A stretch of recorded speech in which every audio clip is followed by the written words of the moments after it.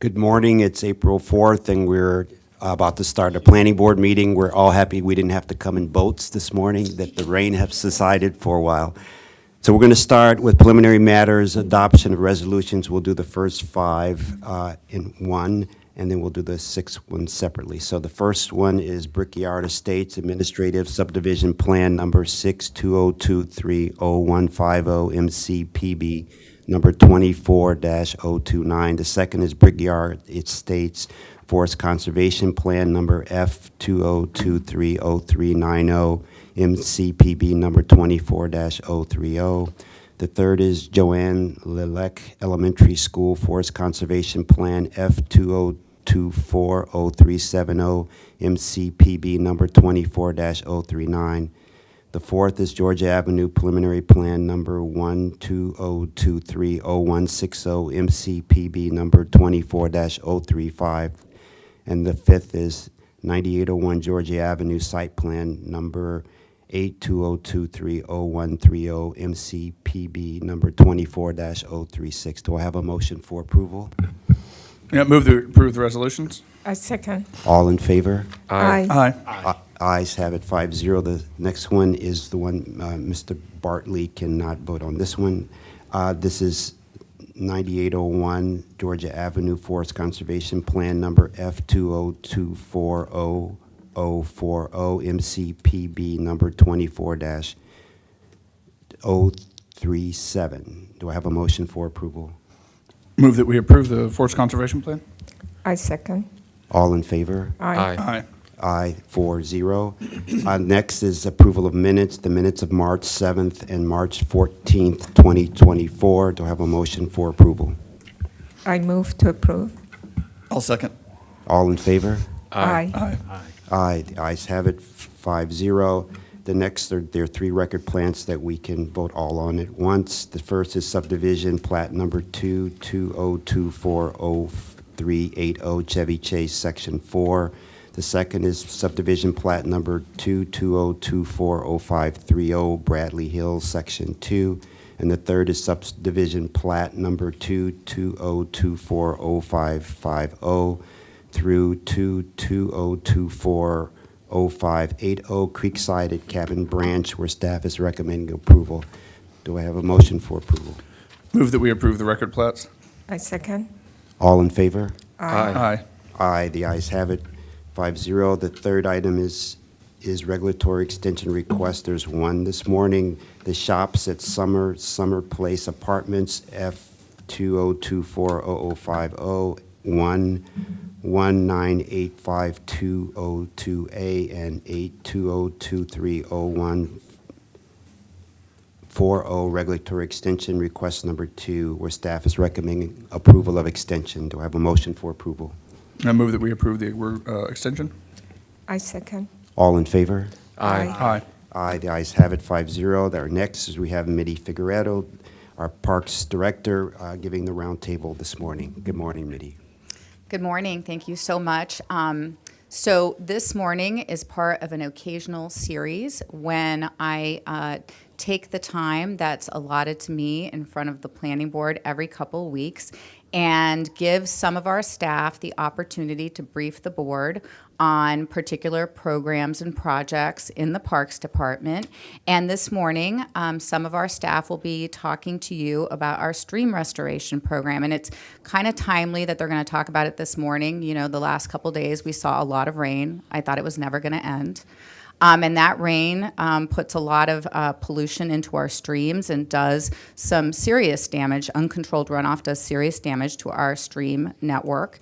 So this morning I'm going to invite the staff up to talk to you about this program. And I think that you will see that we are rightfully very proud of it. It is rigorous.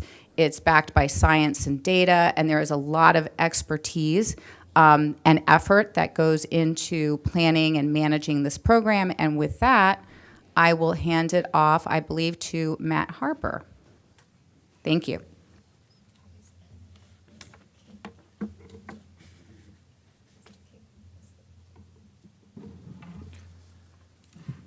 Thanks, Mitty. For the record, Matt Harper, Natural Resources Manager for Montgomery County Parks. You guys able to see anything up on, there we go. Okay. So I have the pleasure this morning of kicking things off for the group, and I do plan to be brief, but I will be handing you over to some of my Parks colleagues up here. I have Jackie Hoban and Doug Stevens to my right, who are both environmental scientists and restoration ecologists, and Aaron McCardle to my left, a water resource engineer and a stream restoration designer. We're here this morning to provide you an overview of stream restoration through a Montgomery County Parks lens, and explain the critical role that it plays in allowing us to effectively manage our aquatic resources. As I hope you will see in the coming slides, we take a very thoughtful approach to this particular restoration practice, and we are in a very unique position in Montgomery County to implement this kind of work. As you guys are all already aware, our robust park system plays a critical role in so many aspects of what makes the high quality of life that the residents of Montgomery County enjoy. Our mission down there on the bottom left for the Parks Department highlights the amenities and resources that we are charged to steward, but today we're going to be focusing in particular on the aquatic resources. So, as you've heard, we are a Stream Valley Park System, and if you look at that map of Montgomery County there, you'll see the parkland in green, and you'll see in general how it follows so many of the major streams and tributaries that run throughout the county. So this has resulted in over 600 miles of stream ownership and the associated floodplain and wetlands that go with these systems. And if you look at the white areas in between, all of that land drains to these low points. So as a result, we also manage and own over 800 different stormwater management facilities on parkland alone, plus over 1,600 different storm drain outfalls, which is draining all that water, a lot of it largely untreated, onto parkland, and we have to deal with that. In order to protect our aquatic resources and support the recreational opportunities that they create, we must manage these natural resources where the landscape has been disproportionately altered and the natural ecological functions affected. To do this effectively, we leverage a whole host of in-house experts to make decisions that start with where we should do a project and finish with an evaluation of how a project has helped us meet our goals and water quality initiatives. This includes aquatic ecologists, as you see in the top photo there.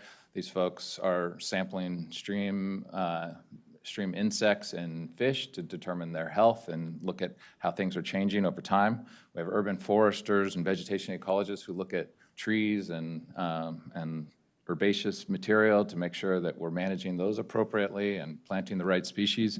We have water resource engineers that are designing stream restorations. We have water quality managers who know how to plant stormwater facilities and maintain them over decades to make sure that they continue to function. The list goes on and on. It's a whole host of different experts, and they are at the top of their field. What we want you to understand is that each of these projects is unique, and we take a surgical approach to the design and implementation that ensures that we are meeting a set of clearly defined goals that have been established at the very beginning of a project. Depending on where we are in the county or even in a particular watershed, a project can look very different. Some of the more common stream restoration goals are listed on this slide. We're always looking for water quality improvements and stabilization of banks that are washing sediment downstream. Floodplain restoration and connectivity are critical to natural functioning stream systems, and trying to help these urban streams achieve those is absolutely essential. We're looking to maintain fish passage through these systems to allow all of the stream to be utilized by the native species. We're looking at habitat creation to support the fish and the bugs that live in these systems. And asset protection is a big part of what we do, and you'll hear more about that today, but we have infrastructure in our stream valley systems that we can't remove, and we have to make these streams work with those assets.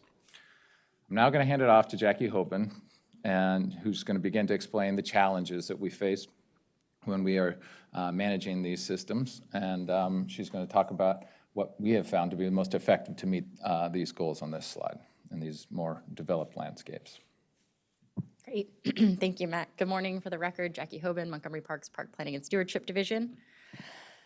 Before we get into the details of our stream restoration program, as Matt mentioned, I'm going to be spending some time on the next few slides getting into the context of the challenges we're faced with as stewards of the many valuable aquatic resources Matt just spoke to. So bear with me. We're going to take a step back into a middle school science class and talk about the water cycle for just a second. So in a natural condition, an unaltered landscape, water cycles through the environment by evaporation off of our surface waters into the atmosphere, condensation into clouds. That water returns to the Earth's surface as rain or snow. And at this point, much of this water is infiltrating into the ground and moving slowly through, beneath the Earth's surface.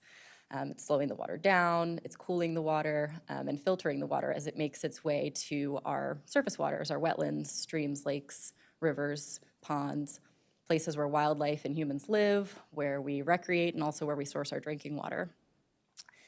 In a developed system, we create impervious surfaces. These are things like roofs, concrete, pavement, roadways, and compacted soil in our lawns that prevent water from infiltrating. So we lose that absorption into the earth, we lose that slowing down of water infiltration, and what we have instead is rapidly moving water across the Earth's surface. That water then gets piped into a storm drain network, so into inlets, into pipes. This water then outfalls. These outfall points discharge the water directly into our surface waters. And it's important to note that stormwater does not flow into a wastewater treatment system.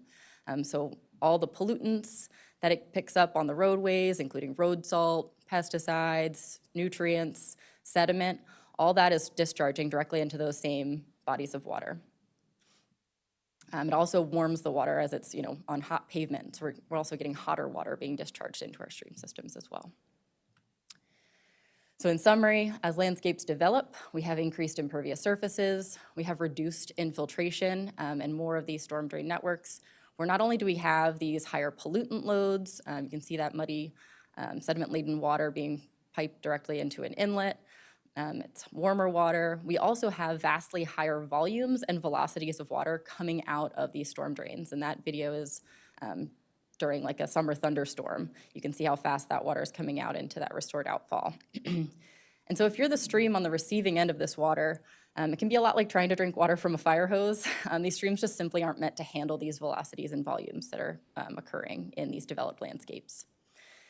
Those high velocities lead to erosion in our outfall channels as well as our streams. This changes the functions of these systems as well as sends additional sediment downstream along with those other pollutant loads and warmer water. And all of this impacts the aquatic life in those streams.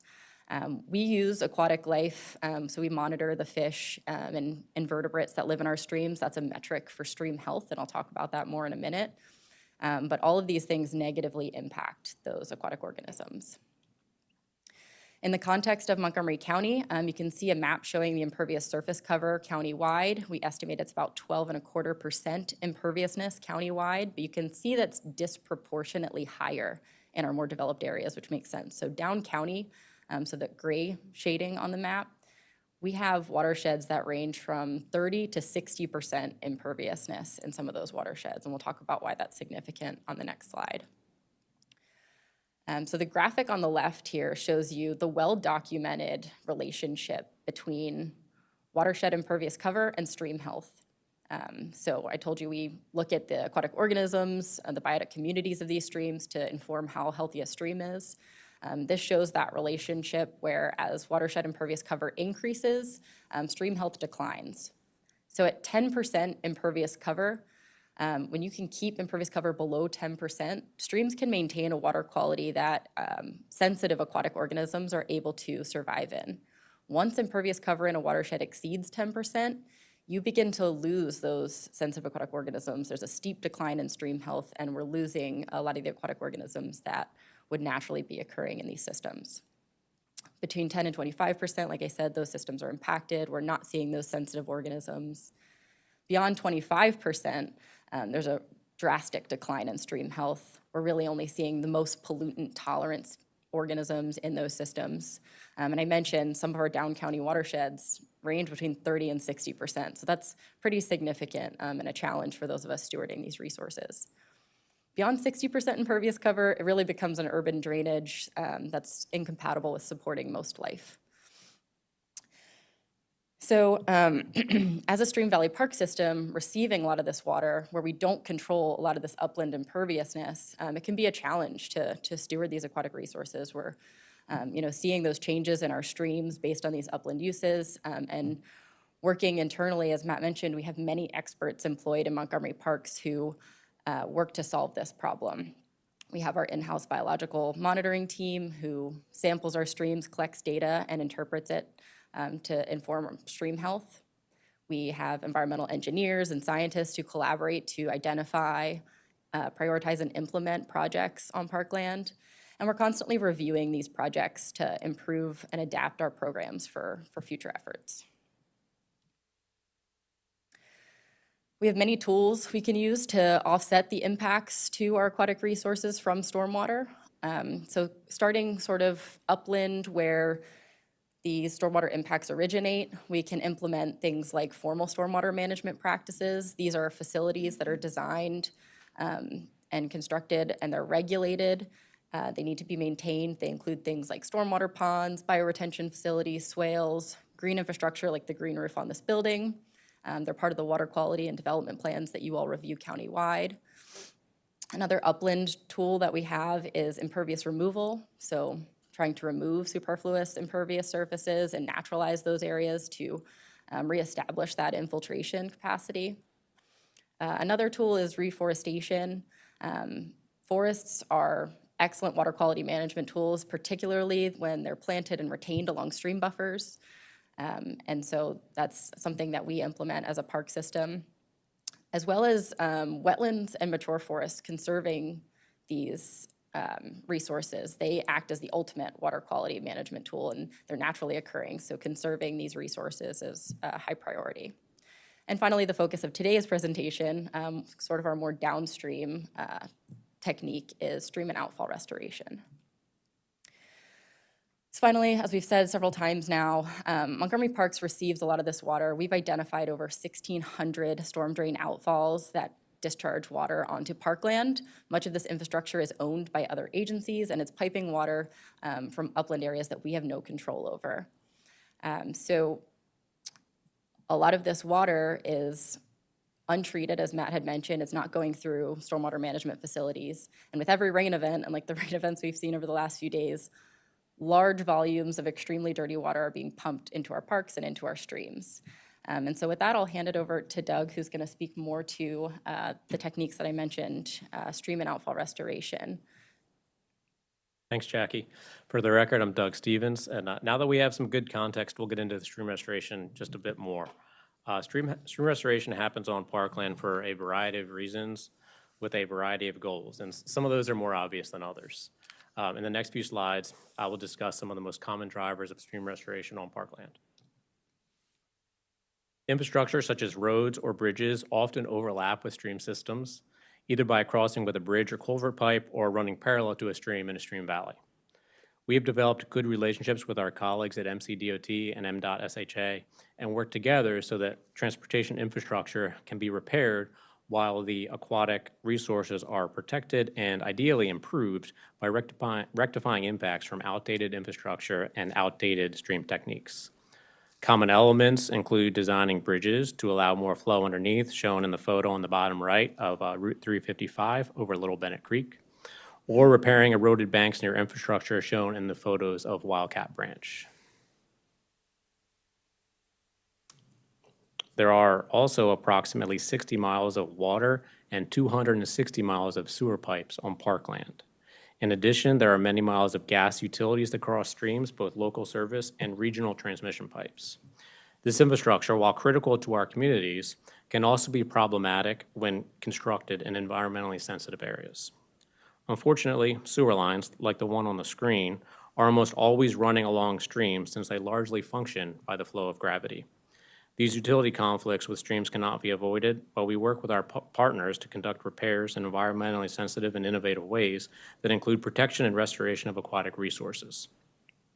Sewers can be especially problematic since leaking or broken pipes release pollution that directly harms the aquatic life in the streams. Also, the infiltration of stream water into broken sewer pipes can decrease stream flow and increases the volume of water needed treatment back at the water sewage plant. We also have amenities in stream valleys, and most of that infrastructure that we have near streams was built a long time ago and is usually, our park, our paved trails. And sometimes those are threatened by streams that change over time. But we have a lot of tools that we can use to both deal with protecting our infrastructure while improving the ecology within the streams. On the screen, there's some pictures of Long Branch. That trail was almost falling into the stream before we were able to do some work to both repair the trail, but also improve the in-stream habitat and the ecology of the stream. Regulatory projects may come about from federal or state mitigation requirements, such as Clean Water Act mitigation from a highway project. Examples of this are projects from the ICC construction and the recent construction of the Brookville bypass. These projects must first undergo rigorous review to ensure proper site selection and project goals that are compatible with our long-term stewardship responsibilities. Some stream projects are the result of the NPDES MS4 permit or the stormwater permit. Stream and outfall projects can be undertaken to achieve the water quality protection goals of the permit, such as reducing sediment and nutrient pollution. We collaborate closely with DEP on stream projects that benefit both parks and DEP MS4 permit requirements, such as the Grosvenor Stream project, which is highlighted on the stream with some before and after pictures. And finally, some stream projects are implemented with the sole intent of improving ecological parameters. As the main steward of natural resources in Montgomery County, we take this responsibility seriously and work to identify stream reaches where tangible benefits to the aquatic system can be achieved. This may occur through the identification and removal of artificial in-stream blockages that prevent the movement of fish, and by completing projects that reduce bank erosion, reconnect the stream with the floodplain, and increase stable in-stream habitat such as wood structures in the stream. We also work with our partners in certain watersheds, such as Muddy Branch, to stabilize erosion and decrease pollutants in these watersheds that have a direct impact on our drinking water intake within the Potomac River. Before any project begins, there's an extensive process of characterizing the proposed site and relevant natural resources. This begins with reviewing our extensive database of biological monitoring data. Park staff collect rigorous data about our streams every year, and that data, combined with data from DEP and DNR, is used to assess the health of all the watersheds within the county. And this data provides not only a current snapshot of watershed health, but also trends going back decades. This slide shows a representation of that data. Park staff also can collect before and after data related to specific projects in order to track the aquatic resource response. Can you just go back to the previous? Sure. Yeah, the one that is poor, I guess, on River Road, Bethesda, is that all the urban area? Because it looks like more than urban area that it has been shown to be poor. Or if you go further down to the west, why are those? Because they're not urban. Yeah, so there are other influences other than just urban stormwater on our stream systems that may impact water quality. You know, other land uses, past land uses that can influence the biota that occurs within our streams. And so it's not just urban drainage that can be harmful to the streams. And do we have any plan on how to improve this poor area? Are we actively, or we just? Is there any kind of plan how to bring those poor areas, make them fair? Yeah, so especially with collaboration with our partners in DEP, yes, there are plans for watershed improvement within the entire county, focusing on areas that do need improvement. Okay.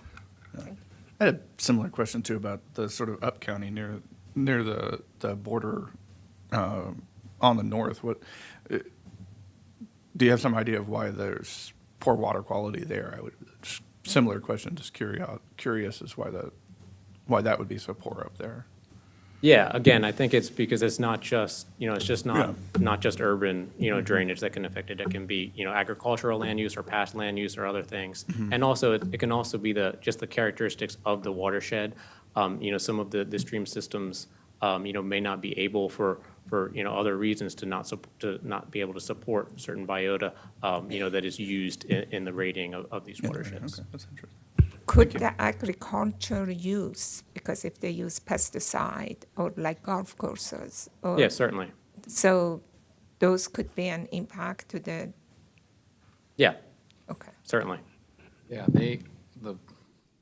one of the sub-watersheds that you see on the top is like a southern part of Little Bennett. And it's the portion of Little Bennett that Parks does not own that is actually draining largely a golf course and some agricultural land. So you can see the difference if you look just to the east of that sub-watershed, the difference in maintaining a watershed and forest as parkland versus more developed landscape immediately adjacent. It should be likely, very similar, but certainly not the case. Yeah, it's interesting to see that, agricultural use can have such a negative impact.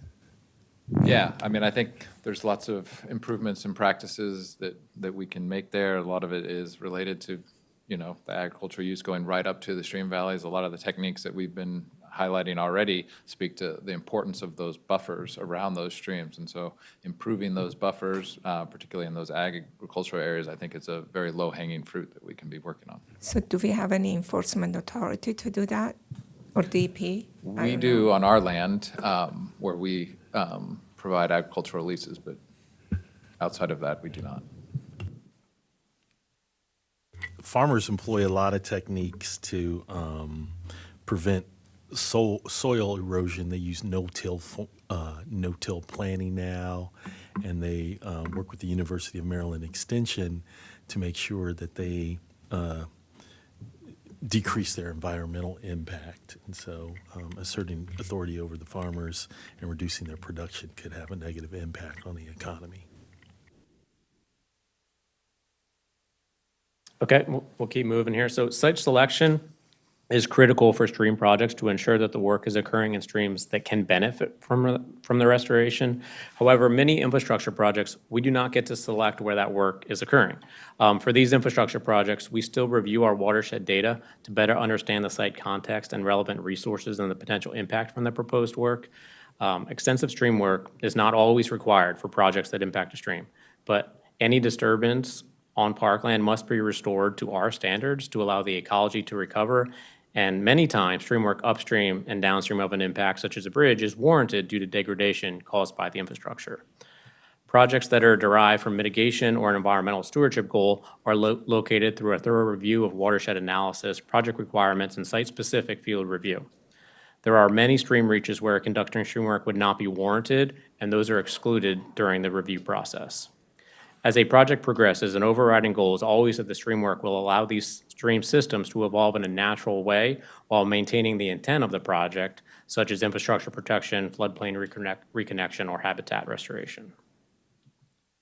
I've been talking a lot about natural resource assessment and protection, and this is a pretty broad category of resources. And a landowner, it's extremely, as a large landowner, it's extremely important for us to conserve these resources. We have a lot of resources to protect. We use a lot of tools, and we involve many different staff during this process, again, to ensure that these projects result in a net gain for the ecological function of the entire system. I won't mention everything on this slide, but we thoroughly analyze the existing stream condition and forest condition at every site. We also have certain areas that are designated as best natural areas or biodiverse areas or special protection areas, and those designations are also considered throughout the site review process. Now I'm going to turn it over to Aaron, who will discuss more about project coordination and design. Good morning. For the record, Erin McCardle. I'm an engineer in the Park Development Division. So knowing what resources we have at a site and assessing their value and quality happens not only before we begin a project, but we're repeating that process iteratively throughout the design and permitting. It can take 18 months or more from the time we decide to move forward with a project until we're beginning construction. And in that time, we're acquiring the local, state, and federal permits required to do this work. But we're also continually getting extensive input from our suite of internal experts, as well as reaching out and coordinating with external stakeholders, the adjacent landowners, HOAs and civic associations, local watershed advocacy groups who are really interested in this work. And during that time, we're constantly adjusting and readjusting again our designs to minimize any unintended consequences to those nearby resources and assets. So this stream channel evolution model in the middle there can help explain the processes that are currently occurring in our streams. When you have minimal development, you're likely to have a stable system, like the image you see on the left, or stage 1 in the model. And here we have riffle and pool habitat, we have stable banks, we have a stream that has the ability to connect with its floodplain during storm events, which is important both for the stream function and the floodplain function, and it's how these systems are supposed to be working. However, when you have extreme upstream development, it accelerates those flows and it puts too much pressure on the stream channel beds, and it causes those stream channels to erode down into gullies, which is called incision.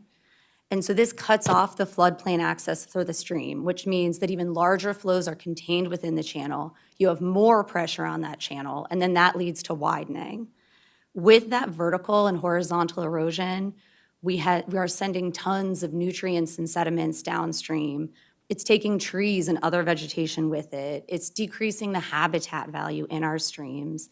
It has negative effects on the groundwater and the floodplain function. It's draining floodplain wetlands to the point that those wetlands are disappearing. It's exposing those utility assets that Doug talked about that were once buried, and it can put any adjacent infrastructure at risk. And it's important you understand that this stream channel evolution process is definitely a direct result of anthropogenic impacts.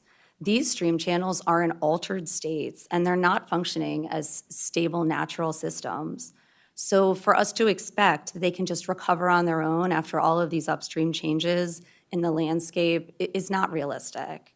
That's why it's important for us, we're a park system with the responsibility of land stewardship, so we need to intervene in order to appropriately manage these resources that we're responsible for.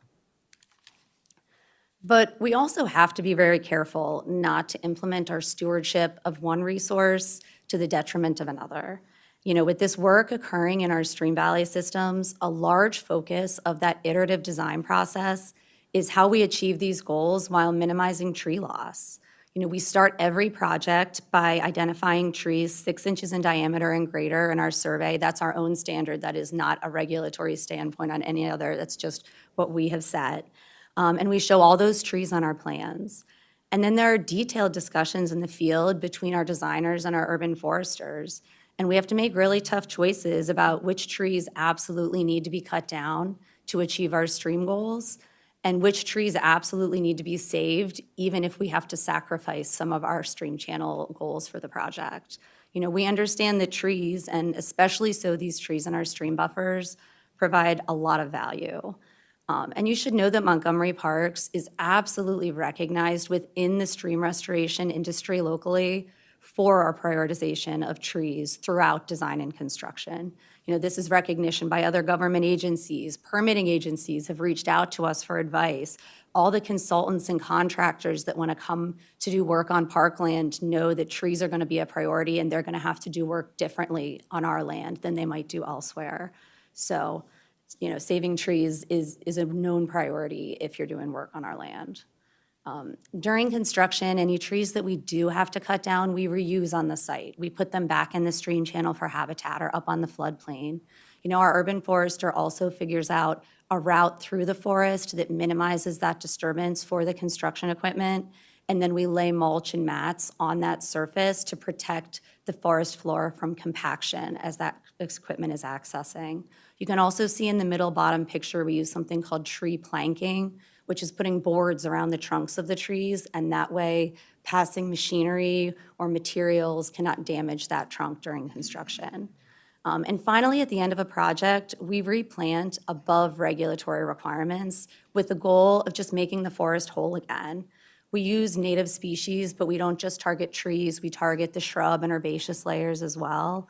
That being said, planting trees these days is not a given. We've got deer browse, we've got climate change, we've got non-native invasive pressure. So that's why our first goal is always saving those trees. And then we're really lucky that Parks has our own Pope Farm nursery where we can get really robust, high-quality plant stock that we use for our projects. So before I show you all the beautiful after photos that we're excited to share, I do want to address that stream restoration is indeed heavy construction. You can see it in action in that top middle frame, and that's a time-lapse video of a construction of a rock sill. We always follow best practices for working in wetlands, waterways, and floodplains, including pumping the water around during construction, so we're not working in flowing water. We use appropriate erosion and sediment controls, not only installed, but well-maintained. We have strict adherence to those limits of disturbance we set during design.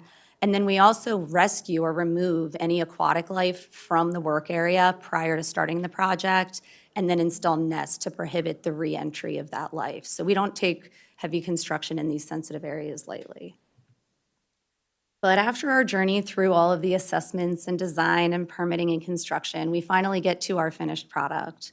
And the next few slides will show examples of some of the tools and techniques that we install to help meet those goals that Matt presented at the beginning of the presentation. These are commonly used techniques throughout the stream restoration industry, but we have them built to our park-specific details that our team has developed in-house that we feel has the best results. So here you're looking at a crossvein, a rock sill, and some step pools. These are structures built with large rocks, and they help prevent and reverse that horizontal and vertical erosion that we were talking about earlier, and they can allow for fish passage even when we have steeper systems. And here we've got some riffle grade controls. They also prevent erosion while providing riffle habitat.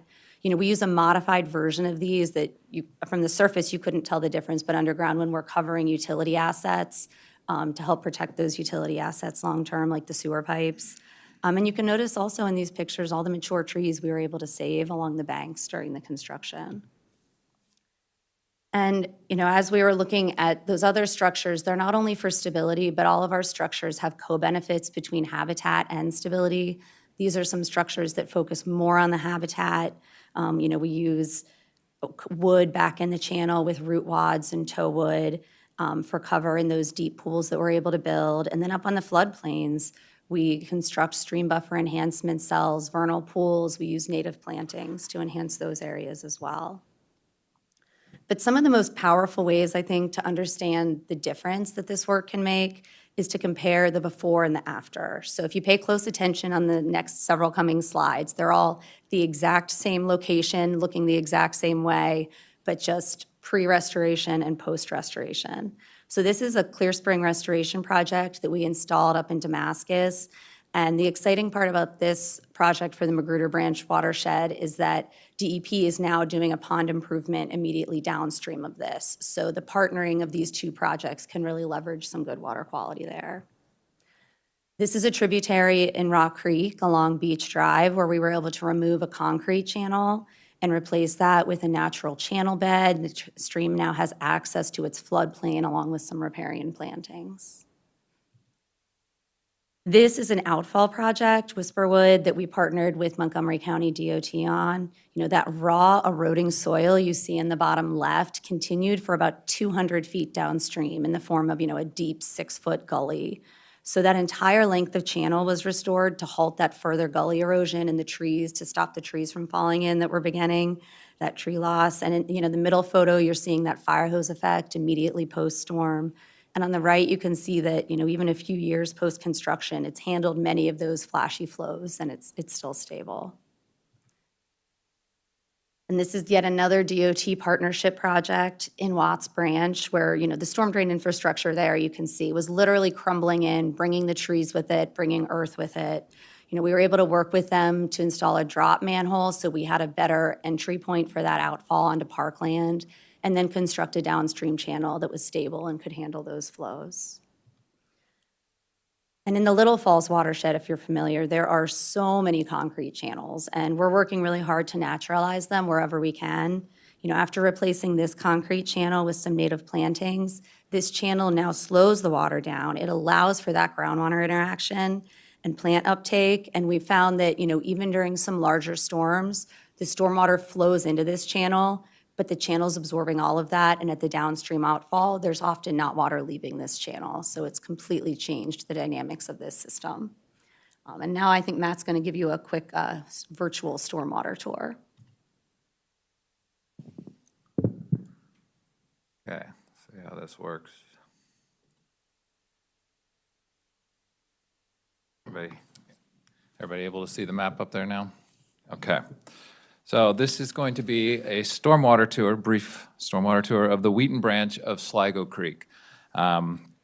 This is going to start up at the top of the screen where we sit today at the Wheaton headquarters building. And that's in pink there. And we're going to head downstream and finish at a stream restoration, Edgevale Stream Restoration down in Sligo Creek. And so just to give you a little context, we're looking at the larger watershed that supports Sligo Creek, and down through the middle, you'll see the Sligo Creek Stream Valley Park running through the middle. And then again, we're going to start focusing in on this shaded sub-watershed of Sligo Creek, which is the Wheaton branch. Let's see, as we zoom in here, you'll notice some yellow dots showing up on the screen. Each of these yellow or orangish dots represent a stormwater management facility of some kind, and it ranges from small tree boxes all the way up to large regional stormwater management ponds. But just so you have that in mind. And then as I get in even a little bit closer here, I just want to let you guys think about something briefly. I was reading earlier this week that the first development was recorded in Montgomery County in 1650. So I want you guys to think back 400 years ago and imagine what this watershed or this sub-watershed would have looked like, completely forested. And imagine how different the hydrology would be at that point versus what we're going to just sort of start navigating through right now. So first of all, we're up in downtown Wheaton. We have the mall over here, and I think one of these orange dots here represents the green roof on top of the building. This probably shouldn't be too hard for most of us considering the last couple of days, but imagine it started to rain. And then the water hits the green roof on the top of our building and then begins to flow downstream and down the hill. And so we're going downhill. Let's see, hopefully some red lines begin to pop up here. We have a vast network of storm drain pipes that this water will eventually flow into, and it begins heading downhill. And all of the surrounding development around these storm drain pipes is flowing into these storm drain pipes that Jackie was talking about earlier, collecting, and then eventually outfalling at the beginning of Bucknell Drive here, which is a divided roadway with a concrete channel that runs through the middle of those two roads. It follows this open concrete channel, and we get to Evans Parkway Neighborhood Park. This is a park that was sort of reimagined and redesigned back in 2014. And at that time, we installed a couple of stormwater management facilities here, and we removed a concrete channel that ran right through the middle of the park. We naturalized it and planted a buffer around it, and now that water that hits that, instead of running directly through, collecting more sediment and pollution, now has an ability to infiltrate and be shaded and cool down. This then outfalls into a natural channel below and enters a regional stormwater facility. This is the Wheaton Branch Pond. It was originally constructed in 1979 as a flood control device, and it's been altered a couple of different times and retrofitted since then to improve the water quality functions. But this is a massive facility that has a drainage area of over 800 square miles. After flowing through these different cells and dropping out sediment and infiltrating, the water then outfalls into the tributary. At this point, I want to point out this series of orange dots here. These are Green Streets projects implemented by DEP within the right-of-way of this neighborhood to help treat the water coming off of this neighborhood that was built prior to modern stormwater management practices and regulations. And then water continues to flow down to the confluence of Sligo Creek. And we finally hit parkland here. This is Sligo Creek Stream Valley Unit 4. Here you'll begin to see a couple of bioswales that were implemented by Parks in 2015-ish to treat water that is coming off of Sligo Creek Parkway. Down through the middle here, you see a couple of cells that are stormwater management wetlands and marshes. These were built in the early 1990s, soon after the Anacostia Watershed Restoration Agreement was signed.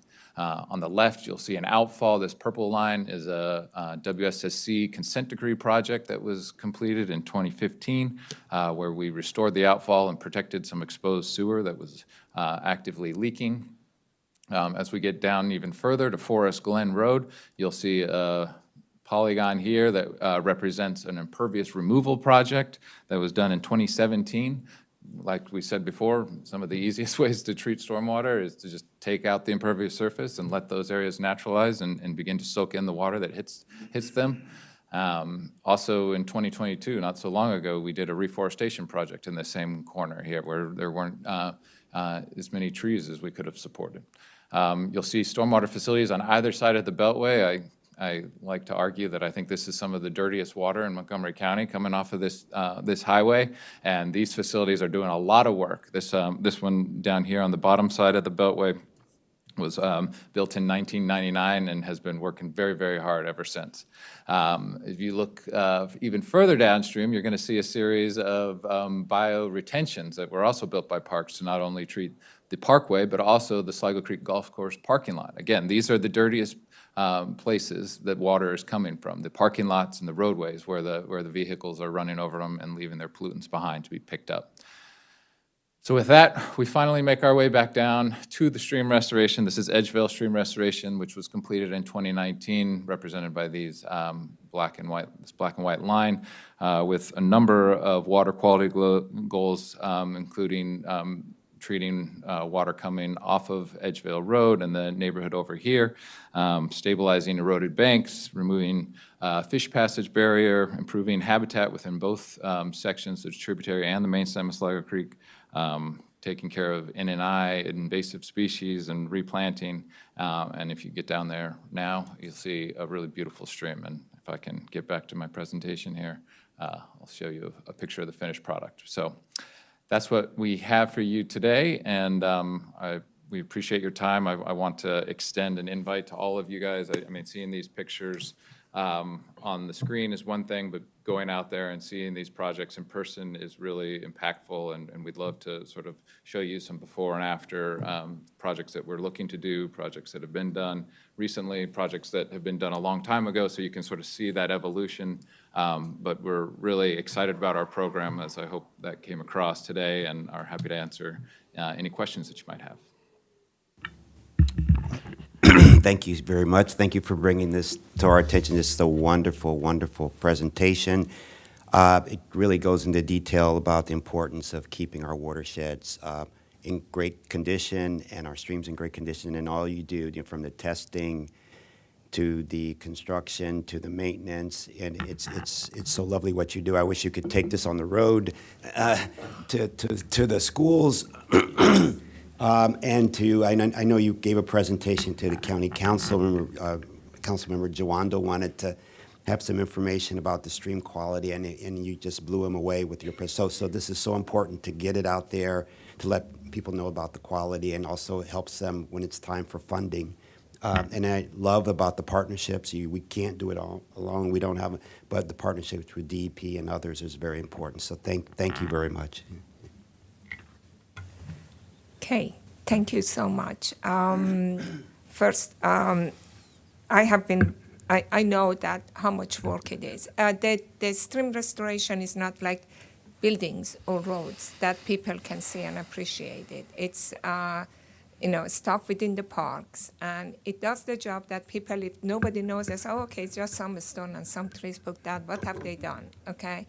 But it's actually a science behind it, as you discussed, and many expertise it takes to do it right. And Parks Department is one of those fortunate departments that we have in-house expertise in all aspects of the big list that you had there, in all aspects of it. And that's the beauty of the work. Even though if you give it to a consulting firm, they don't have all of those expertise in one place. But we have all of those expertise in the same place. And I truly appreciate the balance of the work that Parks Department is doing in regard to other aspects of stream restoration, like saving of trees. A lot of people don't understand that many of these streams are inside the park, down in a place that access is very difficult.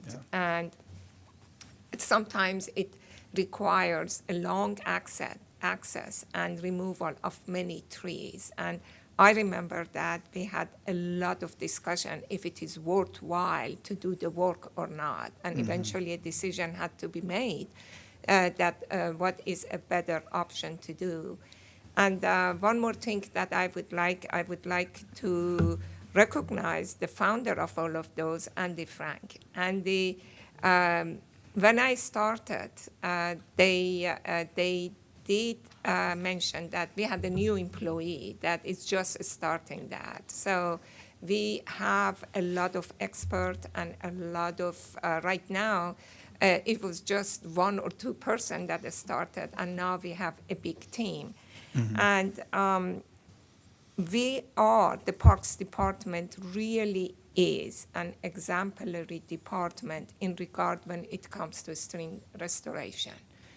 We are the one, and many people come and ask.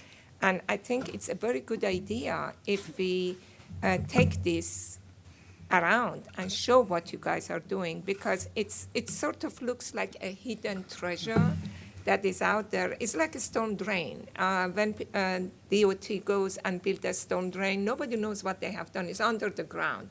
It's the most unappreciated project, but at the same time, it's one of the most important projects that everybody, and it touches on everyone. Because if you don't have the proper storm drainage, the houses would be flooded, and that's the same thing. I think that maybe at one point you can have a showcase and showing it with the county council or other entities to understand exactly what we are doing. So kudos to all of you. I'd like to second the things that Artie and Mitra said, especially the great job you do in concealing the work that has been done. And the before and after slides were amazing, because I'm an outdoorsman and I've been to many parks, walked along the trails, and I thought some of the stuff I thought was natural, and you showed the slides of today was actually your work, and so I'm really impressed with it. 2 of the slides in particular touch me, the water cycle slide and the stream erosion, stream restoration slide, because I've seen it and I didn't understand it. I like science, but I'm not a science person, and this presentation was awe-inspiring. And one of the things I want to ask, and this probably is more directed to you, is do you have the sufficient number of employees and budget to continue this work and ensure that it gets done so that everybody can enjoy the parks? Good question. I was going to ask it, I forgot.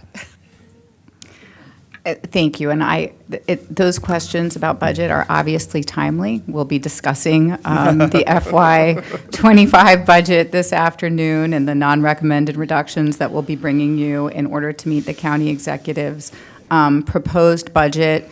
You know, I always say we will take all the resources that you give us. But during our budget process, when we bring to you our proposed operating budget, we take into account all of the needs that we have and all of our priorities, and we make our request accordingly. So our budget request is still what we brought to you this past fall.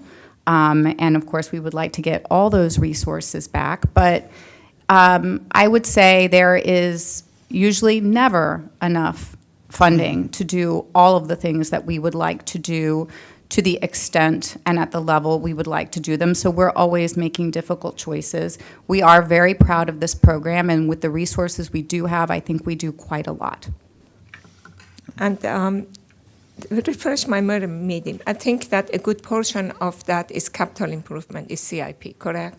Yes, and a lot of that so is. It's important to remember Yes. that even though if we don't see it today, I think it would include in the capital improvement. Absolutely. There are a couple of capital budget PDFs that fund this kind of work, and some of the funding we receive is through our water quality funds that we get from the county. So, yes. Yeah.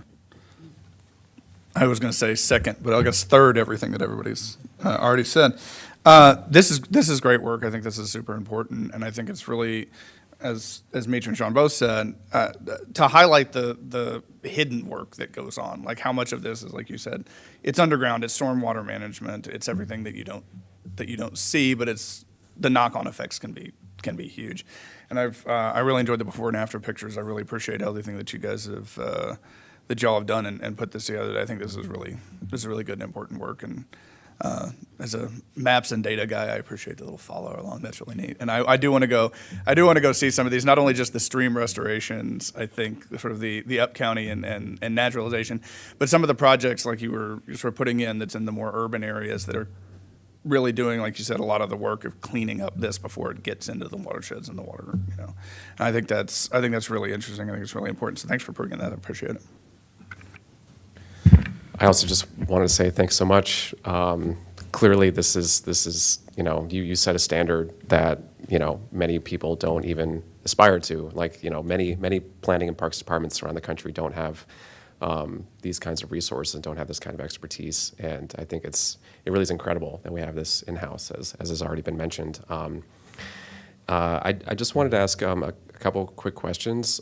Considering that I thought it was really instructive and also sort of dispiriting to some extent, knowing that there's so many different owners of so many different stormwater management facilities. And it's how does this coordinate? How do we possibly coordinate around all of these things to do the work that we need to do? Considering that all of the work you do, you set a standard up here, and I imagine that maybe other agencies and departments do the work in maybe a slightly different way or don't have similar standards. So I was wondering, in areas that we don't own, land that we don't own, but there's work that needs to be done for restoration or other sort of management techniques. Do others in the county who do this work, do they actively seek out collaboration, knowing the expertise that we have in-house? Is that something that often happens? Do we have the resources, if requests do come in, do we have the resource to provide staff and expertise to the extent that it is requested? And I think similar to that, have there ever been cases where we kind of, for lack of a better word, contract out our staff or expertise or just sort of almost act as like a consultant for others within the county or even outside the county? But I'm just, given that this is such a treasure internally, just wondering kind of what we do to sort of help outside of Parkland. Thank you very much for that question. My name is Andy Frank, and I couldn't be more proud of the team that has just presented to you. They are the hardest working people in terms of protecting our watershed, not only for the park system, but for the entire community, the downstream community, downstream waterways, Chesapeake. Everything is impacted by this. And by having this expertise, we have been able to leverage, and having the support of our leadership, we have been able to leverage our resources where we are actually doing designs for WSSC as part of a collaboration in order to get more projects built. As DOT, our team designs many of those outfall restorations that you see on behalf of DOT because they trust us to know that we know what we're doing. And that comes over many years of arguing, discussing, showing examples. And I just want to say that one of the Edgevale projects that you saw at the end, one was the main stem of Sligo and one was a tributary.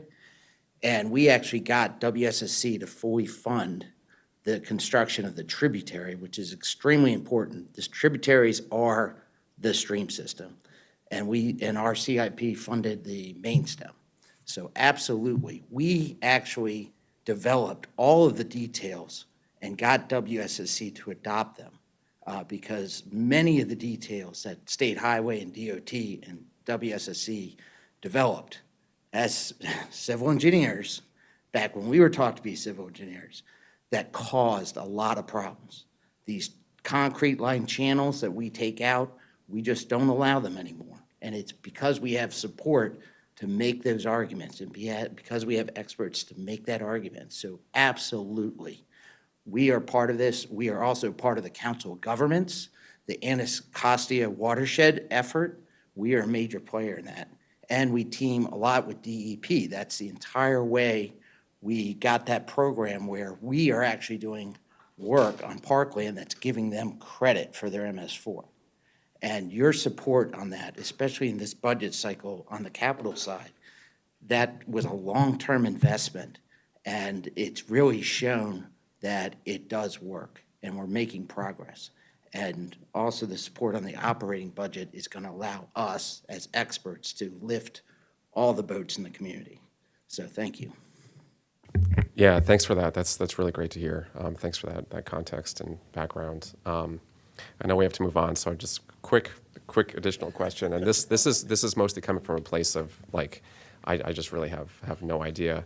I know, in places like DC with super old systems for stormwater and sewage, there's been projects recently because they have a combined sort of overflow system. And so projects to sort of like create these massive tunnels underground and sort of repipe water and treat it and things like that. And I know that, the situation is very different here for a variety of reasons, but you described how, stormwater pipes, it's not treated. Almost, maybe none of them are treated.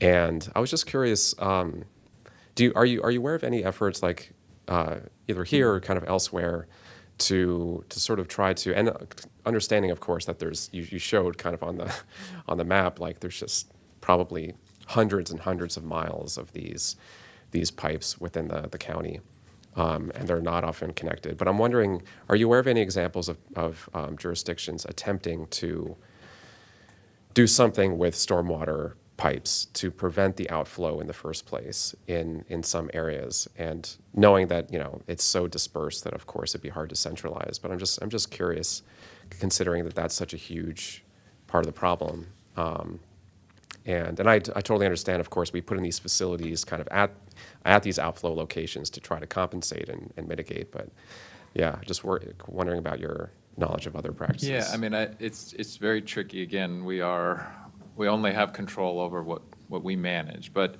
what is happening is as projects come in for redevelopment, those are getting treated. So we're getting additional stormwater management anytime a project is redeveloped.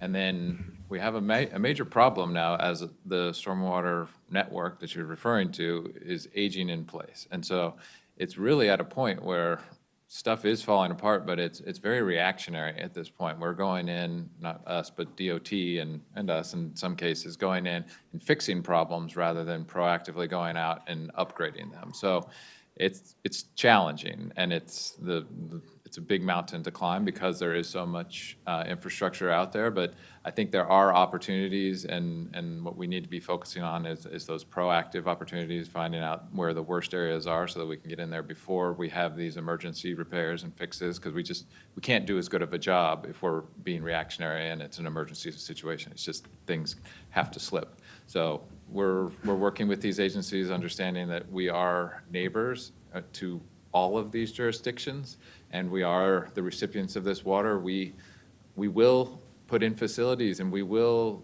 upgrade infrastructure that is at that boundary if we have to, and we do that.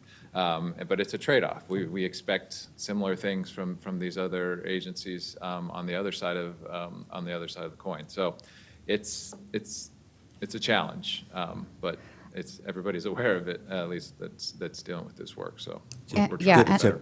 To emphasize the point that Matt was just making also about redevelopment opportunities, where we have these old, asphalt-heavy, down-county, developments that were built prior to modern stormwater practices, the redevelopment of those. We're not going to revert to a purely natural state like we were 500 years ago.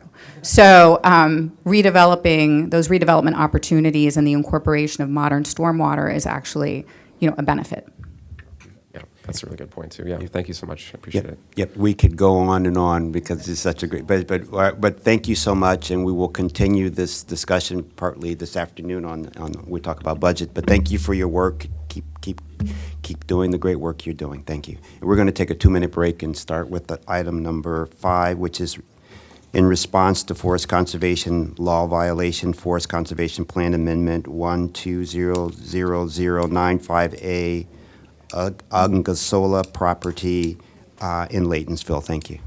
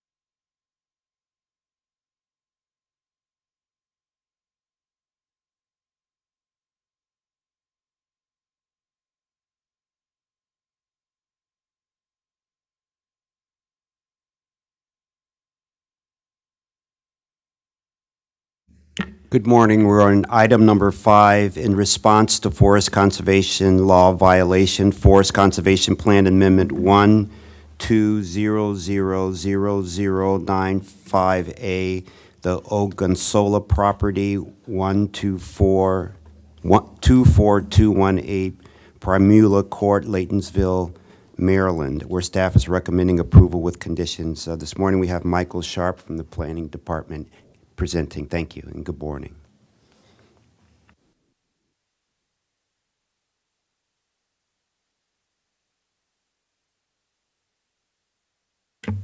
Thank you. Good morning to members of the board, everybody in attendance, Mr. Ogunsola. My name is Michael Sharp. I am a forest conservation inspector with the Montgomery County Planning Department. It's my privilege to present to you agenda item 5 for today, which is, as noted, the Forest Conservation Plan Amendment number 1-2000-095A, Warfield property, lot 70, in response to a violation of forest conservation law. The subject property is located south of Damascus in the rural cluster zone near the intersection of Hawkins Creamery Road and Woodfield School Road in the upper Great Seneca Creek watershed. The Warfield property it was a 13-lot subdivision. It was approved in 2002 as preliminary plan 1-2000-0950. It was a 67.52 acre tract, which included the 2.11 acre subject property, which is lot 70. So what brings us here today? In December of 2021, I received a call from Mr. Coyote Ogunsola, who had questions about permits needed to build a pool. A contractor was engaged to assist with the permitting process, alerted him that the property was encumbered by a forest conservation easement, and that the planning department review would be required in order to get those permits. My initial research using satellite imagery indicated that the forested easement had already been cleared, and this finding was confirmed during a site visit on December 28, 2021. At that time, I issued a notice of violation directing the owner, Mr. Ogunsola, to meet with planning staff and to choose whether it was most appropriate to restore the forest through reforestation or to apply to amend the forest conservation plan and proceed with his development plans. He chose to pursue the amendment to allow the pool construction.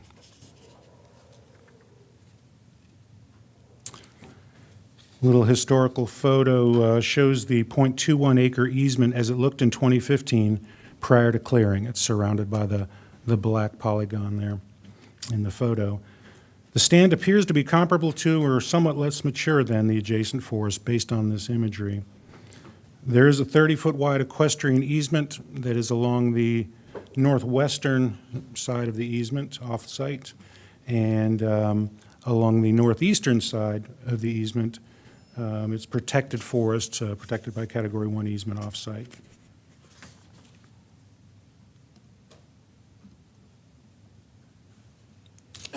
So this 2023 image shows the easement area now maintained as lawn and the adjacent forest off-site.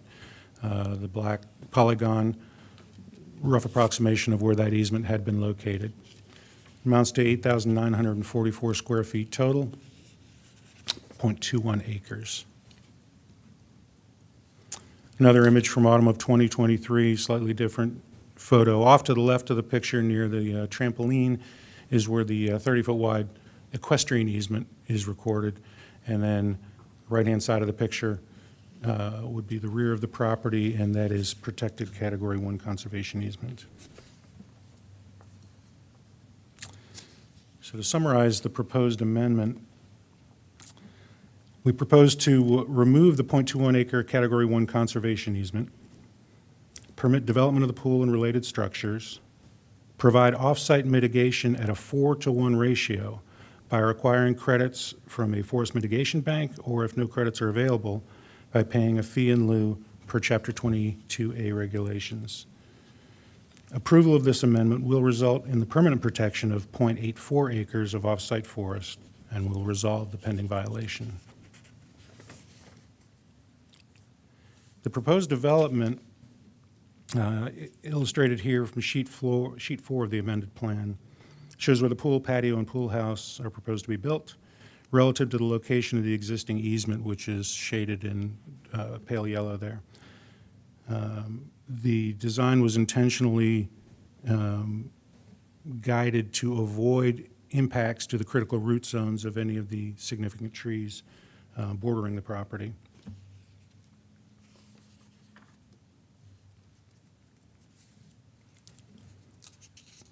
So, Section 22A 000113, sorry, of the Montgomery County Forest Conservation Regulations states that removal of any conservation easement must be reviewed by the planning board. On-site mitigation of easement removal is generally preferable to off-site mitigation. However, certain site factors favor support of off-site mitigation in this case. There are no sensitive environmental buffers such as streams or wetlands found within the subject easement, and it is isolated on 3 sides by an equestrian easement and other permitted development. To accommodate the septic system, this house had to be located toward the rear of the flag lot, leaving little unrestricted room for recreational use. And in recent years, the board has sought to avoid encumbering properties in a manner where easements would be prone to encroachment. Staff considered that while on-site reforestation of the cleared land would provide some ecological benefits, mitigation off-site allows the conservation efforts to be directed towards high-priority afforestation projects in more sensitive environments. 4-to-1 mitigation exceeds the planning board's standard policy of requiring 2-to-1 off-site mitigation or 1-to-1 on-site mitigation.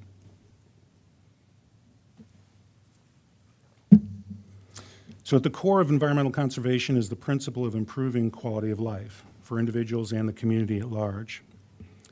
When some valued resource has been impacted negatively, mitigation is certainly necessary, and the consequences should have a deterrent effect to prevent other such impacts.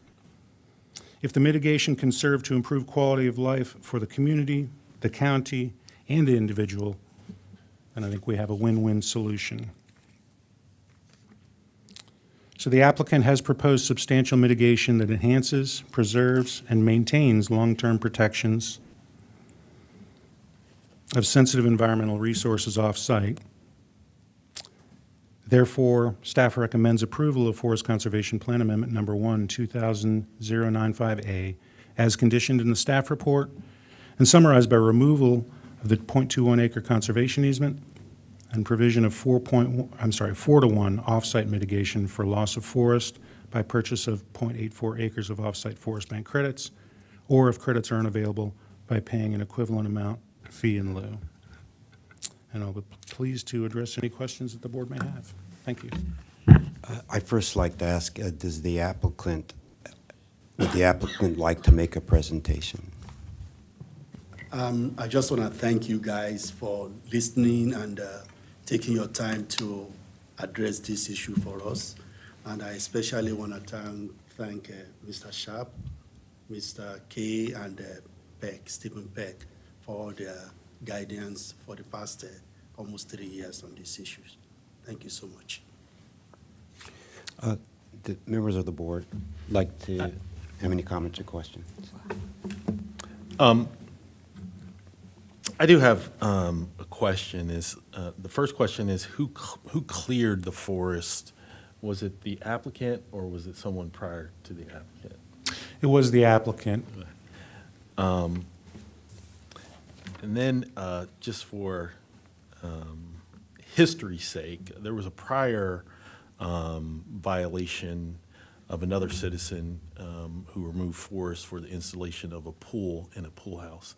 And during that hearing, I stated that I was concerned that it could be a pattern and that it would be formulaic in terms of we'll clear it, we'll propose a pool, and we'll pay the fine and penalty, and it would just be the cost of doing business, and that we forgive them without any real retributive penalty. The forest is lost, it will not be replanted, and the purchase of credits for existing forest, to me, is still a loss. Although there would be some monetary gain by the county, the forest is forever lost. And so I understand a want for an individual to use their land as they see fit, but violation of forestation easements is of concern to me. there's something called a put option. And the put option is if you can afford to violate the law, you will continue to violate the law. And sometimes I think amendments and forgiveness creates a put option where those who can afford to do it will continue to do it if we don't set a precedent. So that's my feelings on this matter. Thanks. Excuse me, let me address that question for you. First of all, if you look at that presentation, you will see solar on top of the house. So and that solar was put there when we bought the house in 2013. So when you talk of conservation or being very conversant of the environment, Could you talk I'm a into very, my- oh, sorry, I'm so sorry. I'm a very big proponent of that, right? What happened was that when we bought the house, they put a marker on the trees there, and they put a blue marker there that this is where our land ends. So when we were cutting the trees, that's our belief. And the line were on the trees, on all there's a blue mark. I don't know if you guys are aware of it. So we thought that's where our land was. And so when we were trying to clear, we just cleared it up to that blue line. It's only when we now started to develop the property back in 2021 that we said, okay, let's go to the county and get a permit, that we realized there was an easement. There was no marker on this property that shows that that's a conservation area. There was not a single marker. The marker actually ended, and Mr. Sharp could attest to that, when at the line where the trees are. So we just cleared our property to where the blue markers are on the tree, only to find out that it wasn't a deliberate attempt at all. And I like your comment about people trying to do something because they can pay for it. Trust me, I can't pay for it. I don't have that money.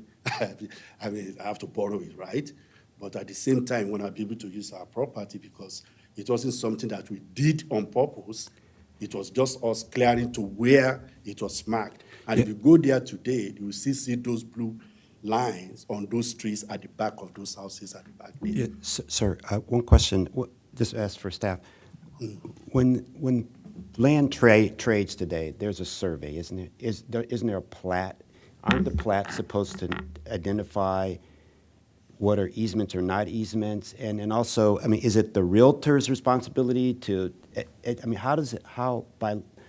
what's the law on that? And then also, we talked a little bit about it last time, what is the practice? I know now when there's an easement, you have to delineate it in the field, or now we fence it.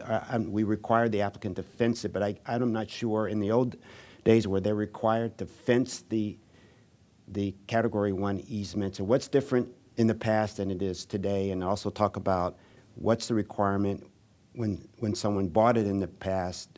Is it supposed to be pointed out that there's a Category 1 easement and you're not, and the rules around that? Could you talk about that? Sure, Christina Sorrento for the record. Easements are delineated in closing documents. They're on the record plat. A lot of times what happens is people are signing a million documents when they're closing, and they might not fully understand what they're signing. But they are told at the time in their documents that there's an easement. So everything is on record. It's in the property. It's in the land records. So that was the same in the past as it is now. In the past, I would say the signage and fencing is used more now than it probably was in the past.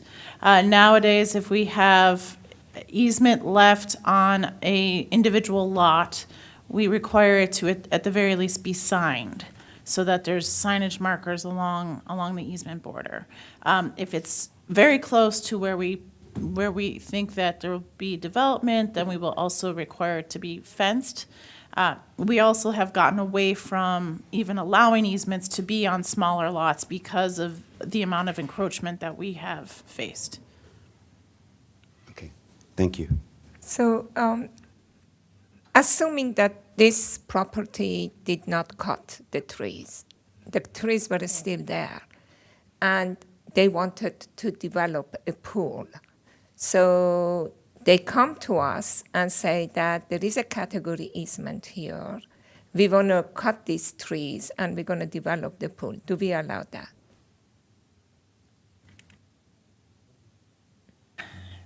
It's a tough question to answer. Typically, the answer would be no, we don't. But sometimes, if there's an easement on and it's very close to the house and it's an older easement, sometimes we do allow certain things, but typically the answer is no.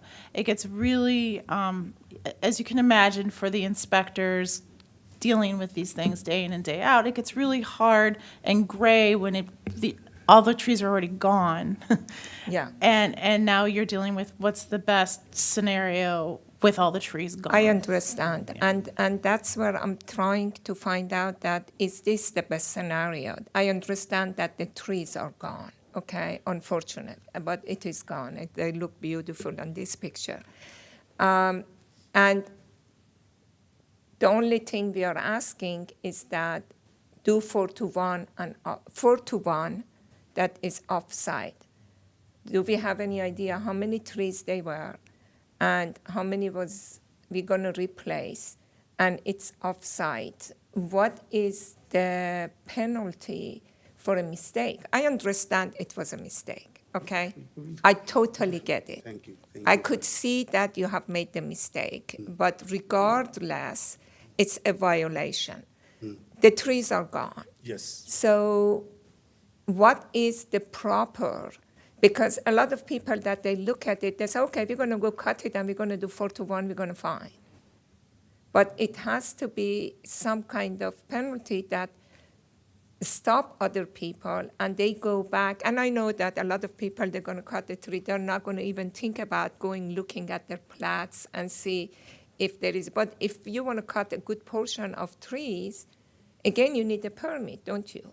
You know, if it is like about 10, I do not know how many trees were there. Do you remember how many trees they were? Honestly, I don't remember. What I just remembered was that at the back of the property, they mark all this blue. Yeah. And then we just say, okay, some of the trees were already falling down Yeah. inside the property, and they were rotting. We were seeing snakes, like I told Mike.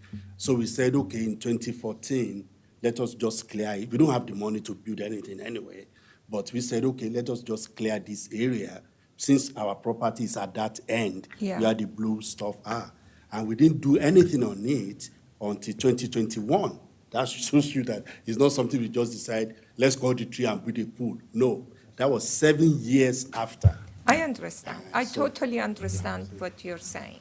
You know, So and it's I'm not deliberate, but I It was, don't know. yeah, I'm not saying it was deliberate. I understand it was a mistake. However, it's a mistake that some other people can use and say, okay, so we can cut the trees. I'm not talking about you, okay?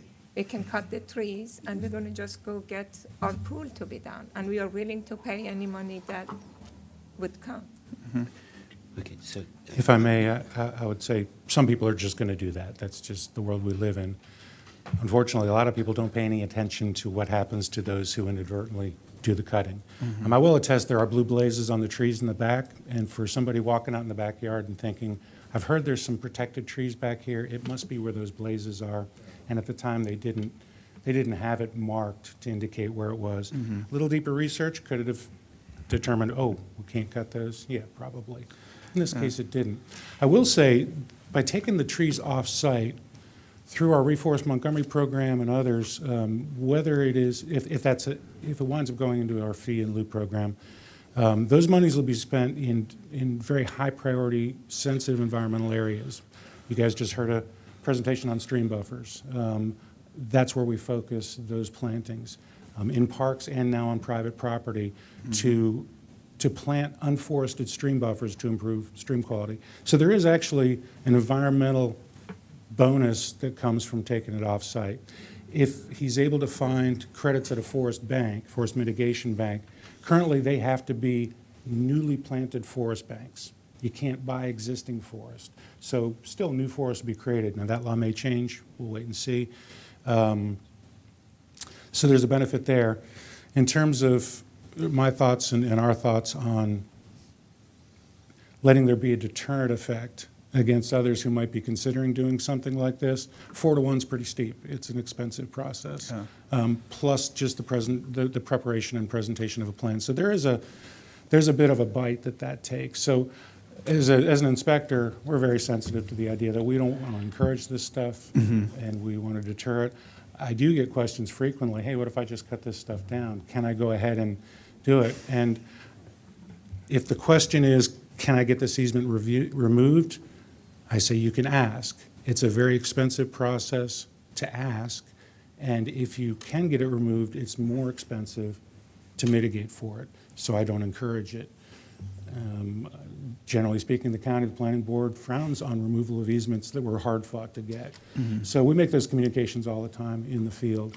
In this case, once the woods are already gone, then the question is, what's the best resolution for it in terms of, and I mentioned sort of the larger community, we're getting 4 to 1. So in planting terms, that could wind up being 168 trees, new trees planted somewhere. Can you give us a dollar amount?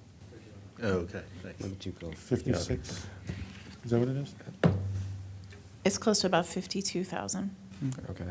And I think Go that, ahead. and I think to be clear, if we have evidence and with investigations and inspections of bad faith, we can make different decisions when we have it. At this point, I think we're sort of mitigating a lack of mitigation, or however to put that. But I think that, if these have to come before us and we have any evidence of bad faith on any actor, we can either impose different penalties or remove the ability to do it at all. I think in this case, I completely understand. We had, I believe the one that Commissioner Bartley was discussing, that was a real estate agent that we had a couple of months ago, I think. Somebody that should have known and did know. And I think we did take back some of that instrument, that kind of thing. I have a bit more sympathy. Obviously, there are a lot of documents. I work in housing finance. My apologies for the system in general. But there are a lot of documents to sign, and anybody that says that they could read every one of them is lying to you. But like there are mitigation effects. We have established a mitigation. We have discussed in the past policy to prioritize contiguous forests. You're talking about stream restoration and things like that. I think there's no. I mean, I think this is a good solution to a problem that we prefer not to have happen. Mistakes were made. It's a big county. Thanks, sir. Yeah, I think I agree with those comments. And also, just for our own kind of understanding, on private property, when someone wants to cut down trees, just in general, not on a conservation easement, just in general, can you remind us of whether or not a permit is required? Is it sort of a threshold requirement, either based on tree size or number of trees? Yeah, the short answer is, if you're going to be clearing more than 5,000 square feet of forest or a component of the forest, you need to have written permission from the planning director, either through a forest conservation plan, an exemption plan, something like that. To fail to get a permit ahead of time is a violation of the law. In a development plan, there are some other standards involved with regard to significant specimen trees, things like that. But for the average homeowner who's got a wooded lot and they want to go ahead and clear some area out for whatever reason, 5,000 square feet is the threshold. Thanks. So, and also some municipalities have a standard. Was there a standard in this municipality? I know, like Tacoma Park, anything over X inches you have to have. Right.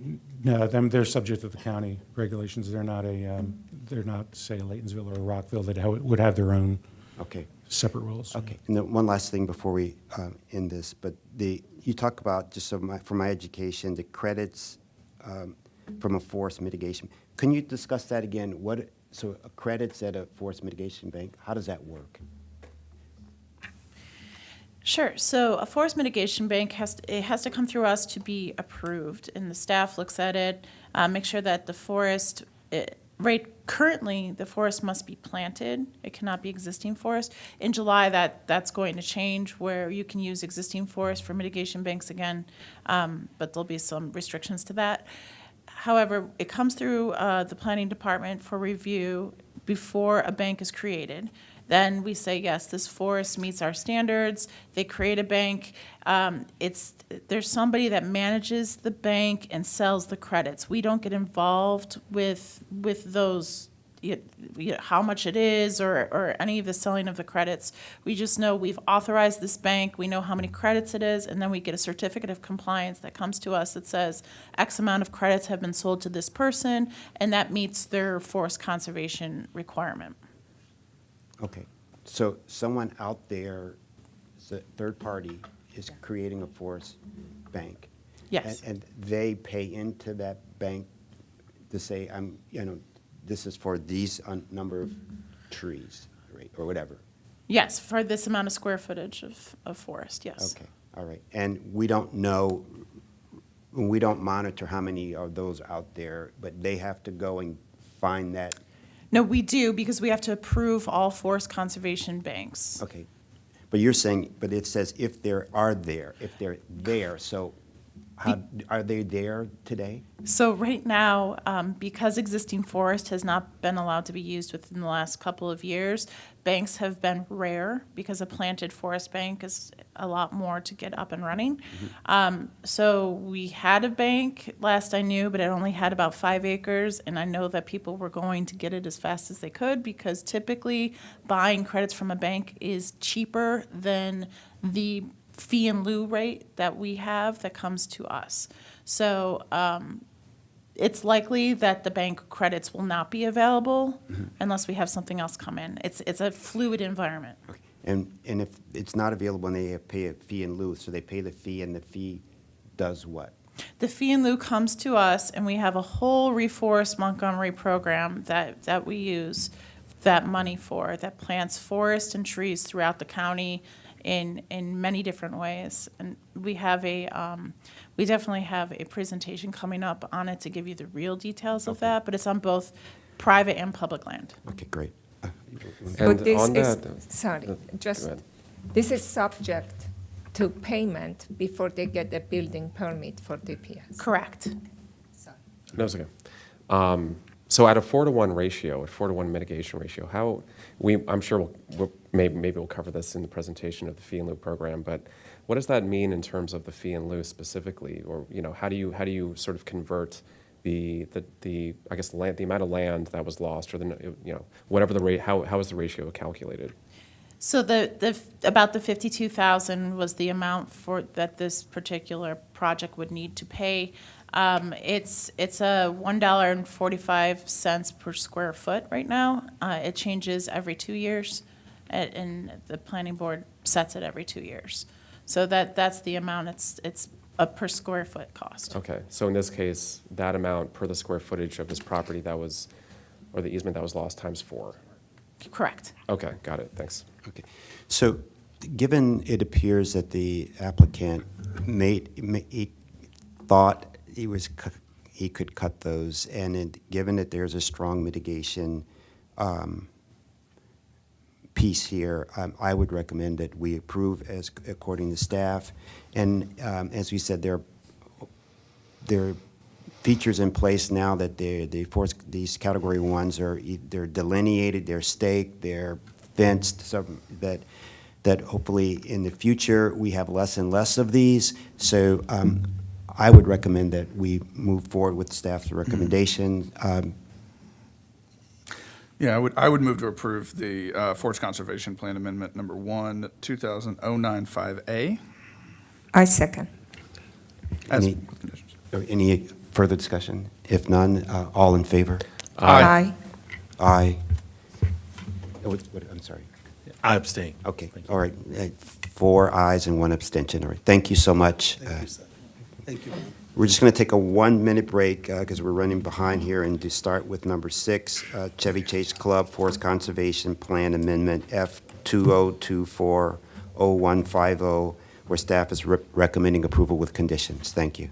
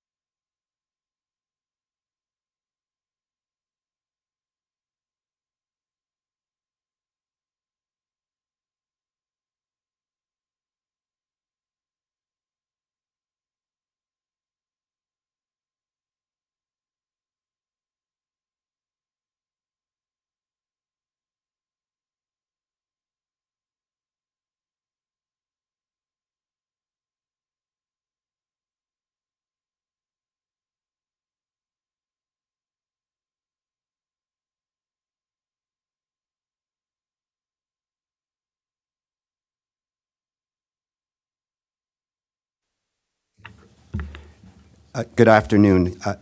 Good morning, rather. We're on item number 6, Chevy Chase Club Forest Conservation Plan Amendment F20240150, where staff is recommending approval with conditions. We have this morning from the planning staff, Marco Fuster, to present this case. Welcome. Thank you.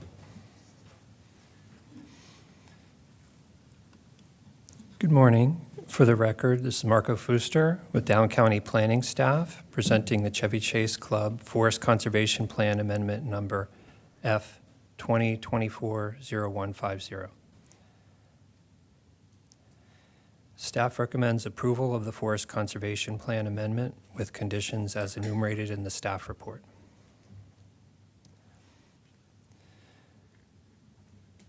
The site is located inside the Beltway between Bethesda and the DC line. As shown in this view, the property is bordered on the west by Wisconsin Avenue, to the east by Connecticut Avenue, on the north by Bradley Lane, and to the south by residences in the Chevy Chase Village. The DC line is visible to the south of the site.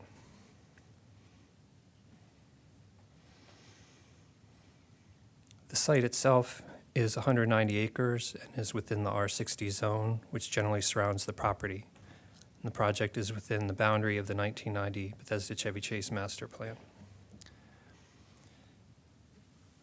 The club has been operating at the site for approximately 130 years, and the property features an 18-hole golf course along with other recreational amenities.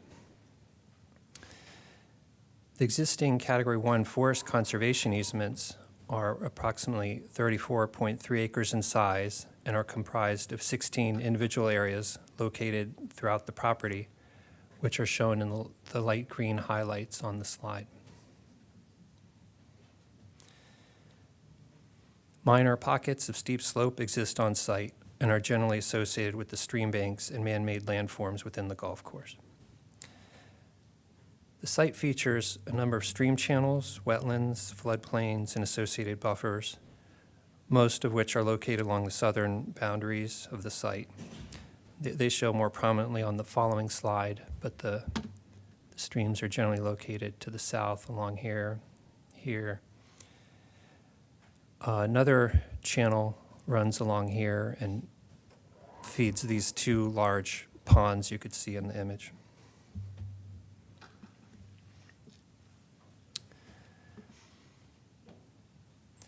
The amendment will allow for overall golf course renovations, including stream naturalization, storm drain improvements, and replacement of the failing irrigation system, while providing numerous environmental enhancements and protections.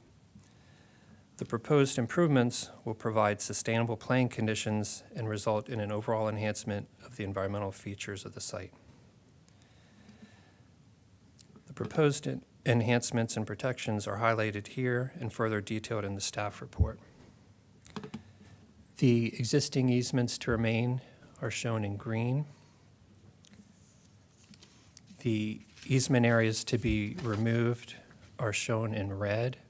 Those areas are generally internal to the site and generally mostly outside of the stream buffers.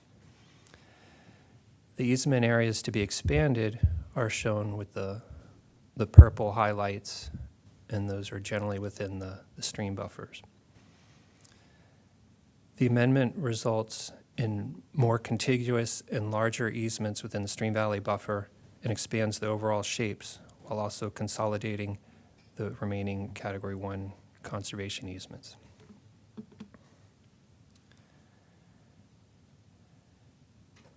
Native tree canopy plantings will be performed to address the variance trees as detailed in the staff report. And many of the plantings will occur outside of the easement footprints, helping to provide canopy enhancements throughout the site. The easement areas themselves will receive forest management, including the control of invasive species and new forest plantings. Signage and easement boundary markers will be installed along the easement boundaries. The work will also include the naturalization of existing stream channels.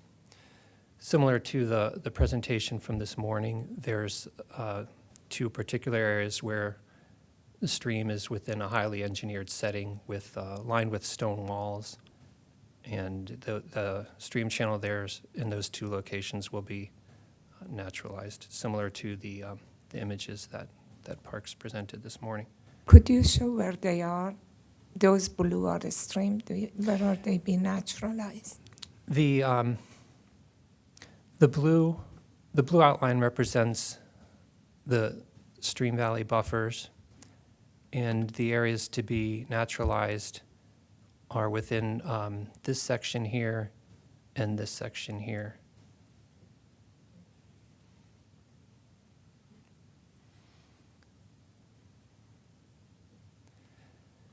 The applicant has complied with all submittal and noticing requirements. Staff received 3 general inquiries, but no written correspondence.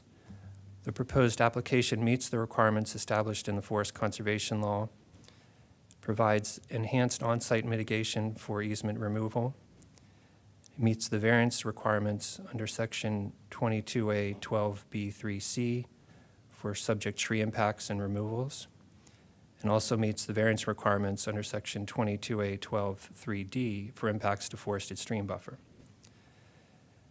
The amendment supersedes the original conditions of approval under Forest Conservation Plan number SC 1996-001. Staff recommends approval with conditions as enumerated in the staff report. And this concludes the staff presentation unless there's any questions at this time. The applicant team is also available for questions. So we have Mr. Simon Andrews online to testify on this case. Mr. Andrews, you have 3 minutes to.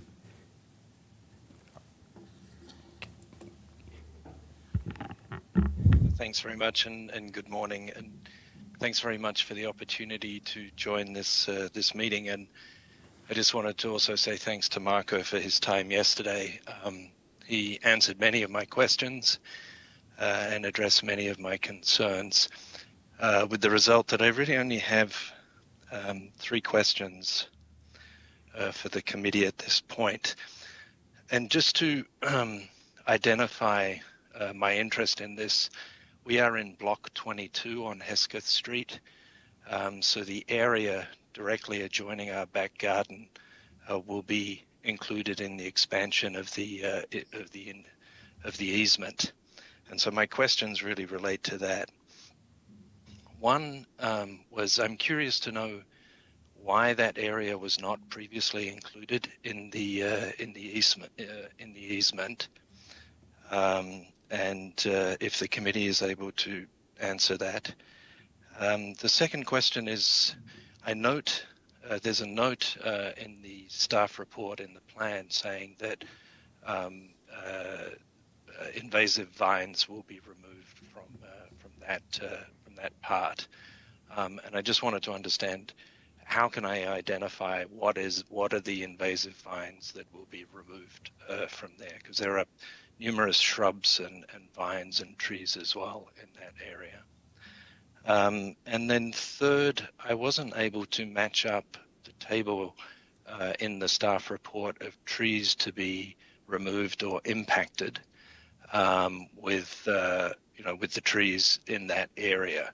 I'm assuming that DBH in the table indicates the relevant block. But I couldn't determine if any of the trees in the area that will now be included in the expanded easement will be removed or impacted. Thank you. I yield the microphone back to you. Yeah, thank you so much. So I'll have staff address those questions. If you're able to, those 3 questions.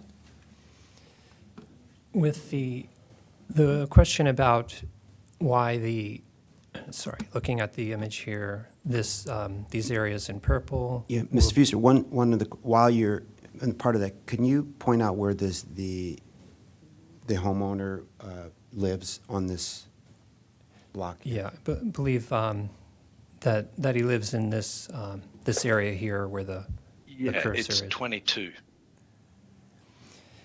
block 22 there. At the bottom of the image here. So when the forest conservation plan first comes in, there's a worksheet that's run, and there's certain values put in as to the use of the property, the size, how much forest there is, how much forest is being removed versus retained, and it puts out a number that says you need to provide this much forest on site. In some instances, there's ways of meeting all or portions of that off-site. This plan has been, this was been around since 1996, and it has had numerous changes. So we couldn't say exactly why those particular areas were not included, but just based on the plan that was before staff at the time, that was determined to be the appropriate configuration. That's about as much as I could say to that. Then there's a question about, I guess, variance tree impact. So the DBH is diameter at breast height, which is technically 4.5 feet off the ground. The reason for that is if you were to measure the tree closer to the base, they're not uniform because of the way the root flare grows. We're generally at 4.5 feet above the ground is where trees are generally more uniform. So the DBH relates to the tree size, not its location. So I'm not sure what the other part of that question was. And then Ask about what invasive vines or. Thank you. Well, sorry, there was the question that I asked about the trees was how can I identify if any of the trees in that area are on that table to be removed or will be impacted? But is there a tree plant, I mean, what, is showing the numbers of, I'm not sure. You're asking where are the trees that will be removed? Yeah, there's a table, well, there are two tables in the staff report, trees to be removed and trees that will be impacted. And I can't, based on the map, So can't work out generally, where they are. generally this area would not be disturbed. It's more enhanced than, more protected than disturbed. I don't believe there's any work in that particular area. I'm getting confirmation from the engineer that there is not work. There's no grading or removal in that area. It's just new plantings and further protection. Then as far as the invasive trees and vines to be removed, I spoke with the golf course superintendent this morning, and he seemed to be open to, you can give him a call, and I think he'd be able to show you out there what they're doing. I believe we can get them to confirm that. But that may be the best way to address that question. So does that answer your question, sir? Yes, thank you very much. Okay, thank you. Would the applicant like to make a presentation? Good morning can you hear me okay? Good morning. For the record, my name's Tim Dugan. I'm the land use attorney with Bean Kinney and Corman. With me at the dais here is Frank Johnson with McCrease Hendrickson Glasscock, and he's registered with the Maryland Department of Natural Resources as a professional qualified to prepare forest conservation plans. And I might add that I think Frank and I have worked on this property and forest conservation for probably 20 years or so at this point, so we're pretty familiar with things, especially Frank is very familiar with everything, so we're glad to answer questions. In addition to that, we have several members of Chevy Chase Club, who are also here to provide the fact that they're very interested in this being approved, the amendments, and also to answer any questions. And so I'll briefly mention who's here. Steve Crum, who's also a senior member of McCrease Hendricks and Glasscock, is here. Luke O'Boyle, the general manager of Chevy Chase Club. Stephen Britton, he's the director of agronomy at Chevy Chase Club. He's also the individual that'll reach out to Mr. Andrews to talk about the invasives. Also online is Andrew Green, who's the course architect, in case there are any questions about that. Tim Haar is the current president of Chevy Chase Club, and also Steve Sayre, who's the chair of the golf course project itself at the club. We're very grateful for all the hard work that the planning staff has given associated with this amendment, as they have over the last 20 years or so. And then what I would say is the applicant accepts the proposed conditions of approval and would ask the planning board to adopt those. And then from that point, we're very happy to answer any questions that you may have. Thank you. Yeah, thank you so much. I'm happy that you are reinvesting in your club. That's always good to do, and based on what staff presented, that we're creating like more Category 1, and especially more that's contiguous, which is probably better to maintain. So I am, in general, fine with what staff is, with going with staff's approval of conditions, but I'd like to hear. Can I ask a clarifying question about the proposed easement? Are we also taught, so we're showing that the proposed easement is slightly more than the easement to be removed. Does that also include, or is that also a 1-for-1 or slightly more than 1-for-1 tree mitigation, or is it simply a land mitigation? Because it's sort of hard to tell from some of the imagery if we're just talking about protecting existing tree stands, existing woods, or or basically if this is all just new plantings as part of new easement. Yeah, so the easement land area will be mitigated on site at a greater than 1-to-1 ratio. The areas of new easement, as mentioned in the staff report, it's a combination of some existing trees and vegetation along with new plantings. And yeah, so a combination of new existing plantings and supplemental plantings within the new easement footprints. Can I just ask one more question regarding the easement? The purple area on this slide that is right with the stream, we do have a stream buffer. So my question is that, because you're showing some of this proposed easement right where the stream buffer is there not that the stream buffer is already protected? So this should be beyond a stream buffer? So where the cursor is now, this is the. No, go back. Okay. Go to the right. Yeah, the right purple, here. That's right here. Yeah.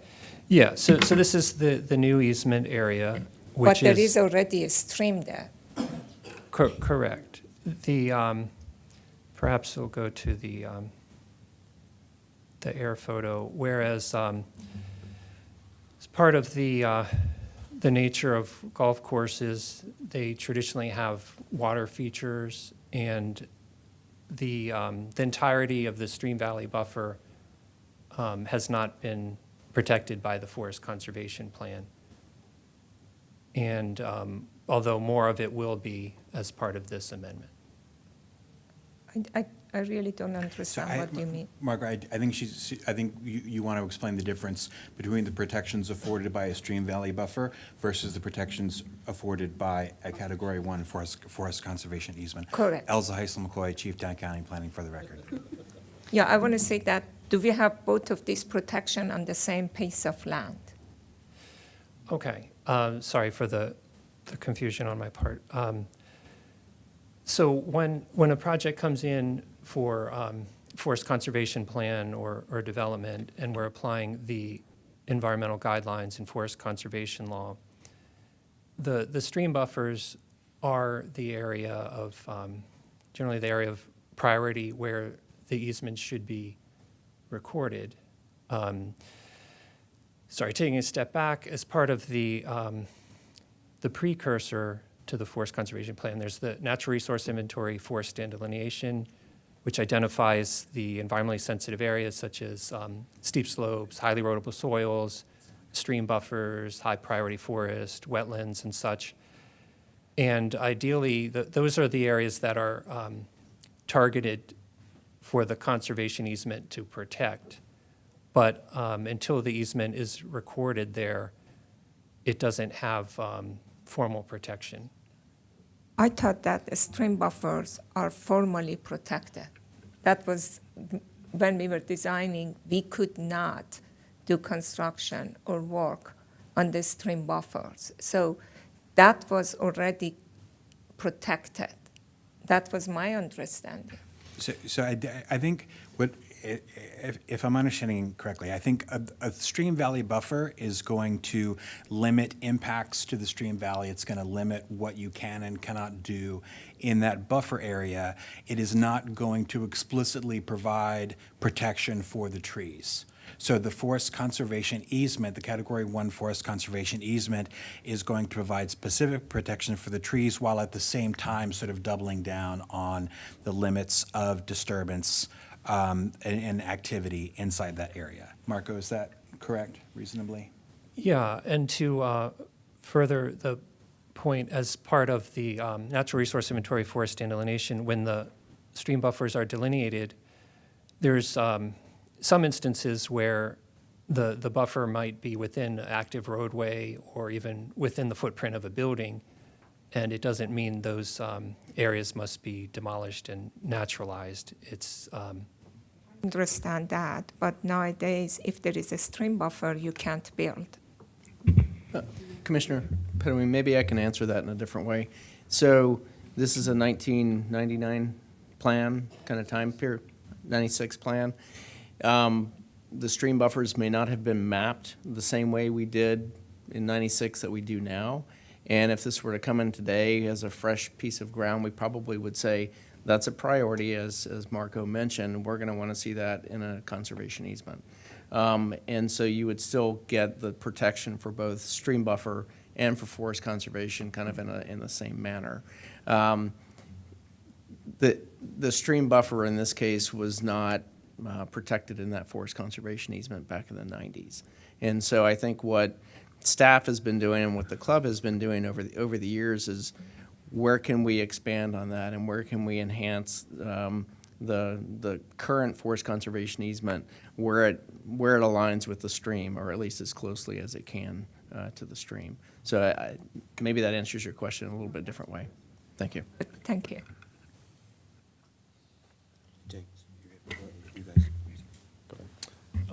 So I like the fact that there's a 1-to-1 ratio with regards to removal and replacement.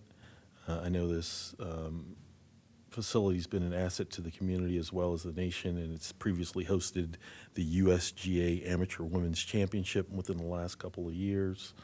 And your initiative to conserve and replace trees along the residential buffer line is to be commended. Thanks. Thank you on behalf of the club. I guess this is primarily for the applicant. I'm just curious. So we have the reasons, or we sort of have the nature of the work that you're proposing to do: stream naturalization, irrigation, and things like that. Could you tell us more about sort of what was the impetus for wanting to take on these projects? I have thousands behind me that can also back up if I say something incorrectly, but I think I can probably answer your question. With a golf course, you have both the play of golf as well as conservation. And so what happens is over the course of time, you may have the forest conservation areas growing and stream valley buffers and the like behaving or evolving, if you will. And at the same time, you've got the play of golf evolving at the same time, in which that activity is what maintains this land area here. For folks that use it, they buy memberships and they are active out there and the like. And so in order for the folks who play golf to continue to find this course competitive and fun to play, et cetera, the two of them work together. And so as a result of that, you've got certain things that are affected from the play of golf that then also affect the forest conservation areas. And so a couple of the spots where we had forest that really wasn't as beneficial from a forest conservation standpoint, which would be better used for playing golf, that's where some of these trade-offs occur. And so that, as also the staff report indicated, it's both of those objectives at the same time that they're marrying in the course of amending the plan. The plan was first approved in 1996, and over the course of the many, many years since then, it's had changes and amendments. There's a very lengthy forest conservation easement document, as well as forest and tree management plan as to what the relationship is with park and planning and what happens on the site over the course of a year and the like, and all of those things work together. But as time goes by, things need a little bit of adjustment to accommodate that which is the driving force for having a viable country club as well as a very wonderful and viable forested area. I hope I answered your question. Yeah, you did. Thanks, I appreciate that. So for staff, back to staff on this, one of this is, a common variance finding that we use in these cases, number 2 on page 15, that this application is not based on conditions or circumstances which are the result of actions by the applicant. I'm just wondering, how do we square that variance finding with, I guess what we just heard and sort of the reasons for this proposal in the first place? Yeah, so on that very point, back approximately 15 years ago, when the variance provisions first took effect, when the county arborist first had opportunity to weigh in on the variance, they maybe the first 2 or 3 they looked at, they've recommended denial because of the statement that you made reference to there. So as part of that, to move forward, there was a meeting held with our legal staff, our chief of environmental planning at the time, the county arborist, and Marion Honnessy, who runs the forest conservation program on behalf of the state, and that very point was discussed. But ultimately, the finding was that as long as the mitigation were provided, then it would be okay. And that's how things have gone since the beginning of, well, nearly the very beginning of the variance program. It seemed, oh, sorry. If I may speak to that a little bit, to kind of build on Marco's explanation. This is Allison Myers with the legal department. In looking at variances, I think that particular criteria is really challenging because as staff is reviewing them, it's hard to find a situation where the applicant's proposal isn't the applicant's plan here. So in that way, it seems, I think from Marco's story about the arborist's early recommendations, it would seem that anything that came through would be a recommendation for denial. However, in reviewing cases, I think when we're talking about the applicant's, sort of the applicant's role, I see it as balancing the applicant's attempt to find alternatives, the applicant's, rather than just kind of, the simple justification, I would say, could not be, it's just what we want to do. It's what we would like to do. It's more balancing what your desires for the property are with what is a reasonable use of the property, and exploring various alternatives for avoiding impacts, and just enhancing the environmentally sensitive areas as possible. And so while I wouldn't say that just the fact, the presence of mitigation doesn't necessarily meet that criteria alone, I think the exploration is more so about balancing what is reasonable and what alternatives the applicant has explored. That makes sense, and yeah, thanks for that. And I appreciate the nature of the project itself, of course, like renaturalizing the stream and providing some kind of better sustainability for these areas that are feeding into our watersheds and running into other areas where we're trying to sort of limit a lot of the things that we heard earlier. I don't, if you were listening, and we had a presentation from park staff about kind of stream renaturalization. So my concern is my concern is largely just sort of how we sort of consistently apply this, and considering that by their very nature, some land uses will contribute to more of our concerns than others. And the explanation you just gave, makes sense from a sort of consistency standpoint, that we need, we can't just simply by default say, well, no, therefore no one can get an approval based on this condition. It feels to me like this is an example of maybe how, this isn't, for us, of course, but necessarily there's others that need to weigh in, but how do we make sure that we're actually achieving, how do we make sure that these variance requests are just consistent, I guess, is what I'm getting across the board. And so this just brought this up in my mind. Obviously, golf courses in general, they do contribute to some environmental impact, and obviously, like we just heard, that by the very nature of playing, there's the need for kind of this work to be done several decades down the road.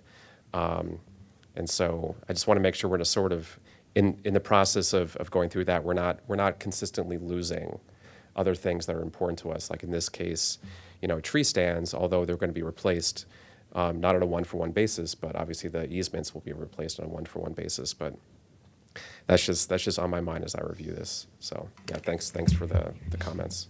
If I may, and thank you for the comment, Robert Cronenberg, for the record. And to Ali and to Marco's point, I think there's when we get applications in throughout the county, regardless of whether it's the golf course or development applications for housing or commercial, we do go through a whole peer review, both environmental and just review of the staff reports, to make sure that we are trying to review it in a consistent manner. And certain areas learn from other areas of the county and learn from other applications, so that we apply the same consistent approach, understanding that each site is going to be a little bit different in terms of how we, the applicability of kind of what goes on those sites. But it is a challenge to, when you read that language, it's not intuitive to say, okay, we are constantly looking at alternatives and how we apply those alternatives on a site. So I appreciate the comments that she made about how staff does approach that, and it is done consistently with the applications that we see. Thanks. If no other comments, questions, do I have a motion for approval of the Chevy Chase Club Forest Conservation Plan number F 2024-0150, where staff is recommending approval with conditions? I so move. I second. All in favor? Aye. Aye. The ayes have it, 5-0. Thank you. We look forward to your investment in the project. Thank you. And we'll just take another 1-minute break and go to item number 7, Silver Spring Streetscape Standards Update Briefing, where the staff will brief the board on the new streetscapes. Thank you.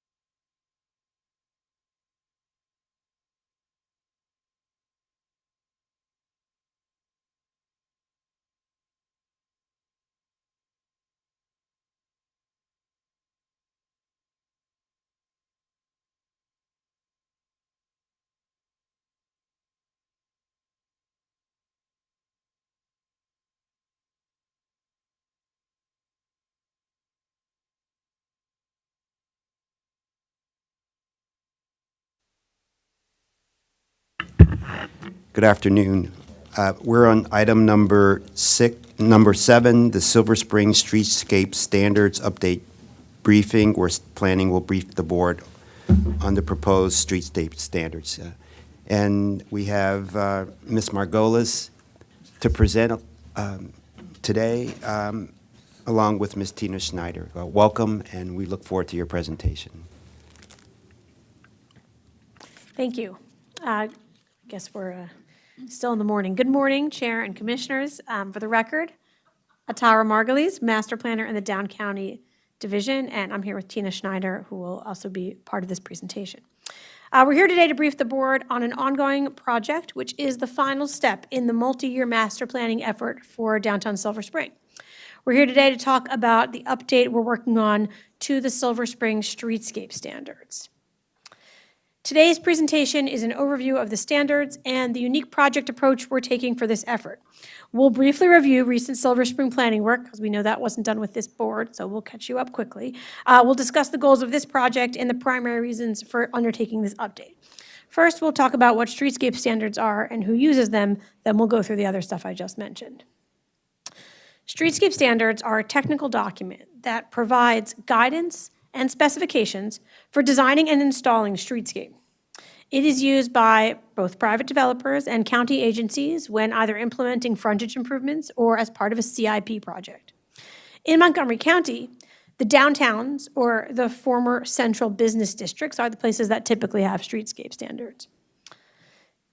Implementing streetscape elements can be more complicated than it looks, right? So in downtown Silver Spring, all of these public agencies and entities could be involved in building and maintaining a streetscape. And so you don't just have the planning department where the initial new development project comes through, but then you have the Silver Spring Urban District, which is responsible for sort of maintaining all of the streetscape in downtown Silver Spring. Of course, you have Montgomery County Department of Transportation, but also Department of Environmental Protection if there are water resources involved. DPS, of course, Department of Permitting Services, and then for roads that are maintained by the Maryland State Department of Transportation, you have the State Highway Administration. The current streetscape standards that we have for Silver Spring from 2019 address sidewalk, paving, stormwater management in the right-of-way, street trees, and street lighting and furnishings. The Planning Department prepares, maintains, and updates these standards in coordination with the county and state agencies I just mentioned on the previous slide. The current standards that we have were developed in the late 2010s, and they were eventually approved in 2019. But of course, that was before the recent sector plan, which we'll talk about in a minute. And therefore, these standards are actually out of date right now, and they don't align either with the sector plan recommendations or the recently established countywide climate action plan. The goals of our current update are to create a concise and user-friendly document that establishes streetscape standards that aim to improve accessibility, reduce heat island effect in the downtown, and make it easier and hopefully cheaper to maintain the streetscape going forward. The updated document will align with the climate action plan and, as we will discuss a bit later in this presentation, will be a product of significant interagency coordination. Before we get into all this, which we will in a minute, we're going to go back briefly and talk about the Silver Spring planning work that we completed over the last few years to fit this into the context of all that. In 2022, the council, the planning board, and the commission approved and adopted the Silver Spring Downtown and Adjacent Communities Plan, which was an update to the 2000 Silver Spring Central Business District Sector Plan. As with most sector plans, this plan makes recommendations about zoning and land use, housing, parks and public spaces, transportation, environmental concerns, historic preservation, and actually several other Silver Spring-specific topics. And this is the boundary, just for context, which is pretty much all of downtown Silver Spring. So the streetscape standards we're talking about today apply to the streets within this boundary, which is the sector plan boundary. Following the approval of that sector plan, we developed design guidelines, as we often do, and we established a design advisory panel in early 2023 to help guide new development projects in Silver Spring and to raise the level of overall design in the downtown for both buildings and public spaces. This is the same process we have had in place in downtown Bethesda for the past several years, which the board is familiar with.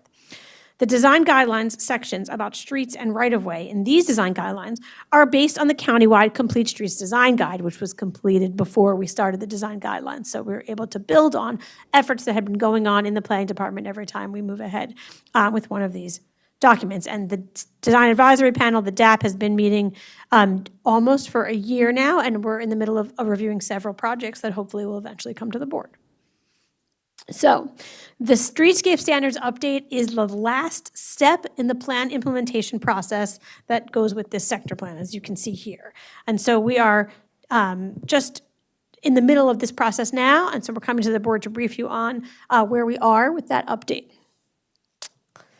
One more thing we have to talk about with regard to work that is impacting this current update. So before we get into the streetscape standards details, we have this one additional sidebar effort we worked on during the sector plan called Cool Streets Guidelines. This work came out of our existing conditions analysis during the plan, and now it's actually informing the development of our streetscape standards. But I'll be clear, this work is not part of the sector plan. It's not something that was approved by the planning board. It was a grant-funded sideline effort that was intended to sort of give us more background to support our ongoing Silver Spring work. And so now I'm going to pass it over to Tina to talk about what this work is and what we've learned from it and how we're applying it now. Next. Hi, for the record, Tina Schneider, environmental planner. So Montgomery County, in their hazardous mitigation plan, they state that the #1 cause of weather-related fatalities in Maryland is heat. And so we know it's hot now, and it's only going to get hotter. And heat impacts our health. It impacts how we interact with our communities, if and where and what streets we walk on, we bike on, and we shop on. And we wanted to know a little bit more about heat. We wanted to know how hot it was in Silver Springs. So we worked with NOAA, National Oceanic and Atmospheric Administration, to obtain these heat island maps that is shown on the left. The satellite imagery was taken on a temperature day of 86 degrees, yet the heat island effect was over 98 degrees. The map on the right is an aerial photograph with highlighted trees. If you follow the perpendicular lines to the map, you can see that the hottest areas in red correlate to the dark impervious surfaces such as buildings, roads, and parking areas. The slightly cooler areas in yellow have trees, grass, green roofs, and parkland. Next. After obtaining the heat island maps, we wanted to learn a little bit more about actual temperatures of the streets. These slides show both the picture taken and the correlated infrared readings from 4 different zones within Silver Spring. The unshaded, dark, impervious surfaces, such as roads, range from 129 degrees to 136 degrees. The unshaded colored playgrounds were over 160 degrees. The boxes at the bottom of each column show the temperature difference when standing in the shaded portion of the location versus the unshaded portion. It's significant. In some areas, the difference was as much as 45 degrees. It's important to note that heat temperatures above 89.6 can significantly impact human health, causing heat stroke, heat exhaustion, cramps, and even mortality, especially within the elderly, children, and those with pre-existing conditions. Tina, what elevation did you measure this heat? Is it at the ground level? Is it at our height? It's at the ground level, yeah. Yeah, ground level, it's a little bit, it's hotter. Yeah, so much hotter. Yeah. It is. We're getting to that. So, as we said, the findings were pretty stunning that we saw it, and then we wanted to learn more. So we had the atmospheric temperatures, which were the heat island. We had the surface temperatures, but we wanted to learn what that temperature of the human experience is, and that's at the 3.5-foot level to the 5.5-foot level. So we worked with the Council of Governments and got a grant. It's a Transportation Land Use Connection grant from the council. And we hired Roadside and Harwell to assess that feels like temperature, because that required a lot, the technology that we didn't have. And so they found the temperatures that were pretty significant too. They were, actually don't have the findings for them, but they were in the upper 90s as well. And so then what we wanted to do is, part of the task was to find out what those temperatures were, and then to make recommendations for Silver Spring, and perhaps we can use them in other parts of the county. So I'm going to go over the So recommendation. you don't have a chart to show that if the ground do, and temperature is 130, how do we feel like it? If the, have it all, we have that, we don't have it. I'm just curious. Okay, you can just give it to That's me later. important, and I apologize for not putting that in. I didn't catch that. We should have. It's still in the upper 90s. It's pretty hot, and so we need to cool the area because it's hot now, and we know that projections are going to get even hotter, so they're in the upper 90s, and in some areas with red brick, it's over 100 degrees. So we know that that's now when temperatures are, in their 80s and lower 90s. And so we know that it's going to get hotter, so we need to plan for the future. And so the recommendations, I could bring slides another time. Okay. I think we can just Oh, provide you, it's in the Complete Streets Design Guidelines work is. we did for the plan. We'll send it to you. Yeah.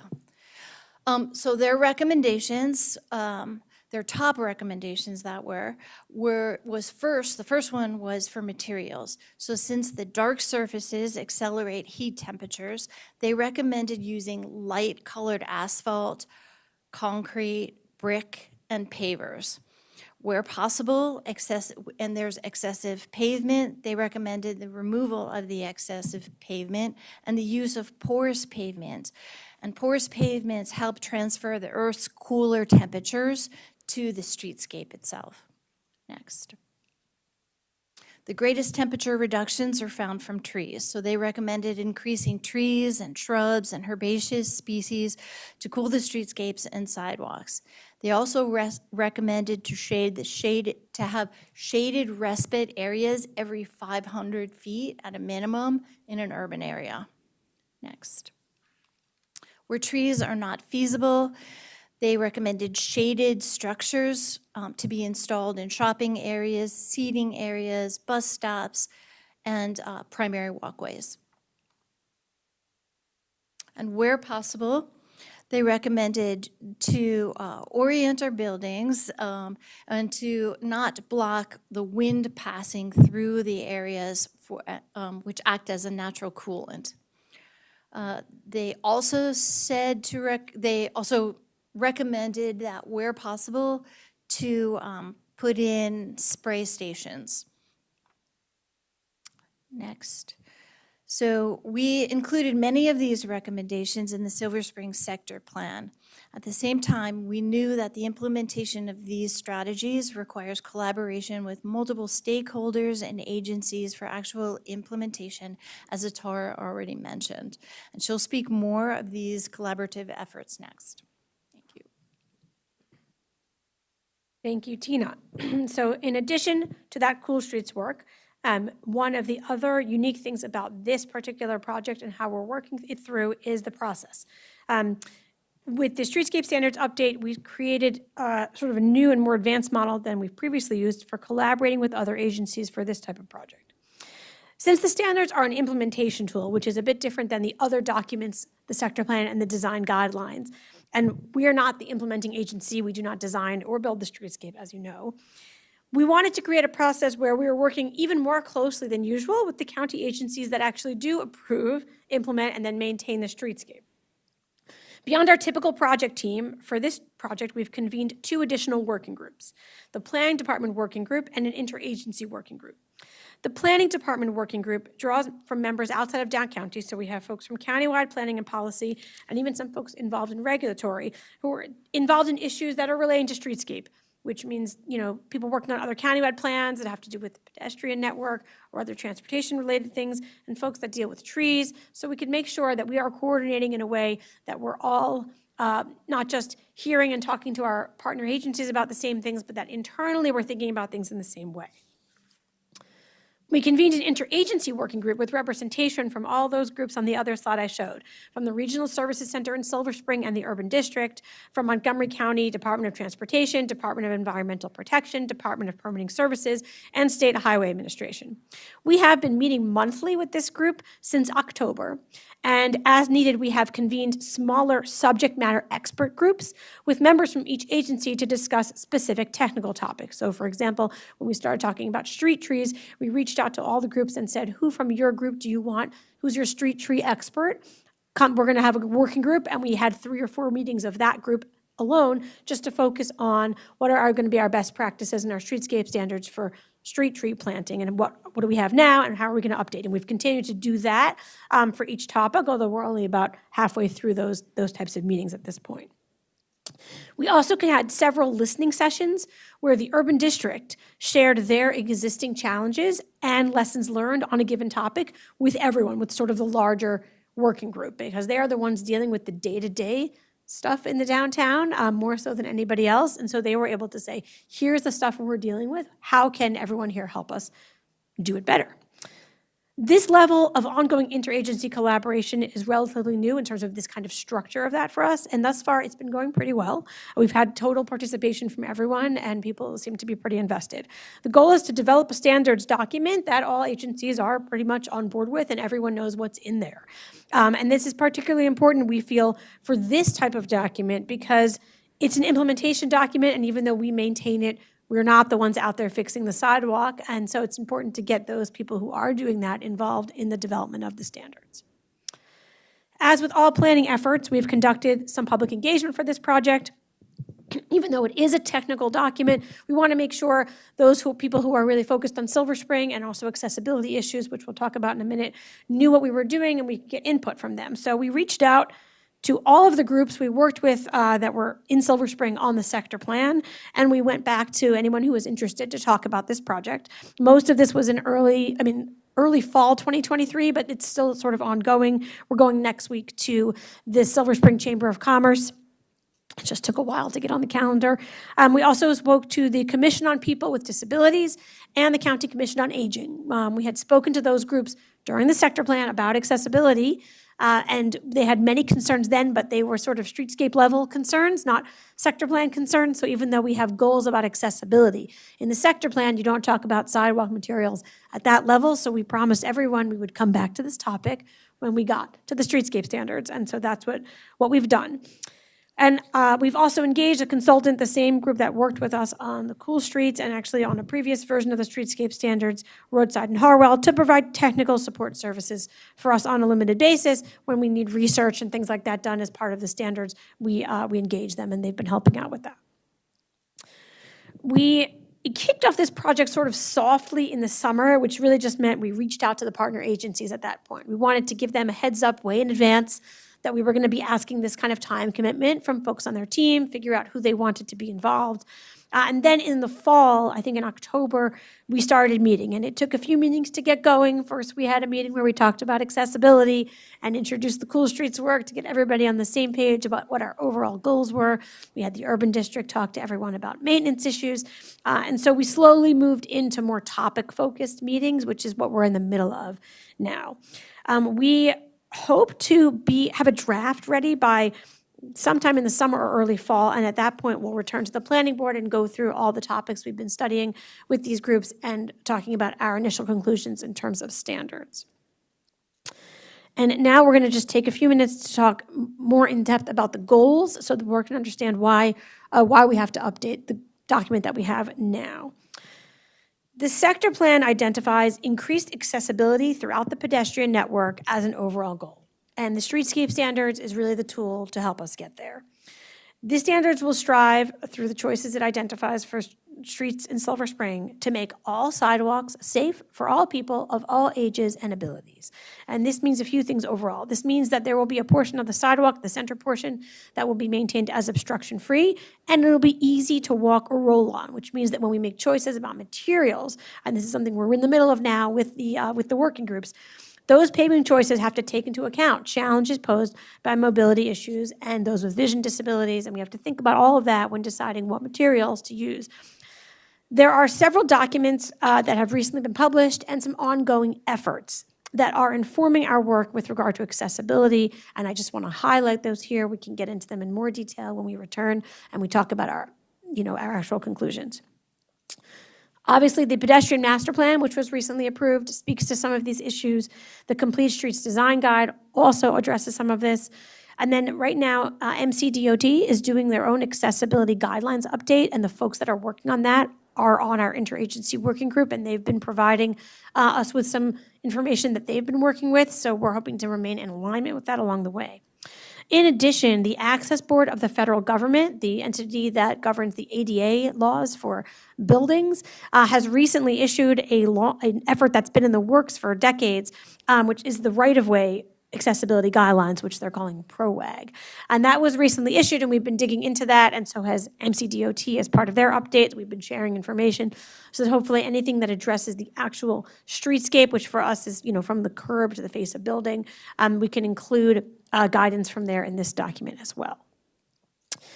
The next goal is to speak to what Tina just presented, which is to figure out how through the streetscape design we can help reduce this heat island effect in the downtown using some of those recommendations that we just heard about. And I will say the Cool Streets guidelines were speaking to how to cool it, whether it was public or private. Public realm, it was focused on public realm. Of course, with this document, we're speaking to the public right-of-way, which is a little bit smaller than the public realm overall.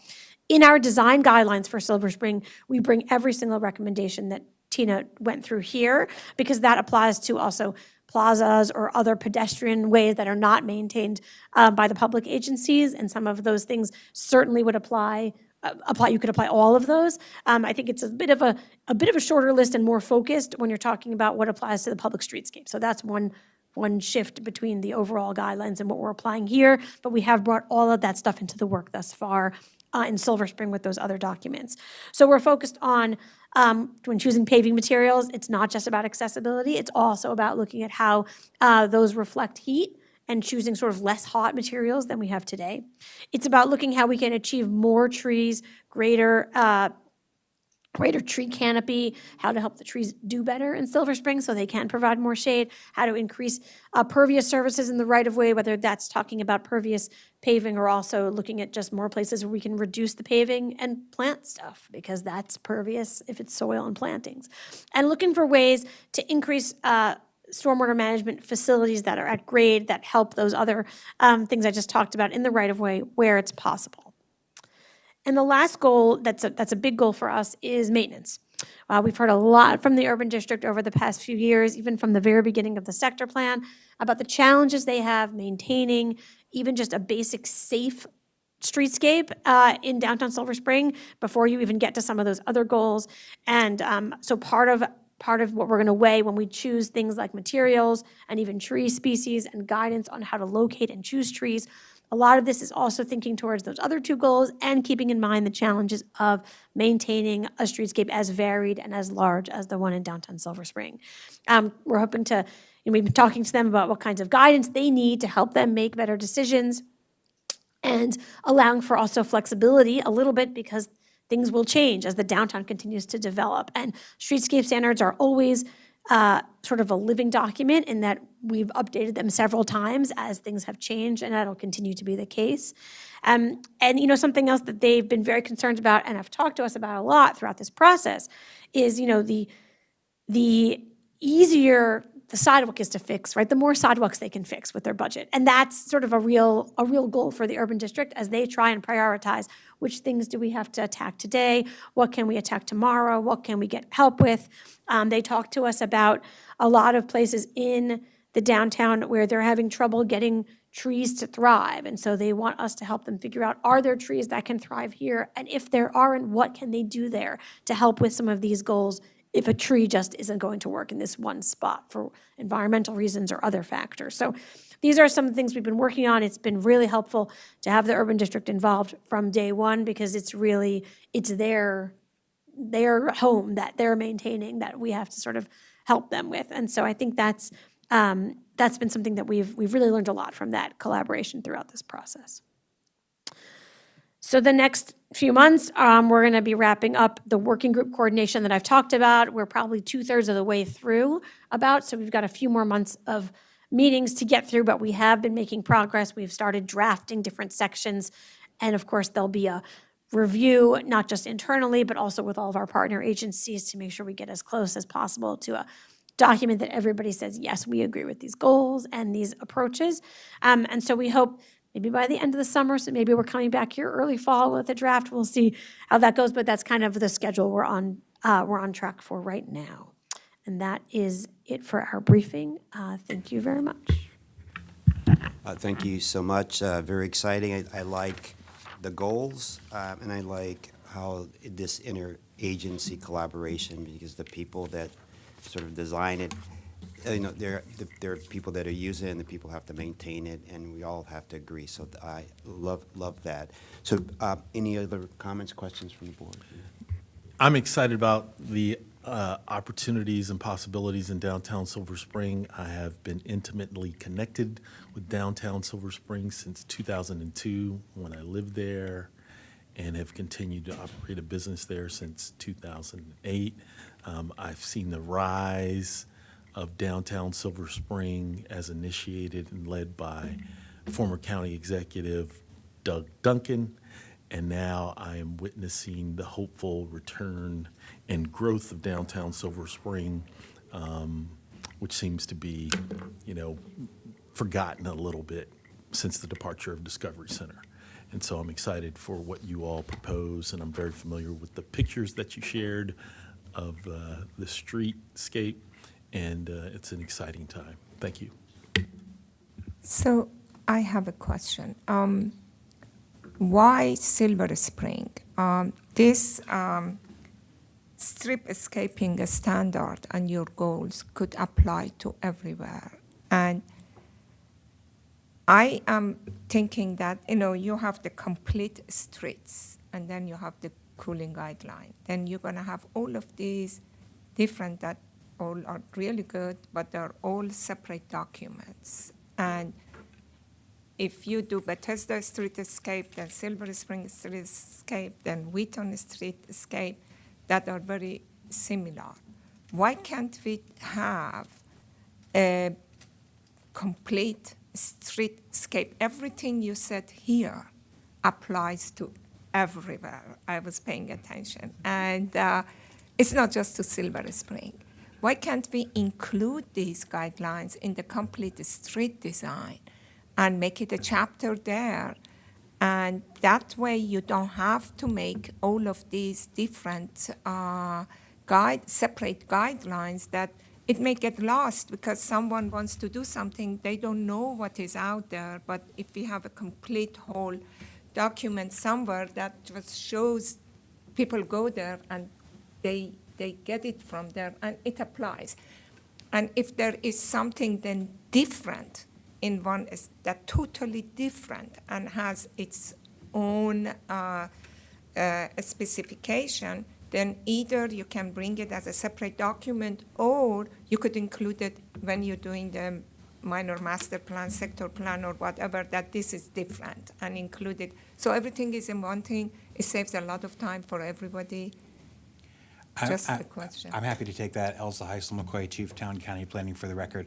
We absolutely hear you, and I think there is a lot of potential in what this team has been working on.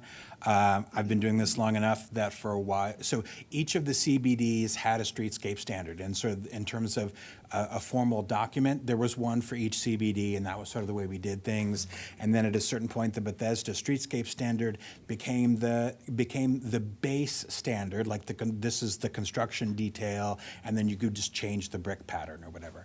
And I think that the work that the team is doing with all of the agency partners is taking that to the next level. And I think absolutely all of the coordination that this team has done with all of the agencies that are part of Streetscape, I think we're looking to where this could be done next. I think we're doing it in Silver Spring to sort of update the streetscape standards to reflect the sector plan, but I think we're seeing that a lot of the things that the team has been working on are priorities that DOT is looking at in Bethesda, looking at in other CBDs. So I think we are very hopeful that these standards, even though the Silver Spring is on the cover, will be an inspiration and be able to have more legs to move beyond just Silver Spring. Yeah, and if you put it into the complete street, it makes it totally complete, huh?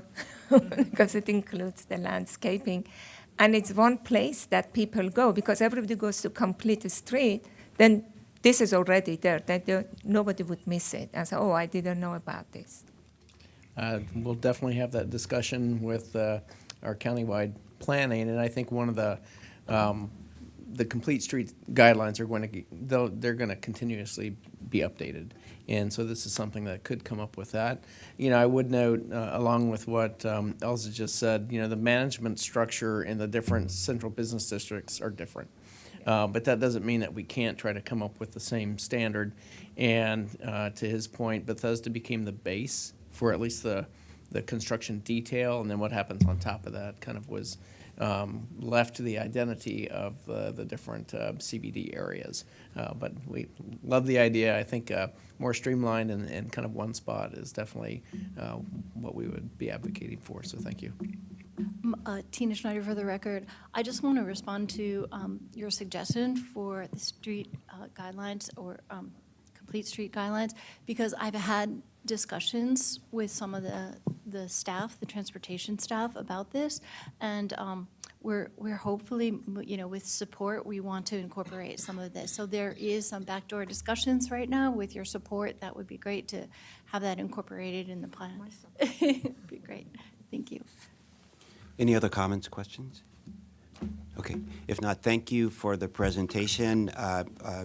Commissioner Pedram, if at all, I like your suggestion, if it's all possible, it could be like the guideline for it all, but staff is going to look into that, and we look forward to you coming back in the summer with your draft recommendations. So thank you so much, and we'll take another 2-minute break, and we'll go to item number 8, Wildwood Manor Shopping Center, site plan number 8200416E, where staff is recommending approval with conditions. Thank you.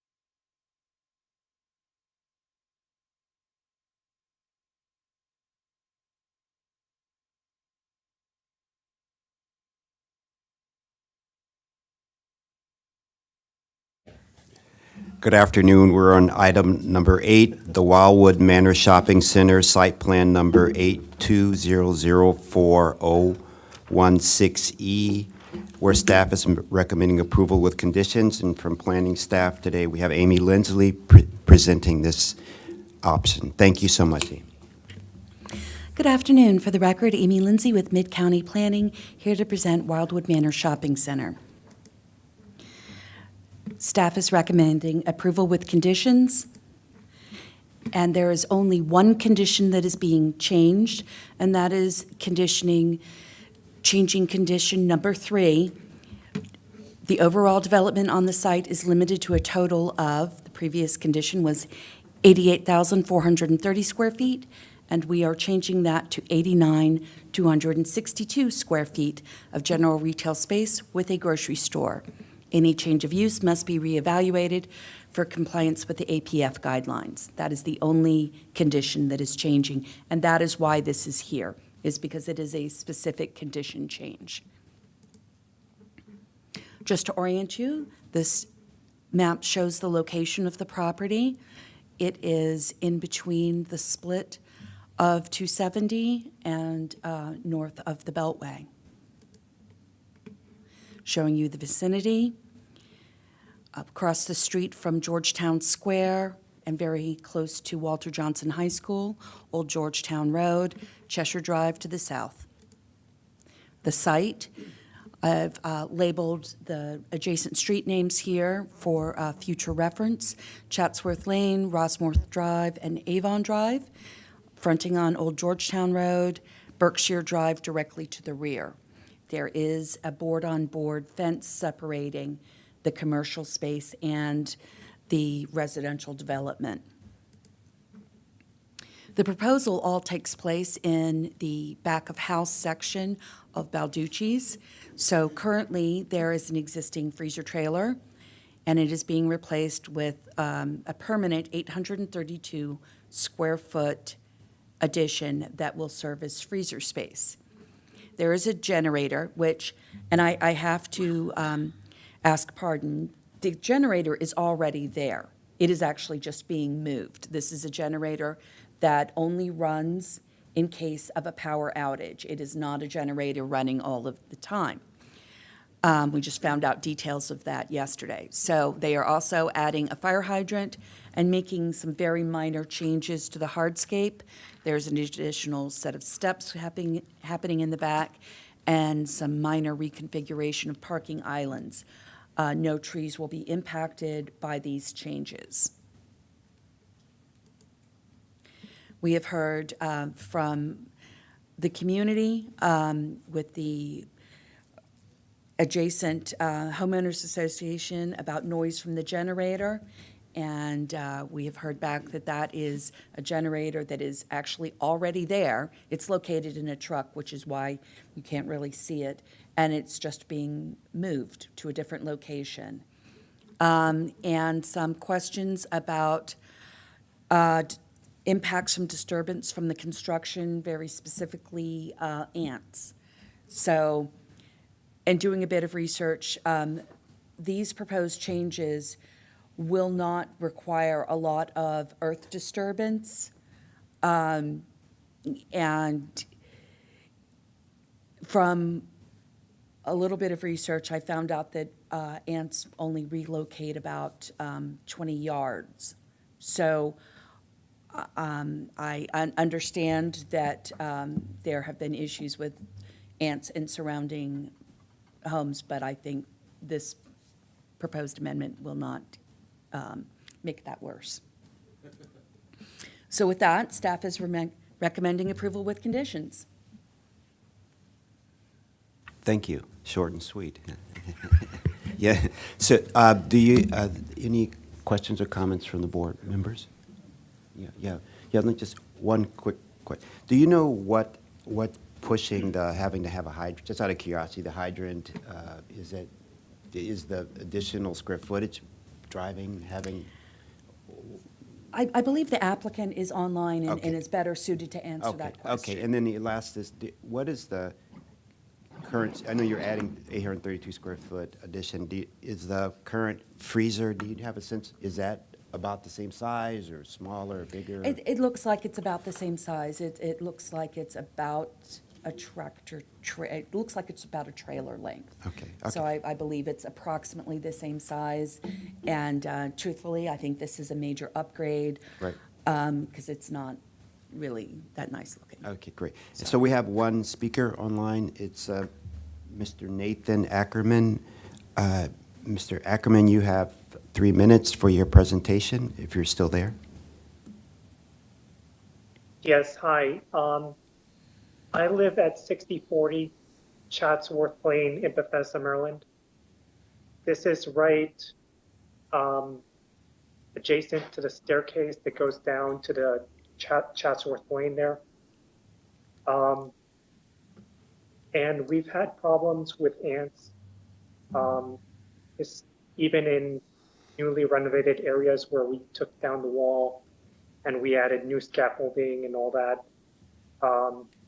We're having ants just pop up in very large quantities, colonies, different types of ants as well, from the tiny ones to very medium-sized ones. And we tried setting up some traps, but downstairs we still receive ants, and that's the newest renovation we've had. So we're concerned about the percolation of the soil right now, because it seems that the soil is changing consistency, and there's some odor as well from the outside coming in. I'm not sure what it is. I believe it is the outside connecting pipes to the home. And it's a concern for us because we're trying to renovate this home, and I guess it's fortunate that we didn't completely take it down and renovate it all at once, but we're having this problem here. And also concerning the staircase, there are people that gravitate towards that area for some reason, and they like to, go there to smoke, or trash. It's both trash there, and I think all that's percolating into the ground. And yeah, I'm not sure if there's a soil scientist on hand that can answer those questions. But yeah, that's my concern there. Thank you so much. So you said, I don't understand, you live adjacent to the back of the property? Can you show the location? Yeah. Excuse me. If you look where my cursor is, that's Chatsworth Lane, right there. And that's his home? It is. Okay. I do actually have some thoughts on what is occurring. So there is construction happening on the adjacent parcel, which did have a fair amount of off-site improvements within the Berkshire Drive right-of-way. And I would suggest that that may be the source of some of the disturbance. What is the stairs that he's talking about? There are a couple of places of connection so that the community can easily get to the shopping center. So they're right about here, I believe. And then there's another set further up. But I believe that's about where the connection is. Okay. Thank you, Mr. Ackerman. We appreciate your comments. The owner, you said the applicant's online. Yes, I'm here. This is Pat Harris on behalf of Federal Realty. Yes, Ms. Harris, how are you? Would you like to give a presentation? I don't think it's necessary. I think staff did a good job of explaining how very minimal this is. It's simply relocating what's currently occurring within a freezer truck into the structure, so back of house activities that won't have any impact on the surrounding area. I would also add that another contributing factor to Mr. Ackerman's problem may be all of the rain that we have had recently, because as a homeowner, I know that sometimes rain can contribute to ants. I do have the engineer on the line who can answer the question about the relocation of the fire hydrant. Oh, thank you. Hi, this is Mark Johnston at Goodchick Lillen Weber. We're the engineers for the project. In regard to the fire hydrant, there is an existing fire department connection at the back of the building, which currently does not have a hydrant within 100 feet, as required by Montgomery County Fire Code. So that's the only reason we're adding the hydrant, is to bring this corner of the building in compliance. Okay, thank you very much. So I have no further questions or comments. Any of the board members? Yeah. Do I have a motion to approve the Wildwood Shopping Center site plan number 8/2000-4016E, where staff is recommending approval with conditions, and the condition was a change of the 88,430 square feet to 89,262 square feet. I'll move that we approve the amendment. I second. All in favor? Aye. Aye. The ayes have it, 5-0. Thank you so much. And we're going to go to a closed session now, and according to Maryland Annotated Code, General Provisions, Article 3305B3, to consider the acquisition of real property for a public purpose and matters directly related to the acquisition. The topic to be discussed is the East Capitol Crescent Urban Park. Do I have a motion to go into closed session? Move to go into closed session. All in favor? Aye. Aye. Aye, the ayes have it. So we'll go into closed session, and after that, we'll have lunch, and we'll come back in, what time? Yeah, we'll come back at, what time is it now? 1:25. Thank you so much.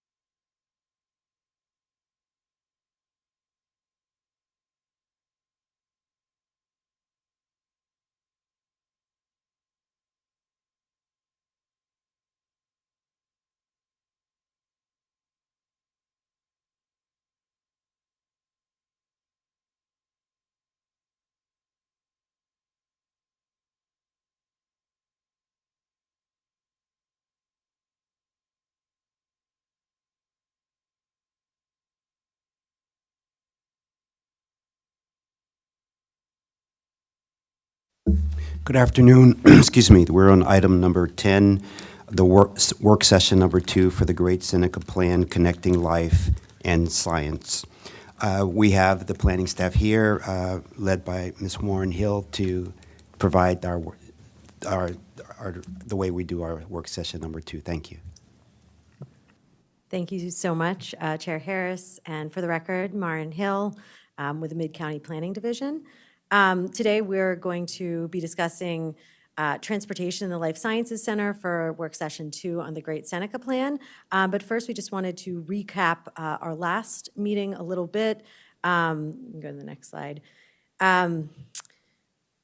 This is our proposed path forward. So today, we're discussing transportation in the Life Sciences Center, and then future work sessions will be discussing the opportunity sites as well as implementation and our proposed overlay zone, and then recommendations for the remaining plan areas, and finally, planning board draft approval. We've received testimony both at the public hearing, but also written testimony. In this work session number 2, we will be addressing testimony received from the Montgomery County Department of Transportation, State Highway Administration, as well as the Action Committee for Transit, and a comment from a community member. So in our work sessions, you can go ahead. In the work session, we will show, just a reminder, the language in red is proposed changes. If it has a strike through, that is a proposed removal from recommendations in the plan. Go ahead. We will not be bringing small little changes such as spaces, slight word changes, but you will be able to see it in the final red line copy, which we'll have at the final work session. We wanted to just bring back a couple changes that the planning board asked us to make so that they can be discussed or approved. This is just, we had discussed adding this language in red at the last planning board meeting, and the 2 words in blue, could and or, were recommended changes from the planning board. So just asking for approval for this language that we can make changes in the plan. Getting some thumbs up. Okay, good. Next slide. We also wanted to revisit this recommendation that we had discussed last time, specifically the areas of parking, of surface parking lots on public and private properties that should provide at least 50% tree canopy coverage of the parking lot area. There was some discussion, and we said that we would return to this. You can go to the next slide. When we talked about this, my colleague Steve Finley presented that extreme heat events are increasing and are increasingly deadly, both in our region and throughout the world. And that impervious surfaces really have a direct correlation with extreme heat. One thing that we have seen when we've done actual testing of this is areas that are immediately adjacent to one another, you know, a surface parking lot and then a grassy area, there can be as big a difference as 30 degrees at peak heat hours. So part of the idea of requiring a percentage of tree canopy in these areas is to reduce the heat that we get in these heat islands. Next. So to clarify also, when these parking lots are built with and the trees are planted at a much, you know, they're small trees. And the 50% canopy cover is what happens with the expectation of, you know, certain types of trees grow to a certain size and produce a certain canopy, so that they happen over many decades to have the full effect of the canopy. You can see here's just an example of you know, a parking lot that might have after 20 years of the initial planting and then at maturity. Go ahead. But we want to recognize that there are challenges to building, to planting trees in the area, and sometimes these challenges are not surmountable.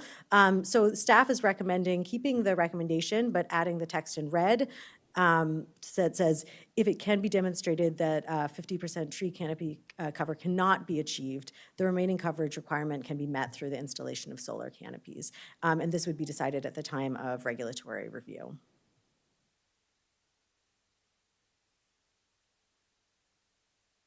So, yeah, I would just clarify that through the remaining, whatever, so if you got the 40 with tree canopy, and you would get the 250 with solar canopies, is that what, you just, whatever solar structure, I mean, like, that Correct. that would create the shade? Correct. Okay. Okay, great, thank you. And then the one last comment that I had is we did have a discussion last time about the McGowan property in Quince Orchard. Staff is hoping to discuss this further in a future work session, so not address it at this work session, but it is on our radar and we will come back to it. Thank you. And now I'm going to turn it over to my colleague, Alex Rixey. All right, thanks, Maren. For the record, Alex Rixey, Transportation Planner in the Mid-County Division. Just wanted to lay out the bulk of the session today is related to the transportation recommendations for the Life Sciences Center. And so just kind of an overview of our roadmap for our time together today. What we're proposing is to start with some background, the rationale for the recommendations that we made in the plan. I've kind of built in pause points. Please feel free at any time to chime in with questions for clarifications, but have built in some time specifically for Q&A and discussion after each of these points. So starting with that rationale and recommendations, then talking about the transportation analysis that was done in support of the plan, specifically on the Life Sciences Center, and then finally diving into the related testimony that we received specific to transportation in the Life Sciences Center. Starting first there with some recommended changes that we have to the plan for discussion and approval, and then just at that point opening it up to the board to visit any of the other topics where we have discussion or have responses but don't necessarily have changes recommended to the plan. So starting out with some of this background, the vision for the Life Sciences Center, this map just a reminder that the plan area is very large, but for today we're focusing on the still quite large area that's the Life Sciences Center shown in red. And the vision for that Life Sciences Center is really to remain a thriving economic hub that's home to diverse population and growing medical, educational, and life sciences institutions and companies, to really become a complete community that has a range of uses, jobs, housing options, as well as safe, accessible, and reliable transportation infrastructure, services, and amenities. A big part of the focus today is transforming roadways from barriers into vital elements of the public realm and strengthening the competitiveness of the LSC as an epicenter for innovation that's really accessible to all who live, work, and visit the area. A little bit on the policy foundations for the recommendations that we've made. There are really three main policy foundations for our recommendations. Thrive Montgomery, of course, is very important to the recommendations we're making, the Complete Streets policies and guidance that we have in place, and then Vision Zero, and I'll go through each of those. So starting with Thrive Montgomery 2050, there are a few key policies and actions in Thrive Montgomery 2050 that guide our recommendations. So the first of those, developing a safe, comfortable, and appealing network for walking, biking, and rolling. The second, building a frequent, fast, convenient, reliable, safe, and accessible transit system. And then the third is adapting policies to reflect the economic and environmental costs of driving alone, recognizing that car-dependent residents and industries will remain. And so the two key subpoints there that also feature largely in our recommendations are to stop proposing new 4+ lane roads in master plans, and to give a lower priority to the construction of new 4+ lane roads, grade separated interchanges, or major road widenings. So the next kind of policy foundation we have is in the complete streets space. And this is really at all levels. MDOT-SHA, the State Highway Administration, has a complete streets policy that emphasizes a comprehensive multimodal network that ensures connectivity for vehicles, bicycling, walking, transit, and freight trips. And to consider and incorporate complete streets criteria for all modes and all types of transportation when we develop or redevelop our transportation system.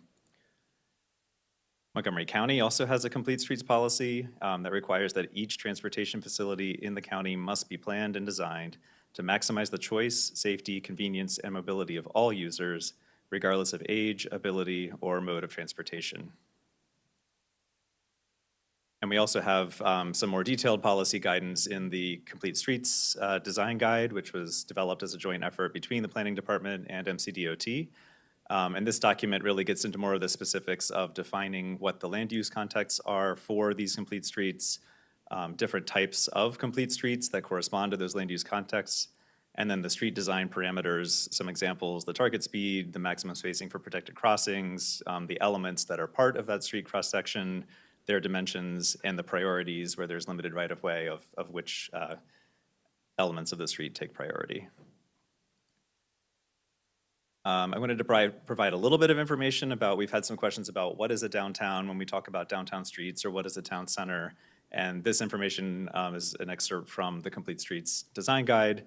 Downtowns are really a much more intensive land use and transportation environment than the town centers. They have a lot of similar characteristics, but downtowns tend to be central business districts, major employment centers, a significant consolidated area of commercial, residential, and employment zoning designations, with very high levels of existing or anticipated pedestrian and bicycle activity, as well as non-auto driver mode share goals, very high levels of transit service.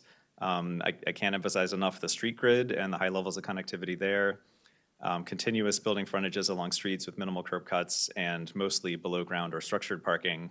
Town centers are similar, but in each of those elements just somewhat less intense, so more of a regional or neighborhood serving area, lower intensity employment zoning designations, medium to high levels of pedestrian and bike activity and non-auto driver mode share goals, medium levels of transit. The street grid is still important, but not quite as high a level of connectivity. Some curb cuts in the building frontages, and a mixture of structured parking and surface lots. And just to that point of a significant consolidated area, just to again remind everyone of the scale of the area that we're working in, this overlays the blue outline of roughly downtown Silver Spring over the Life Sciences Center, and you can see that just the central part of the Life Sciences Center is approximately the size of downtown Silver Spring, so we're talking about a pretty significant concentration. One other zoom in on the guidance provided in the Complete Street Design Guide is on intersection spacing. And so the central part of the LSC we are proposing as a downtown, and the other parts as town centers. And in all of those contexts for downtown boulevards, downtown streets, and town center streets, the recommended maximum spacing, so the maximum distance between protected crossings, is 400 feet.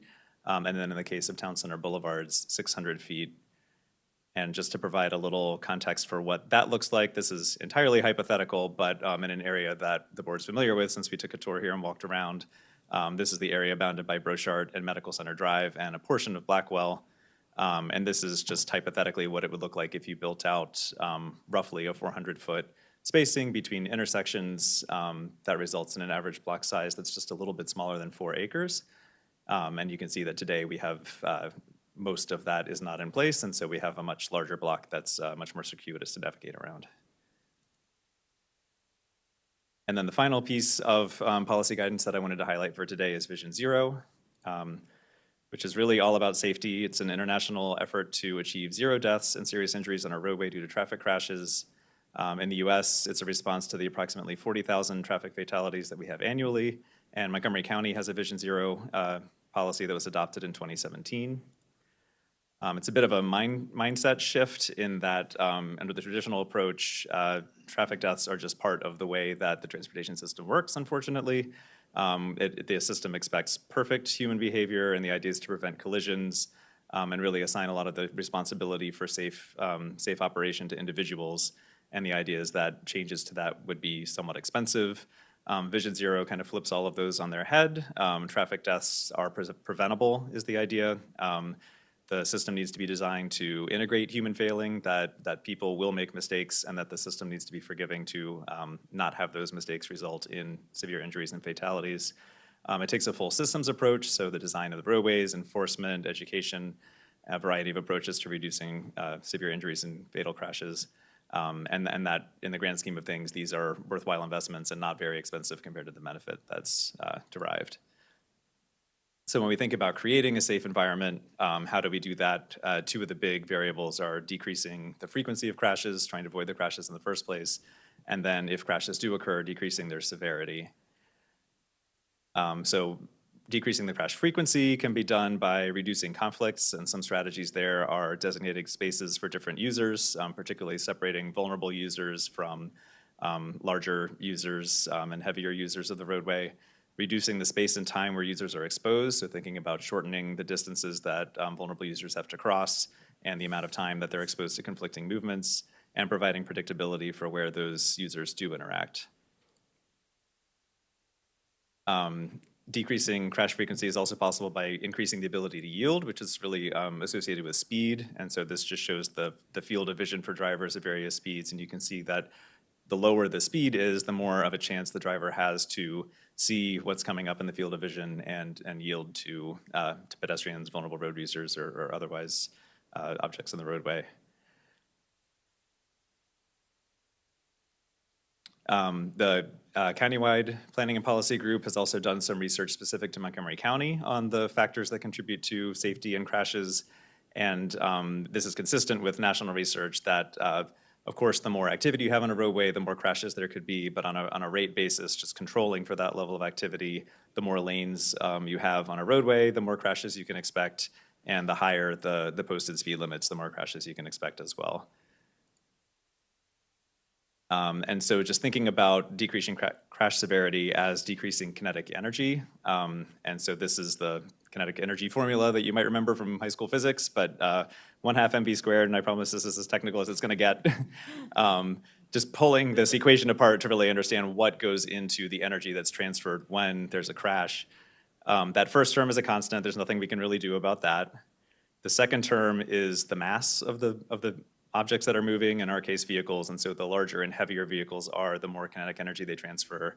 And the plan doesn't really do anything about that, but in the pedestrian plan there is language to consider legislation related to vehicle design.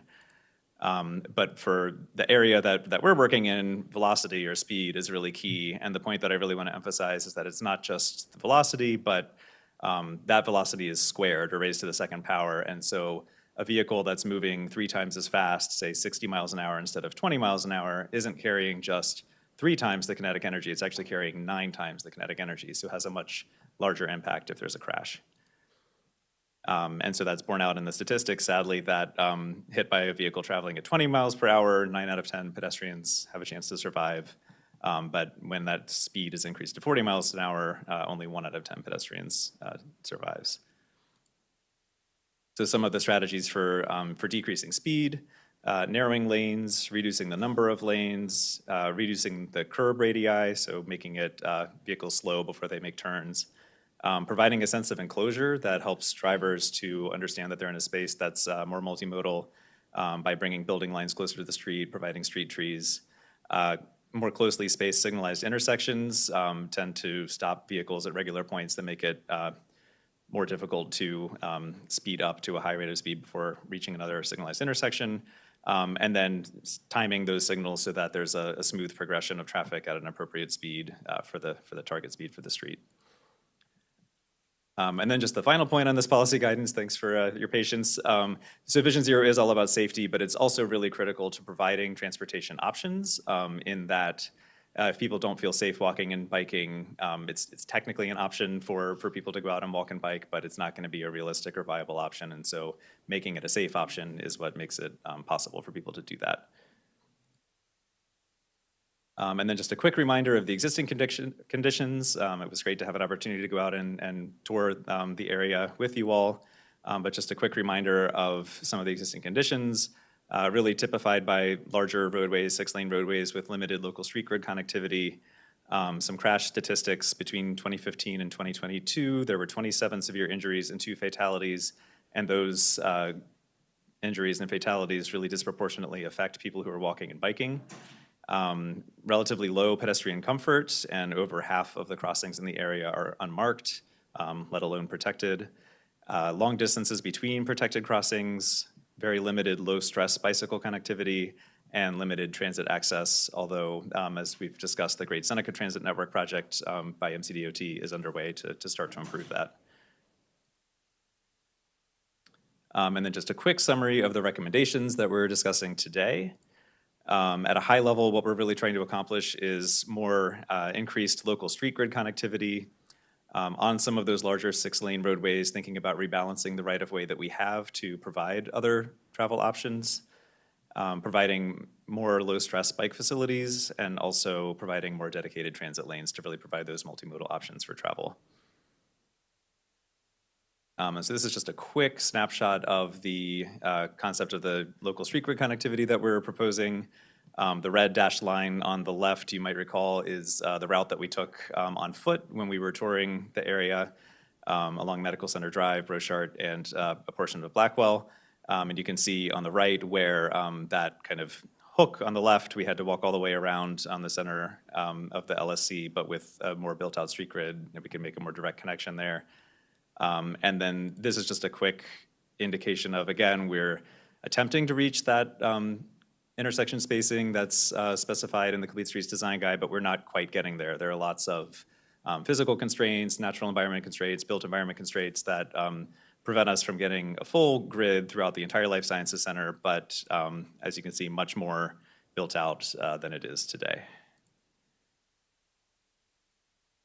And then just a sense of what the nature of those roads is like. So today, the area is mostly typified by 5 or 6 lane roadways or 3 or 4 lane roadways shown in the orange and yellow on the left-hand side. And with the proposed plan, we'd have many more roadways that are 2 lanes, 1 lane in each direction. And so the area starts to feel much less like existing portions of Great Seneca Highway or Sam Ag Highway and start to feel more like Triple Gateway Drive with a narrower street cross-section. We're also adding dedicated transit lanes that don't exist in the plan area today, but we would have about 4 miles of additional dedicated transit lanes, 8.5 miles if you count both directions. And then for bike facilities, really expanding the number of roadways that have low-stress bike facilities on both sides of the road. So today, that's only 3% of the area roadways, and under the proposed plan, 90% of those roadways would have bike facilities on both sides. The rest would either have a bike facility on one side or would be a shared street where cyclists can safely and comfortably share the street with traffic. So with that, I'll pause for a moment, give a quick overview of the rest. So we just got through the background, the rationale for the recommendations, and just a quick summary. Next, I have information on the transportation analysis and then moving into the testimony. But I wanted to pause if there are any questions or discussion of existing conditions. Okay. So moving on. I just have one question. Sure. Regarding the street grids, I understand that the reason that we are doing. Have you checked to see that what is the additional cost for the maintenance of those grids and roadway? Because we are proposing that they all be public, correct? Just wondering that at some kind of fiscal analysis, that what is the pressure on the budget for bringing this in? So thank you for that question. I don't know about the maintenance. The county executive does do a fiscal analysis when the plan goes to council typically, and I think Andrew Bossy, who is a colleague here from MCDOT, is the one that I believe performs that fiscal analysis for the road. So Andrew, I don't know if you could speak to that. Yeah, Andrew Bossy, Montgomery County DOT. We actually did analysis for this stage of the plan as well, which I think, has that made it to you all? Maybe not. Yes. Well, okay, it has. And it does have that information in there. I forget the numbers off the top of my head, but we do have the maintenance and operations impact for what's proposed. I actually don't believe that we had that. I will see about getting that to you. Okay. Yeah, thanks. I think we have the information that was provided in the comment letter, but I don't think we have a fiscal impact analysis. So just to clarify, the board did receive a letter from MCDOT as part of your packet, and we can get you the specific number of that attachment. But you do have a letter from MCDOT that made it to you. It just doesn't have that information in it. Okay, thanks. Hearing no other questions, I'll move on into the transportation analysis information. So there are 2 big broad categories of transportation analysis that I wanted to share today. The first is the transportation adequacy metrics, which are required for the adequacy of the master plan. These are specified by the former Planning, Housing, and Economic Development Committee of the County Council. And these are really multimodal metrics that span the entire plan area and are at a higher level. They include auto transit and active transportation modes. I'm also going to share some information that we conducted some additional traffic analysis, and this analysis is not required. This is additional optional analysis that we conducted to try to better understand what the potential vehicular traffic effects could be of the plan recommendations, acknowledging again in that Thrive language that car-dependent residents and industries will remain. We know that there will continue to be vehicular traffic through the area and wanted to understand, since we're making particularly large recommendations, what the effects of those could be. But this is not analysis that going forward we're typically anticipating conducting as part of master plans. So for the broader background on the way those Fed committee adequacy metrics are conducted, we use the regional travel demand model known as Travel 4. And this is a model that provides high-level travel demand forecasts for multiple modes and includes auto, transit, and active travel. It does have information about pedestrian and bicycle trips that are generated, but it doesn't break those out or route them onto particular roadways in the networks. This is a very high-level analysis.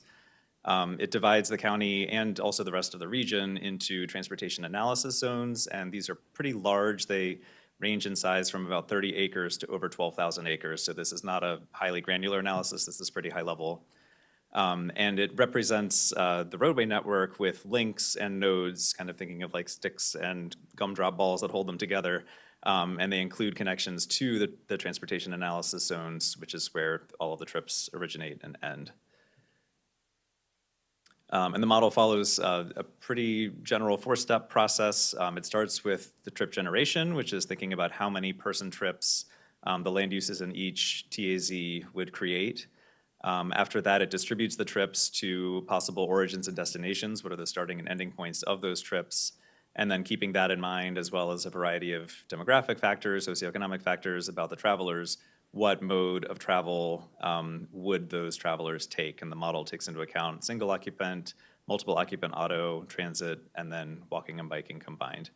And then the final step in the model, and it iterates through all of these to arrive at a solution, but it considers what route the trips will take for travel between the TAZs. And so using this travel demand model, we've calculated the following metrics that are for transportation adequacy for the master plan. The first one is access to jobs by auto and transit, and we have separate metrics for each. And so this is the idea that if you're starting in a particular TAZ within 45 minutes, how many jobs within the region can you access if you have access to an automobile, and then separately if you're using transit. The second metric is the average travel time per trip by auto and transit, and this is for all of the trip purposes in the model. And again, thinking about every trip that people are making and on average, how long do those trips take, including all of the possible origins and destinations that the model is estimating people are traveling. The third one is vehicle miles traveled per capita, and that per capita number includes both the employees and the residents of an area. So this is the total number of miles driven in an automobile per person living or working in that area. And then non-auto driver mode share is the percent of the trips that are made either as an auto passenger, so in a car that has more than one person in it, as a transit passenger, or as a walk or bike trip. And then the final metric also uses the Travel 4 model, but it also includes some more detailed GIS network analysis of available low-stress bike facilities, and that's the low-stress bike accessibility metric, which again uses estimated trips that people are taking and calculates the share of those that could be made on a low-stress bike facility. And I want to emphasize that the way that we make these comparisons for the purposes of adequacy is that we compare our plan recommendations for year 2045 against the previously adopted plans. And so top of mind for that is the 2010 Great Seneca Science Corridor Master Plan, but we're really comparing against the full adopted plan environment. So other plans that have been adopted subsequently, like Corridor Forward, are also included in here. And they're also included in the current plan analysis. The only difference is if we adopted this plan, what would the world look like? And if we did not adopt this plan, what would the world look like? But kind of trying to bring everything up to that 2045 analysis here. And so these are the results. So in the year 2045, in the plan area, with the proposed plan recommendations as compared to the adopted 2010 plan environment, people would have access to about 1% more jobs by auto within a 45-minute trip, would have access to about 9% more jobs by transit within a 45-minute trip, It would spend about 1 minute longer for the average auto trip, about 24 minutes versus 23 minutes. About 1 minute longer for the average transit trip, about 53 minutes versus about 52 minutes. Drive 3% fewer vehicle miles per person, and shift about 1% of their total travel to non-drive alone modes, so 29% drive alone versus 28% drive alone. And the low-stress bicycle accessibility metric is still being calculated. There were some technical issues with that analysis, but that metric almost certainly should improve. I showed the slide earlier with how much additional bike infrastructure the plan is proposing, and the other piece that's really important to that is where land uses are relative to that infrastructure. And so we're both proposing more bike infrastructure and proposing land uses closer to that bike infrastructure. So TBD, but that metric should also improve.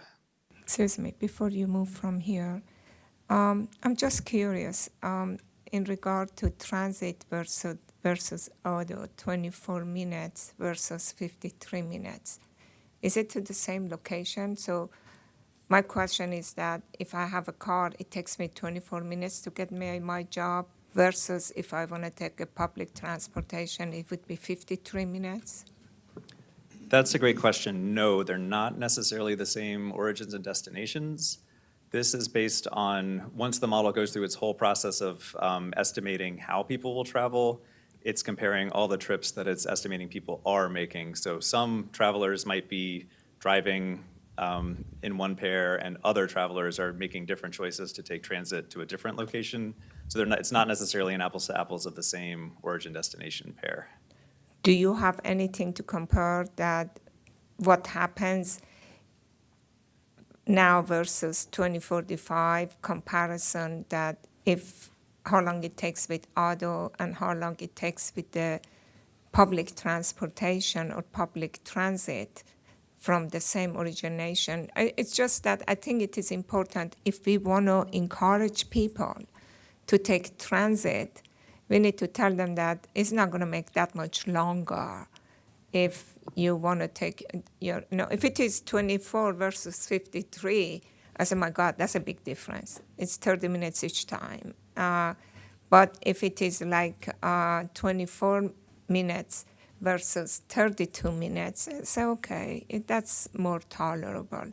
I'm really interested to see that if we can make that argument in some kind of shape and form to say, look, that's how we could change people's mind to come out of their car. Yeah, no, I appreciate that comment. And I think we actually have a map that might be helpful that we could share next time that helps understand what these numbers are, because it's really how far out you can reach in a certain amount of time by auto or by transit. And I think that we could give we might be able to give some approximations of certain origins and destinations. This is working on a much larger scale of, comparing just thousands of trips versus, one route, what would I be that understand, outcome but be? I think that the whole thing we are saying in here is that taking people out of their cars and let them take public transit. And us saying it and in reality it happens is two different things. So this is our wish, and how are we going to achieve that? Because the whole thing right now, the whole policy is centered that for all our Thrive 2050, that we take people out of their car. So we have to show how that is possible. And one biggest encouragement that it's going to almost take you the same amount, maybe a little bit more, but then you don't have to have the hassle of having the car ownership. I think that's the best way to encourage people than say that, well, you're not going to have any parking if you go there, so you better take subway. And I think that helps people more to buy into this idea. It's a very big ask. I understand that, because it has a lot to do until it happens. But, I just wanted to add one thing related to that point. I think we should take these numbers with a grain of salt, because as was described it's using a model that is sort of, it takes a more regional view. It's not inherently looking at highly localized locations, and there's also, because it's, without getting into the details, it's using a model type that isn't always reflective of kind of behaviors that people have and sort of choices they make throughout the day for different kinds of trips. And so there's reasons why we're using this model, because it's a regional model, and sort of for consistency's sake, we're using the regional approach. But I wouldn't sort of view this like increase of 1 minute at plan build out as being like an absolute. I think there's a wide range of options that it might actually be. And the big takeaway for me is that we're sort of putting in the infrastructure necessary to move the needle. And then sort of beyond that is like, there's a lot of different factors at play: policy, behavior, technology, household types, all sorts of different behaviors that might influence why people are making trips they do. So yeah, just wanted to add that. If I might add to this, DOT and planning are working on new master plan metrics that won't apply to this plan, but for future master plans, where we do hope to get more robust information, including the parity between automotive and transit traffic and travel times. Just so I understand this correctly, this compares the 2010 plan to the proposed plan, both built out, correct? And it talks, so. Correct. So it says if you build out the plan, you only have access to 1% more jobs within a 45-minute trip. It seems like you would have access to significantly more. I don't know. I mean, because you would, because you're building, aren't you? You're building a huge job market, right? Even in the plan area, right? Or, yeah, I'm just trying to understand. And then it says drive 3% fewer miles per person. It seems that maybe because you drive significantly more fuel. I don't know. I'm just so maybe I'm misunderstanding what this is trying to predict. I often have trouble wrapping my head around like how the metrics, like what the metrics that we're actually looking at and what they mean, because sometimes you get two master plans that have very different future visions and therefore very different numbers, because we're not making huge changes to the zoning that the 2010 plan, from the 2010 plan. We do have more similar, although adjusted, land use numbers for that 2045 build out. So they're more similar than you might see between plans that have just, vastly different zoning recommendations.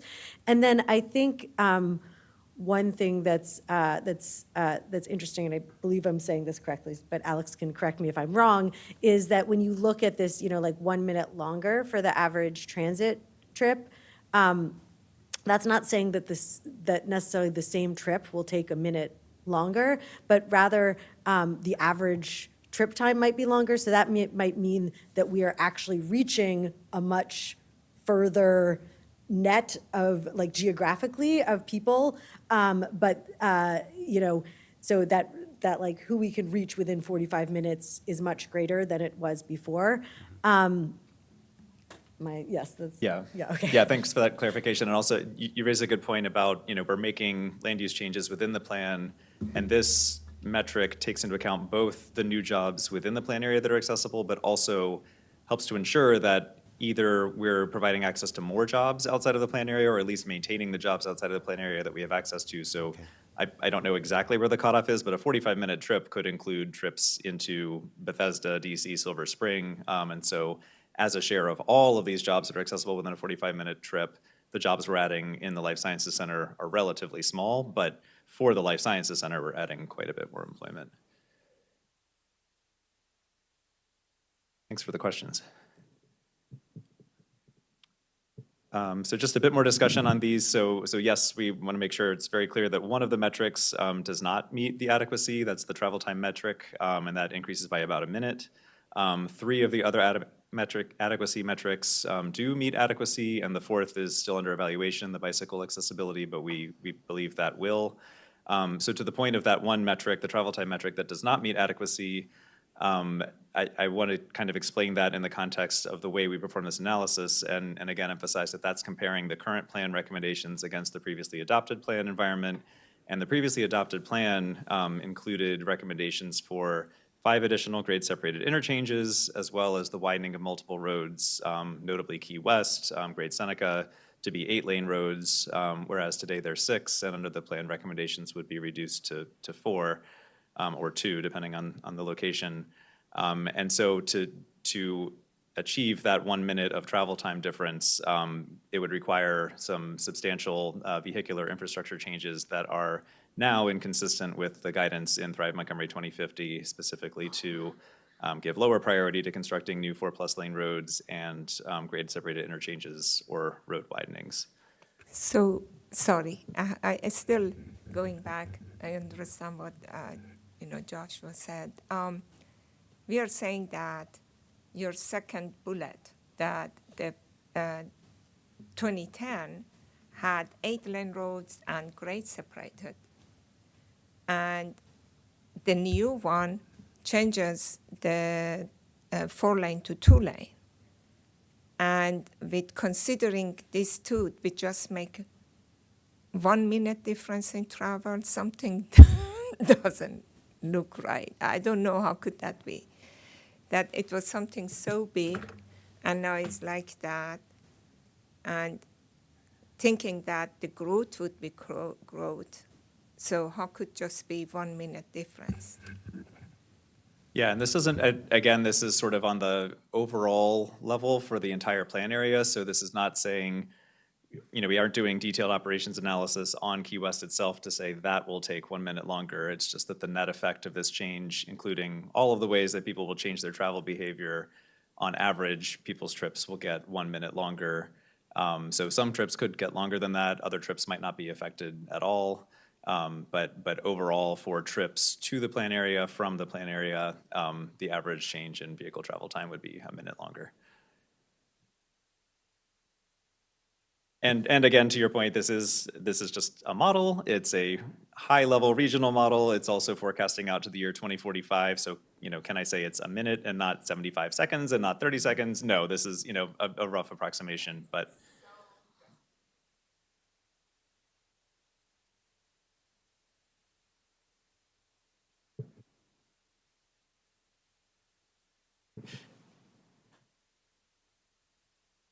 Okay, so I'll move on to slightly more detailed analysis that we did for vehicular travel.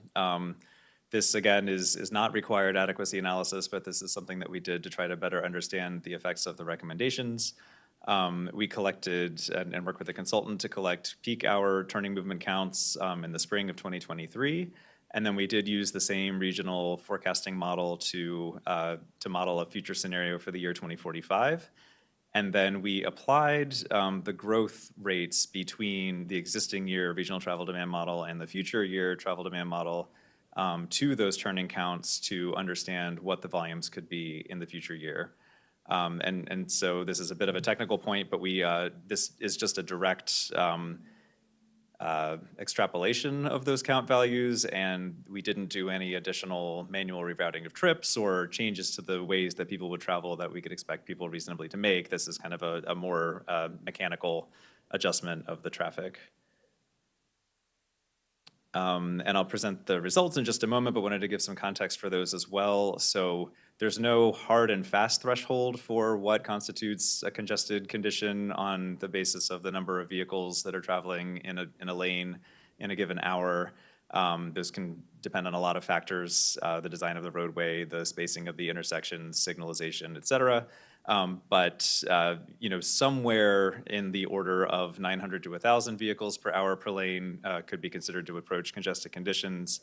To be conservative, we've set the threshold in the way that we're visualizing those at 800 vehicles per hour per lane, and anything over than that starts to show yellow, orange, red. But I do want to note that we looked at some previous studies, and in Montgomery County, we regularly see values that are significantly exceeding 1,100 vehicles per hour per lane, all the way up to more than 1,500 vehicles per hour per lane. And some of that data came from the Countywide Transit Corridors Functional Master Plan. So just to put some of these in context. And so here are the results of that analysis. I apologize, the numbers are small, but hopefully the colors are visible. This shows the number of vehicles per hour per lane on many of the segments in the Life Sciences Center. And the takeaway here is that there are some locations where travel conditions might approach capacity.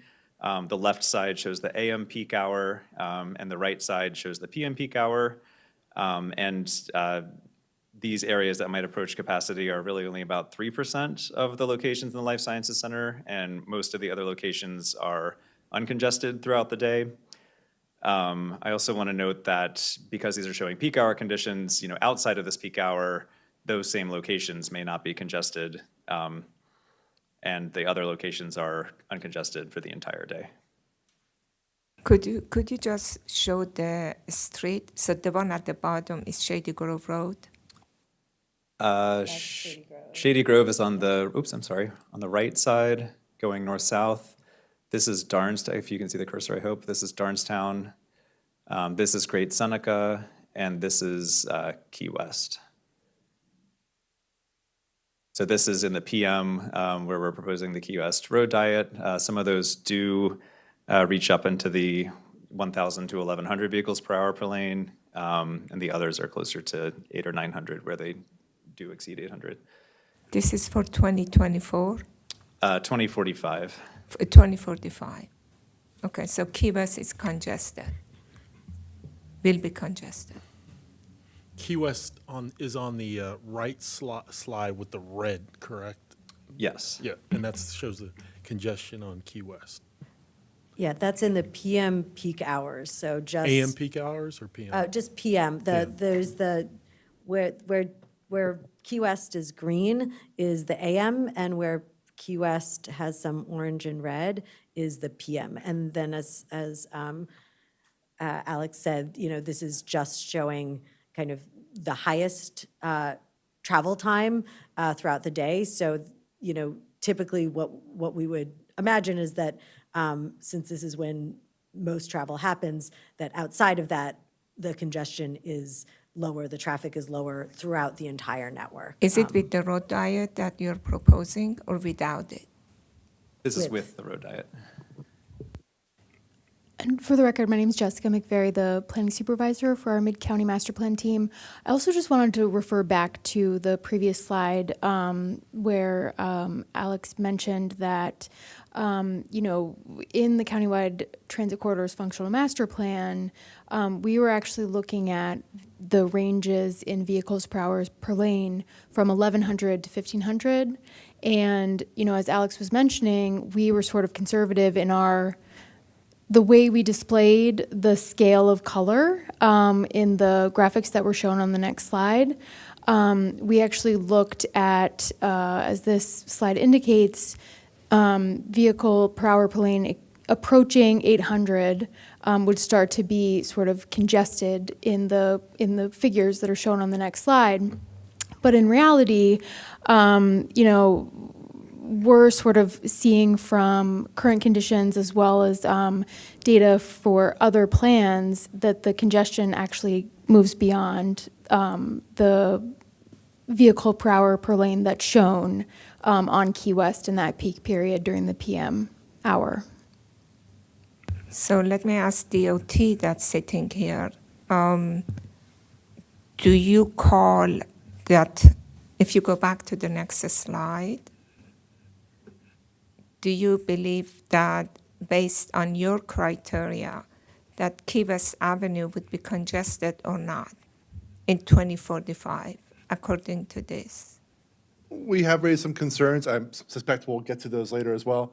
I think it will be difficult to implement because there's a lot of traffic, and you have a density of intersections, and you have to have space to fit that traffic between those intersections.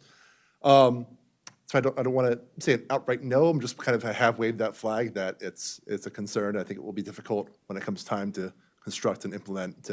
I did see your concern. That's what I was asking, because I was reviewing the thing and I saw that you had concern there. So, okay. Yeah, thanks. And I just want to provide a little more context for these numbers too. I did mention the idea that we didn't do any manual rerouting or reassignment of the traffic that's on Key West. And so a few concepts to present here. The one is about peak spreading, and that's the idea that the model doesn't change people's behavior based on what traffic is like at 5 p.m. And so, people in real life, if it might be congested at 5 p.m., not everyone is going to rush out the door at that moment and get on the roadway. They might spread out their travel time, leave a little earlier, leave a little later, with non-traditional schedules, with flexibility for telework, et cetera. Those sorts of factors are not taken into account in the model. And so we have reason to believe that might take place in the future. The other point that I wanted to make is that there are alternate uncongested routes that are available, and so the analysis doesn't necessarily take full advantage of those. So other routes through the area, like Darnestown Road, that you can see is in green in both the AM and the PM, Sam Ike Highway, to Coverly, Omega Drives. There are lots of other routes into and out of the plan area.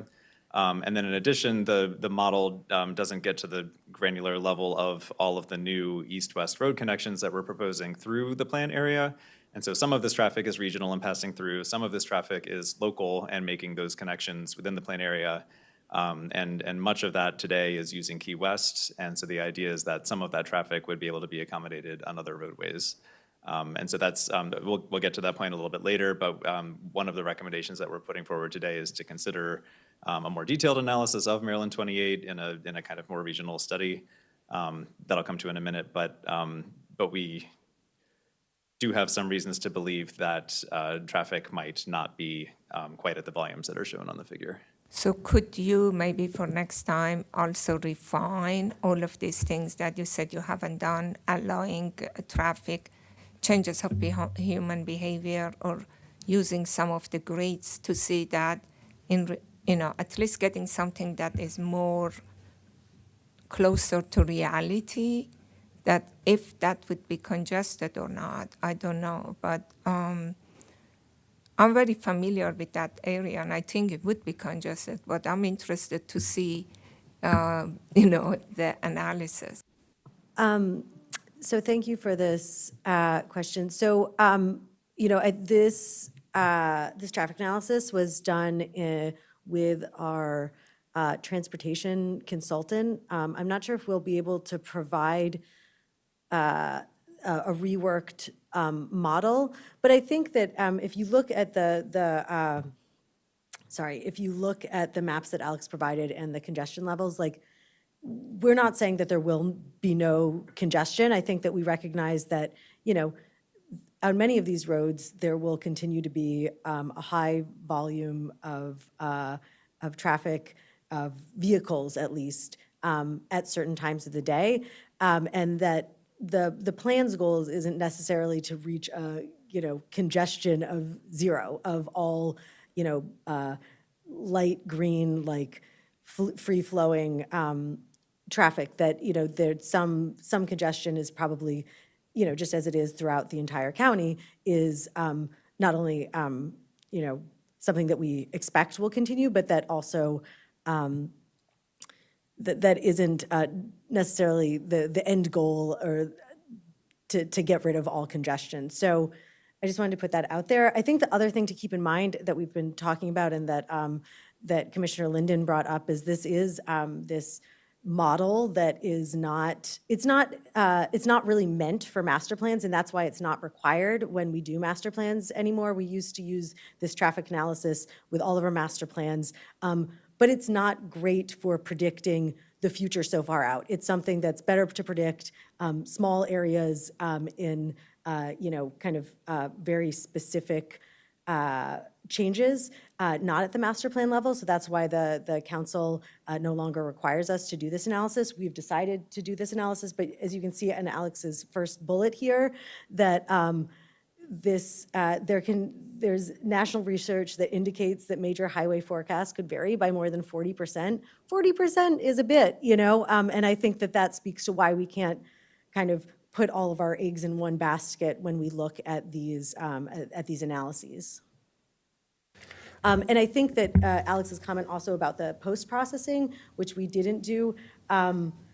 But a lot of times when we do use these models, sometimes we'll say, oh, yeah, like these drivers, because Key West is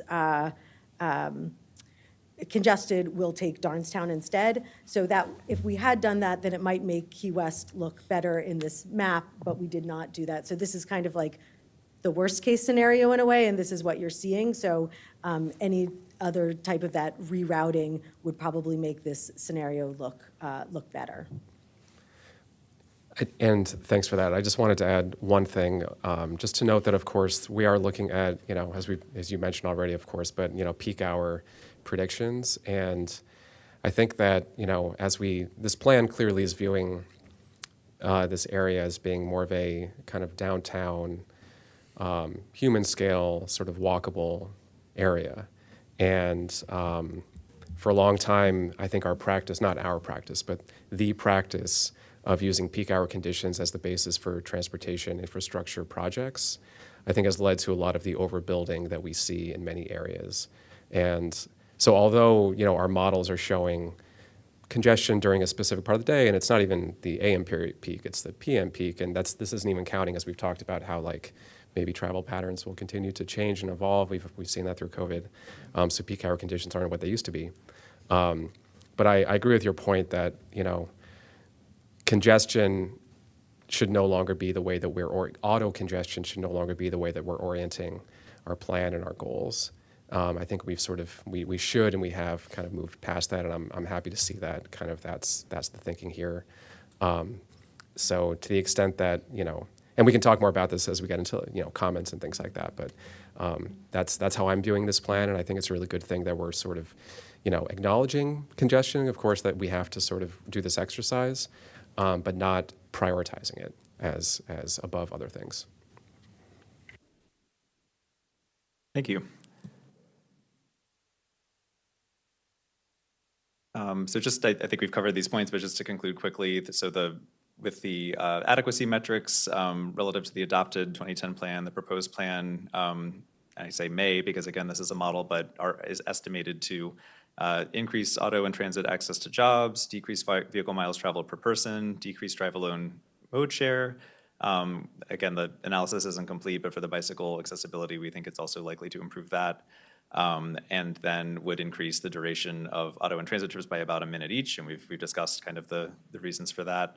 But also want to make the point that vehicular traffic can continue to circulate within and through the plan area, even in those areas that we're describing as approaching congestion or may be congested. Again, there are many areas in the county today that operate at those levels, and so it's not that all traffic will come grinding to a halt. It's that there might be some moderate delays in the future, as we estimate it. So I think we've had quite a bit of discussion about that, but definitely want to leave space for more. If there are other questions, and if not, we can move into the testimony and responses. Okay, we'll move on. I like the way by having more options, it gives more, given now today with these apps, travel apps that people will, if that continues in, that people will always be logging in, how do I get from A to B, and if there are many ways to get there, they will figure out which way do I go with the least amount of congestion. So I think by adding those sort of completer streets or whatever, I think that is very helpful. Thank you. Yeah. And I think it is important. I understand what Commissioner Linden says, but regardless, the quality of life matters, okay? I understand that many of this analysis is now, and this is way in the future to happen, and it may not gonna happen. But I think that it should be, I don't know exactly when it comes to the time of implementation, okay, assuming that it's not gonna happen now, it's gonna happen 20 years, a lot of things could change. By then, I'm assuming that DOT is going to do some analysis, okay, that would be local and not regional, and look at exactly how things would pan out in regard to all the modes of the transportation. We cannot say in 20 years from now there is no cars. There are cars, okay? It all depends that, and how many of people have come out of their car. It all depends that how good our transit and other public transportation are. But as long as all of these modes exist, our goal should be that to make it better for all the modes, not just for one. And when we look at it 10, 20 years from now, then we look at the congestion and say, really the congestion is going to happen or not? Because if congestion happens, people are going to scream. I can promise that. And we know that you're going to get, so we have to have some good data in our hand that this is going to make it better. Now, if it is 1 minute, 2 minutes, 3 minutes congestion, I think that most of the people, there are still some people cannot, but most of the people can take it. 4 or 5 minutes in the morning or a few minutes in the afternoon, people can take it. But if it's going to be longer, then it would be difficult.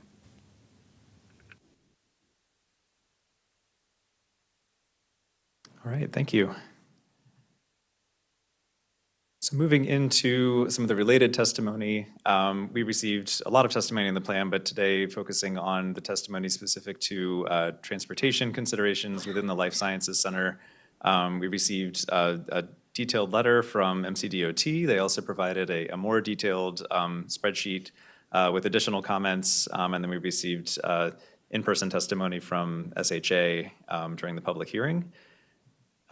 Just to give an overview of our proposed approach for handling this section, I just want to say a quick word on collaboration and then describe the SHA in-person testimony, and then focus on the MCDOT testimony that we received where we have suggested revisions to the plan for your consideration to put those up front so that we address those. And then there's a lot in that MCDOT memo and other testimony that we've received. And so I'd like to propose that we handle those by request rather than walking through each comment. Those were all in the staff report, and I'll put up sort of a menu of topics that we can discuss, and then we can kind of follow the board's lead on areas that you're interested in.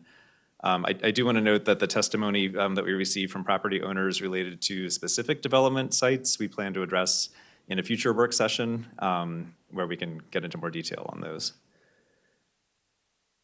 So first, again, just wanted to start by expressing gratitude and appreciation for all the collaboration from our agency partners, especially MCDOT.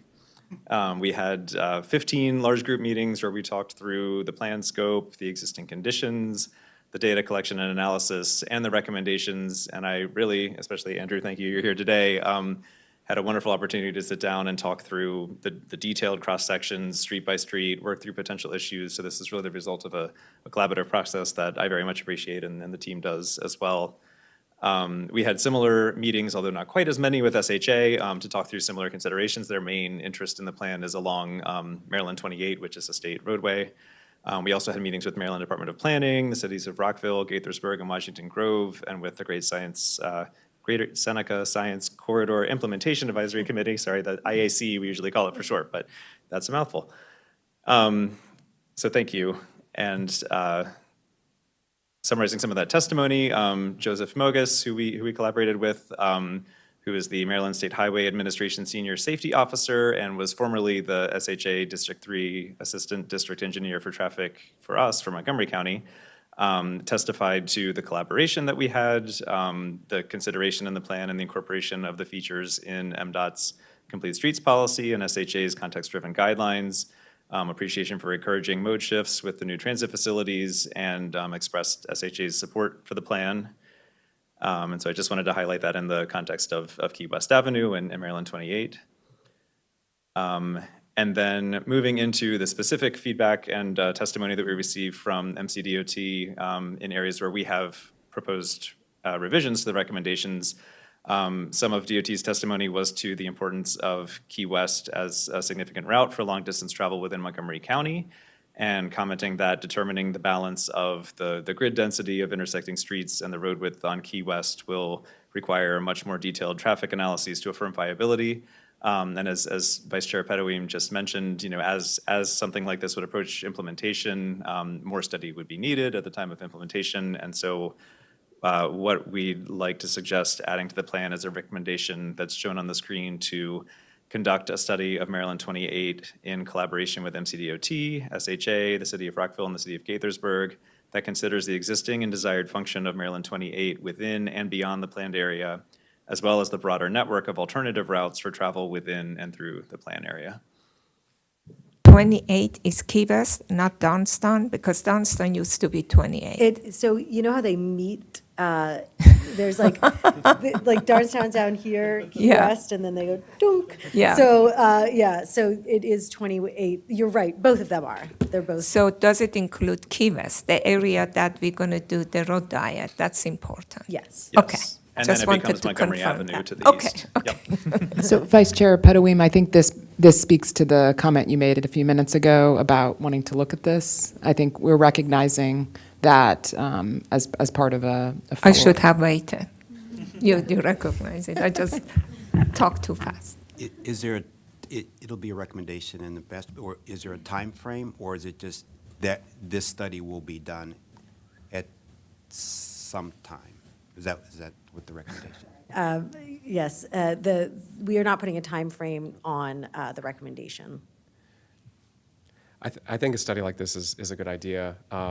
My only minor suggestion might be to be a little bit more explicit about our desired function, or if not function, like our desired goal, so the study can at least explore how to reach that goal instead of, otherwise it seems like maybe it could be subject to different interests or different perspectives as far as what that outcome might be.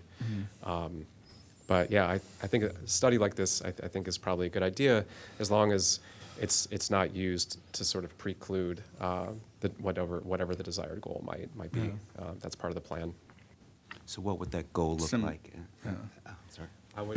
I guess so. I would defer to staff. I think you've talked quite well about kind of larger goals of the plan and on specific streets. And as part of different greenways, there's lots of language about how those spaces would be used and the goals associated with those. So some, I would defer to you what you think is best, but some explicit statement of what the goal is, I think might be helpful. I think that to second what Commissioner Linden said, I mean, we have a very clear goal from Thrive, which is cut the number of lanes. And the number of lanes is 6 in a very small area of 28 in Key West. I think if we're going to include a study like this, which I think is a good idea, I think exactly that we should be explicit that the idea is to cut lanes. How is it best to cut lanes, and when we cut the lanes, what is best to put in there to improve the flow of traffic and the ability of people to get within the plan area. So I would say yes to the study, but as long as we make it clear that the goal is to reduce the number of automobile lanes on Key West and there. I have a question. When thinking of Thrive 2050 and the study from Maryland 28, does the city of Rockville and the city of Gaithersburg have the same requirement to adhere to Thrive 2050? And are their motivations the same as the county? And if there's a joint study with the city of Rockville and the city of Gaithersburg, would there be a conflict or power struggle, especially when you consider options like annexation? That was a lot. Let's see. So I'm trying to think. No, I think that you're highlighting one of the challenges of planning in this area. But MCDOT, SHA, and as well as the planning department have worked on lots of projects with the city of Rockville and the city of Gaithersburg, especially when we're looking at these roadways that travel long distances and may incorporate several municipalities. The cities of Rockville and Gaithersburg are not subject to Thrive. It's just for unincorporated Montgomery County. They do have their own long-range plans, and I think that there are many common elements that both the city of goals that the city of Rockville and Gaithersburg have that are common to Thrive, but might be somewhat different. We, as part of our planning process, have worked with both of these municipalities throughout the process, to let them know what our plans are and to have conversations about, removing the recommendations for the grade separator at interchanges. Many of the interchanges were actually in Gaithersburg or Rockville, not even in the unincorporated, in the plan area. They were like kind of bordering on both. So they are familiar with what our goals are in this plan.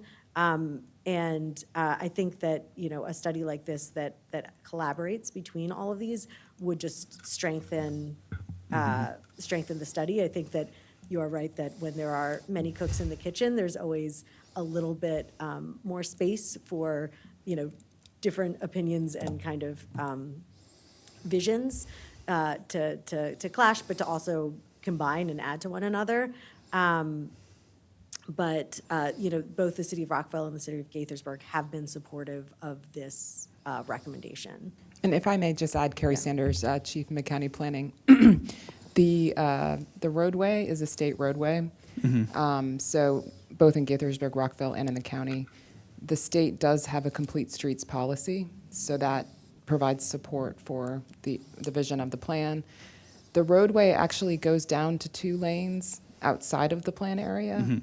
So part of what we're trying to do is make that roadway a little bit more right-sized and consistent, because it's also not helpful for commuters to reach a bottleneck when it goes down to 2 lanes. That's also not helpful. So part of what we'd be looking at is that consistency piece, which we think is really important. And then I think lastly, in order to kind of address some of the comments of the commissioners, we may want to revise this recommendation to essentially, it could reference this 4-lane goal that Thrive has, which is to have roads be 4 lanes in our central downtown areas, which is actually largely consistent with, you know, downtown areas in Silver Spring as well as Wheaton, where we have a lot of 4-lane roadways. And so this is going to be a downtown, and as it builds out, it will have this 4-lane roadway. So I think maybe if we can revise this recommendation to reference that 4-lane goal, that could also be helpful in bringing this back to the board. I guess when we say that our goal is this, we have to do this analysis to see how we could achieve that to make it within a reasonable, you know, amount of traffic time, okay? So if we need to add like some turn lane or whatever that is needed to bring it that not to be a desirable or however that DOT would say it in regard to congestion levels to be reasonable for people that to drive. I understand this is the goal, but how can we achieve that? And with this analysis. So why don't you guys come back to us next, whenever, with what you feel should be the right language that we can respond to, but with the overarching, you know, what we think you may have some little different take on. Is that good enough? And we can go on to the next one. Is that okay? You guys good with that? Yeah. Okay. Okay, thank you. The next area where we have a recommendation revision, MCDOT noted or asked that we ensure that the LSC loop trail is defined. Between this plan and other previous plans, it is unclear whether the LSC loop trail consists of separated bike lanes or a side path. And I understand this confusion. The Montgomery County Life Sciences Center Loop Trail Design Guidelines do provide guidance on what that cross-section should be, but they left some flexibility for them in the in-process bicycle master plan, which at the time was not yet complete, but now is. And so I'd propose that we consider, that the board consider modifying the recommendation to clarify. So just, this is the page from the LSC Loop Trail Design Guidelines that shows the typical cross-sections for each segment of the LSC Loop Trail. And it's a bit small, but there's a section that's bolder that shows the shared use path on, or what we're now calling a side path on the right side. And there's sort of the faded back area that shows separated bike lanes. And that was in acknowledgement that the bicycle master plan at the time was still under development. And so we'd propose that we clarify this recommendation in the plan to say implement the Life Sciences Center Loop Trail as a shared use trail. And that's consistent with the full color portion of the design guidelines. And then reaffirm the dimensions for the buffer, shared use trail, and tree panel portions of the cross-section types specified in the design guidelines, page 10. and remove the potential separated bike lane per ongoing bicycle master plan language that's shown more faintly on the cross-section types.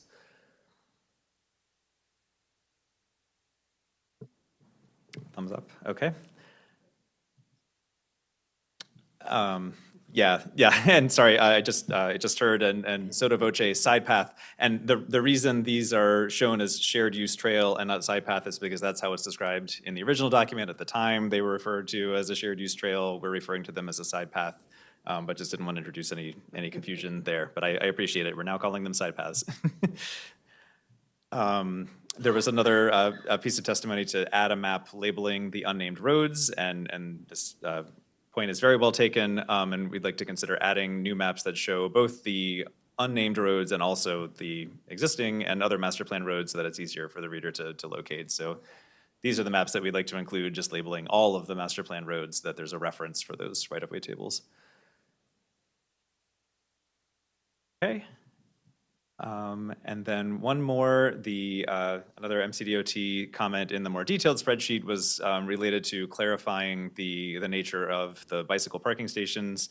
And this is also a really helpful clarification. And so we had two recommendations related to bicycle parking stations, and we'd suggest modifying them so that the first references long-term bicycle parking. Long-term bicycle parking is a little less specific than a bicycle parking station.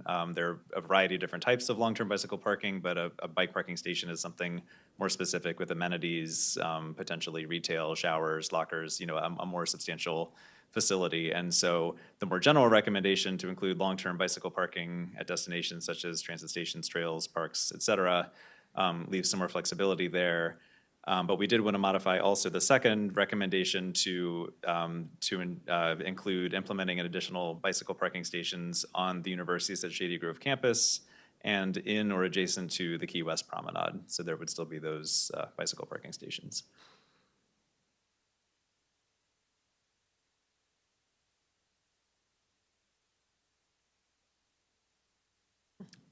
I see thumbs up. Okay, thank you. So there was much more in the MCDOT letter and other testimony. I don't want to, we can if the board wants to, but I don't necessarily want to take you through each one point by point, although we have those slides. But I wanted to give an opportunity to kind of take the board's direction on where to go next. This is the outline of the 8 major topics from the MCDOT memo.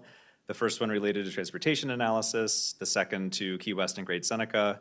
On the next slide, I'll break out even further what the individual points were there. The rest of the items that are shown in gray, either we have already addressed in work session 1 or are planning to address in a future work session. So we could speak briefly to any of those today if you'd like, but either we've spoken to them or it will be coming.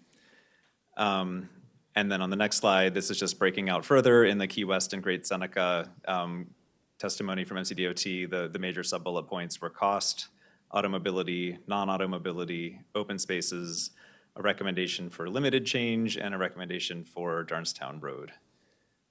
So with that, I will defer to the board on what you would like to discuss.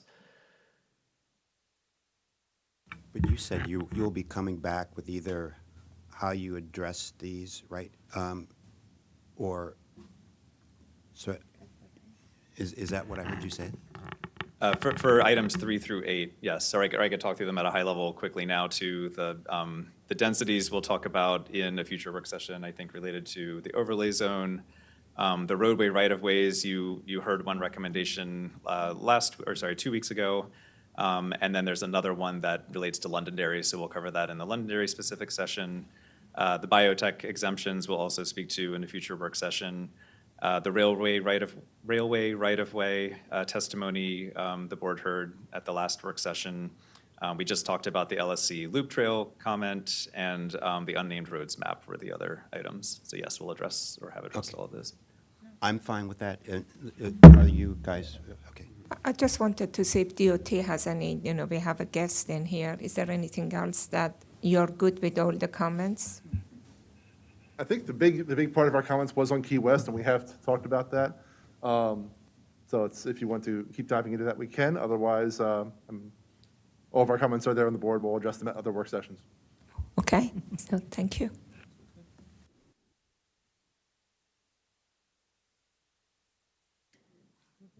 agree with next steps, okay. Okay.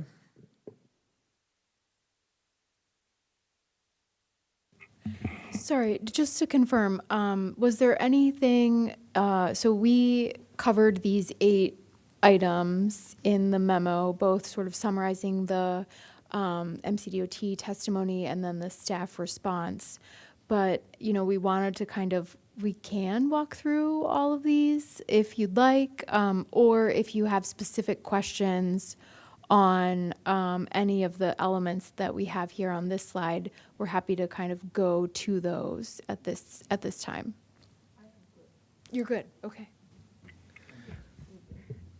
I guess since we have MCDOT here, if you're willing or able to I guess just address one question I had about a couple of comments, sort of revisiting the Key West portion of the conversation. It seems like there's some concern about kind of what a street grid might do to either delay or sort of more shorter block lanes in terms of backup with vehicles. But elsewhere, I noticed a comment where you noted some benefits associated with a denser street grid. So I'm just wondering, from your perspective, what are the benefits that you see and are the benefits you see kind of worth the, in this case on Key West, like shorter block distances that might, in your mind at least, kind of increase congestion at those points? So I'll start with kind of recapping the concern, and that is just that with Key West, where you have fewer lanes and shorter blocks, you're crunching that traffic into a shorter width, and then you're also crunching it into a shorter length, and it's just trying to fit it all into the shorter blocks is where the complication is going to arise when we try to implement that. But that said, if we were to pick one, I think the shorter blocks is the biggest benefit because it's creating that more pedestrian bicycle kind of fabric that they can travel around more easily. I mean, I don't have a car. I came here by transit, so I appreciate those sorts of environments. Getting those alternative options for peds, bikes. We also have the bike lanes. Transit lanes are a big part of this plan, and those alternatives are in play, and I think that's all very important. It's just that there is still that car component. There's a lot of car-centric areas to the west of here in particular that are coming through this area and trying to, with the metrics that we have today, trying to think of how to handle that. Now, when this comes time for implementation, 20-something years down the line, as you mentioned earlier, those metrics might change on what we're using for that implementation, detailed level. But the detailed metrics we have today, it's a flag that we raise. Okay, thanks. There is one more thing that didn't really come up that I do want to mention, and that's where this creates those large promenades and you have the sidewalk that's way along the building frontage. This is just another thing that when it comes time for design, it may not reflect what's perfectly envisioned at this stage, of where you have all these pedestrians. I think it's about 40-something feet on Great Seneca, 80-something feet along Key West, where they're removed from the main line. Those pedestrians are way out here. When you come up to a cross street, what do? Do you cross them as a mid-block crossing, which I believe is your ideal case, or do you run them back up to the main intersection? As a pedestrian, you don't want to keep going left and right and left and right, but if you draw them straight along as a mid-block crossing, it's a short distance from that main intersection that might have, again, operational issues that when it comes time to design these projects, we're trying to think of how to handle that really close proximity of a mid-block and a main intersection. It's not an outright no at this stage, but this is the red flag of when that time comes, again, probably 20 years down the line, that's going to be something that's got to be figured out, and it might not reflect the ideal case that's being envisioned right now. Can you show that with your cursor on this cross-section here, what Mr. Bossi's? Yeah, it's on the left side, so you have that large promenade area between the main walkway along the building frontage and then the street over on the side. And it's beautiful. I think it would be a really fun recreational place as a person who'd be out there. But then when you come up to an intersection, those people now 80-something feet removed have to cross that cross street somewhere. And you either bring them back up to all the main travel lanes, which means now that pedestrian's winding back another 80 feet left or right at every cross street. That's not great as pedestrian. Or you cross them straight across where they are on that cross street, about 80 feet from the main intersection. And maybe 80 feet might sound like a big number, but it's only about 4 car lengths. So it's pretty close for a mid-block crossing. We typically want them at least, our metric at probably more 100 feet, but we usually want them even more than that from a side intersection. So it's as I said, it's not an outright no, this is just a flag that it's going to have to get figured out in design, and it may not be the ideal case that we're hoping for. So the cars coming on the big street, they're turning right, and they may interfere, then these folks have to cross the street where those cars. It basically would come up to a mid-block crosswalk, so we could do lots of fun design things. It could be a raised crosswalk like you have just outside the windows here, to try and clarify, pedestrian right of way. Okay. But then those cars, if you have a large volume of traffic turning off Key West or Great Seneca, they're stacking to let pedestrians pass. I'm hoping it's a bigger volume of pedestrians and bicyclists. You've only got about 2 car lengths along Great Seneca, about 4 car lengths along Key West before you're now backing into the main line intersection. I see, okay. Yeah, thank you. Yep. Yeah, just to clarify a bit and chime in on that, I think we've talked about this before, but this expanse of recreation area, I think ideally we would have tried to narrow the overall right-of-way, but given the existing and new residential buildings on the north side, the pipeline on the south side of the street, we're still working with that. And so the idea was to afford that flexibility in the recreation area, that including pedestrian walkways, this is shown as blank, but it was not envisioned to be blank, and so that ideally, as Andrew was describing, we'd like to cross pedestrians as close to the building facades as we can, but there's flexibility to have other pedestrian walkways through the area to access transit stops, to access other amenities within the recreation area. And yes, I think that's an implementation stage thing that we'll appreciate MCOT's Seems like a careful fun thought about. design and operational challenge. Yeah. Hopefully we'll get there. Yeah.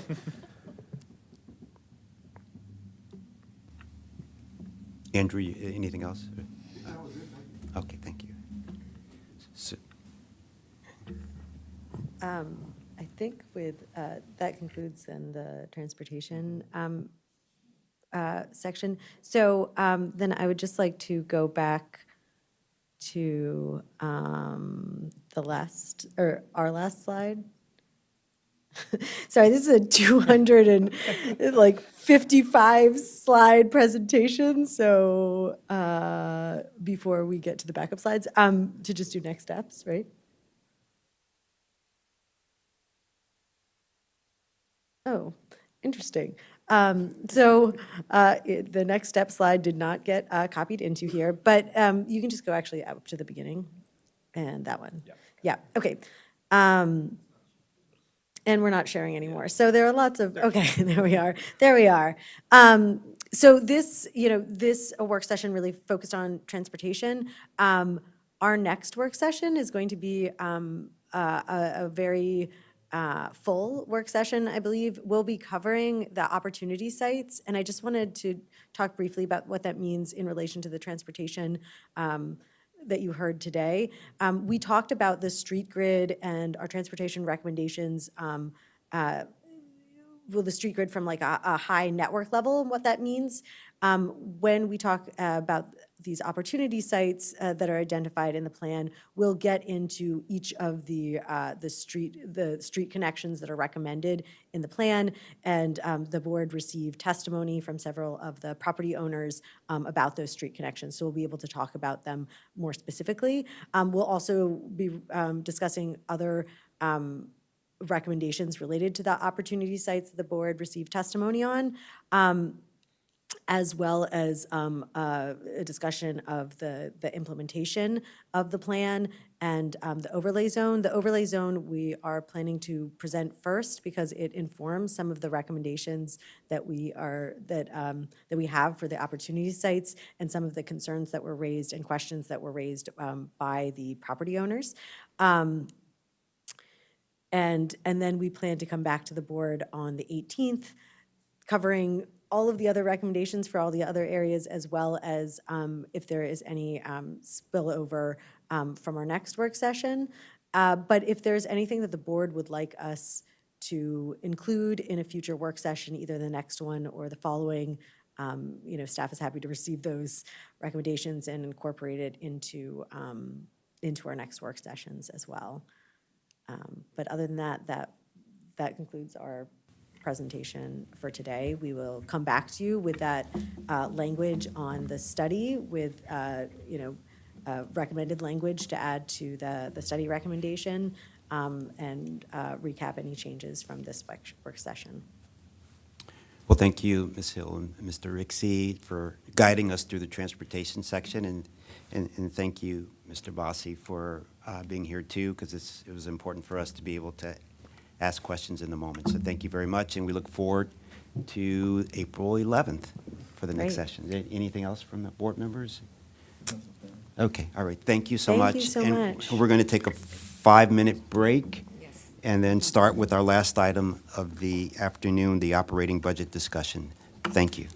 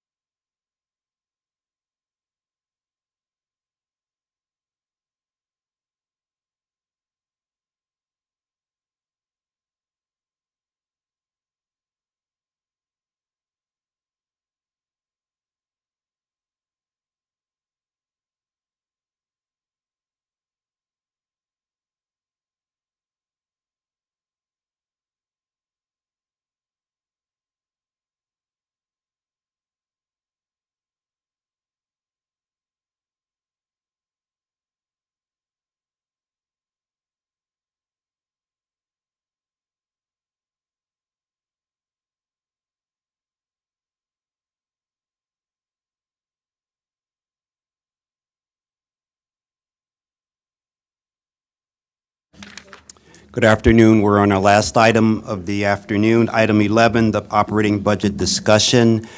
Each department will be presenting their budgets and their non-recommended conditions this afternoon. So we have to present our revised budgets to the county to the county council by next week, and so this is important for us to finalize those budgets today. So we'll start out with Ms. Tara Baycoat. Charles, Tara is our new budget director for the Central Administrative Services of the Commission, and she'll give an overview of what was cut from the county exec on our budget, and then she will later go over what the revised budget for the commission. So welcome, Ms. Baycoat. Charles, and this is you've been on the job for a month now, and we appreciate you getting up to speed very quickly. Thank you.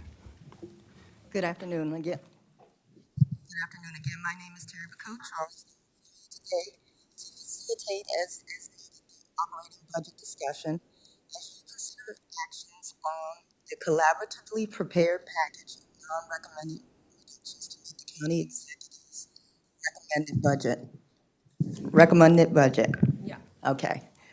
I want to first apologize that today's materials were submitted late and acknowledge that the delay was born out of a need for more discussions than in years past that included by county representation on how to best allocate the required reductions. As indicated in the background of the memo, the commission, and as the chair has just indicated, must present to council its $6.68 million reduction plan to meet the current county executive's recommended budget for both the administrative and park funds. Included as part of that plan is the impact of the reductions, and if funding is made available, the order of restoration. So if you've reviewed your package materials, that is how the grids are laid out, and you'll see references to Tier 1, which is, of course, the highest priority for restoration, and then Tier 2 as such. Also as displayed in the table on the first page of the memo, we were able to do some more scrubbing of the figures and reduce a little over $500,000 from the proposed non-departmental budget based on the progress and outcome of the reclassification study underway.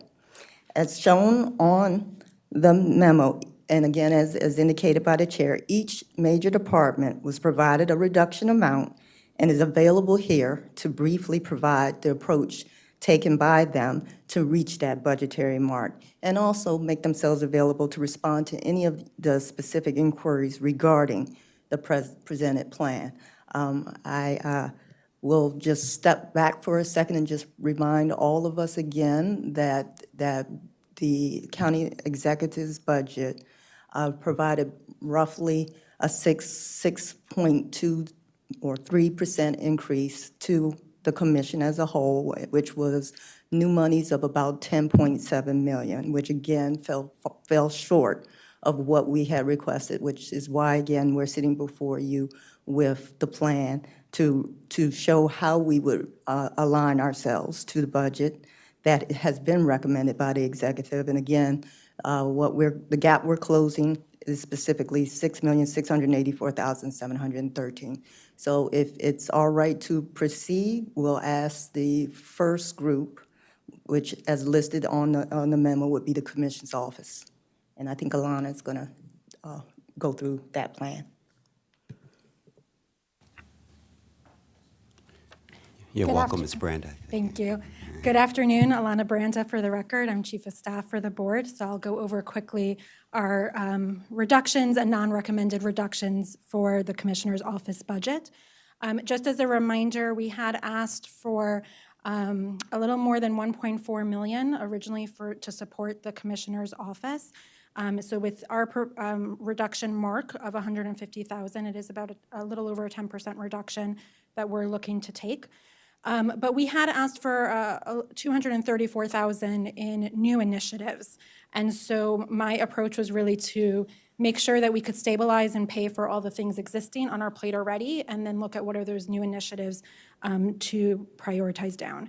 So I wanted to just first highlight the reductions. We were able to identify almost $42,000 in reductions.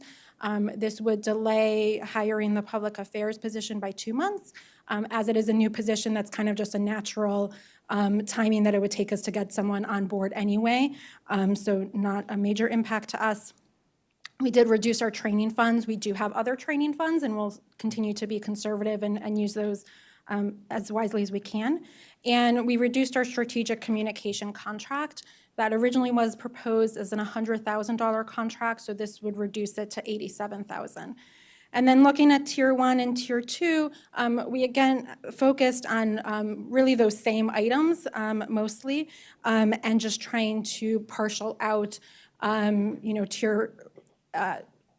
adding some more delays to the lapses to bring on that public affairs position. So if we don't have any of that money restored, that position would be lapsed for 6 months. Removing additional funds from that strategic communication plan, and eliminating our seasonal intern position. And the reason I kind of put a little bit in each of those buckets is, if we can maintain some of the strategic communication, but we don't have the PR person, we can kind of balance the two, but at least, we can, if we keep funding in both of those, if the public affairs position is delayed, we'd still be able to leverage our strategic communication contract to make sure we can provide appropriate communication levels for the commissioner's office. At this point, we do heavily rely on planning's communication staff to support our work, and we really need to try to take over some of that ourselves. So that was our approach, and happy to answer any questions you have. So are any comments from the board? So to go over again, so if we were not to get back any of the funds, we would at least want Tier 1, which is total $61,000. And that would provide those benefits that Ms. Branda said.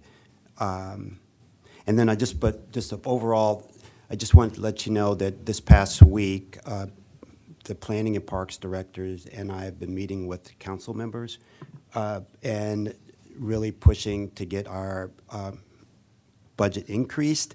And just one overall, overarching, so the other departments of the county, on average, got an 8.3 increase in their budgets. Ours was 6.2, 6.3. If we had gotten, on average, what everyone else have gotten, that would have been another $3.4 million added back to ours. So you could see where we're really pushing the council members for fairness, and as we talk to them. So just wanted to give you that perspective. Okay. So if we get the Tier 1 for all across, are we close to that 8.3%?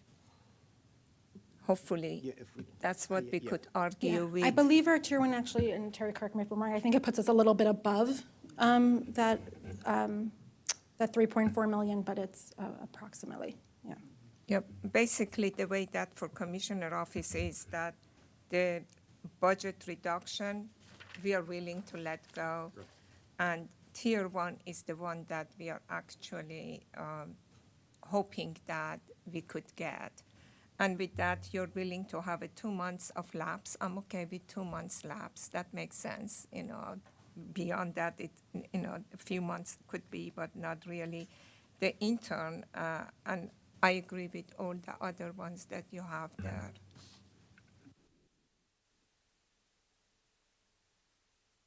Any other questions or comments? No, it looks good to me. Okay. Thank you. Well, thank you. Yeah, we'll at the end we'll make a final recommendation. But thank you.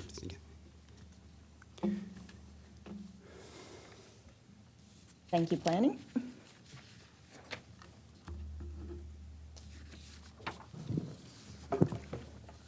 Good afternoon. I'm Bridget Breuer, Acting Deputy Planning Director. I'm here on behalf of Director Jason Sartori, and I'm joined by Management Services Chief Karen Warnick and Deputy Director Robert Cronenberg. Just wanted to let the board know that Jason's been very involved with coming up with the figures to meet the county executive's recommended budget. He's consulted with Parks, CAS, and Chair Harris to get to this place that we're about to present to you. Montgomery Planning's reductions needed to meet the county executive's recommended budget is $1 million. So we've divided the $1 million in reductions into 3 tranches. For the bottom tranche, we've been able to identify $315,000 in FY25 reductions where we received a grant for one project, and we can encumber current year FY24 funds from salary lapse savings to pay for the other projects this year. We're currently working on our 3-month projections right now. When they're complete, we'll come back to you in a few weeks to ask for your approval for a budget transfer of funds from personnel savings to other savings and charges to pay for these projects. Just want to walk you through the tiers. As you know, the county council approves our work program, so without these one-time consultant funds, we can't conduct the work to advance the goals of the county and the council. Planning's Tier 1 non-recommended reductions, these are our highest priority for restoration. It includes cutting the consultant funding for the 2 master plans and delaying hiring new positions by 2 months. For Tier 2, of the non-recommended reductions, this includes cutting consultant funding for 2 projects and studies and delaying hiring new positions by an additional 2 months. While these are 2 very important projects, they're not at the core of our work program, and that's why they're on Tier 2.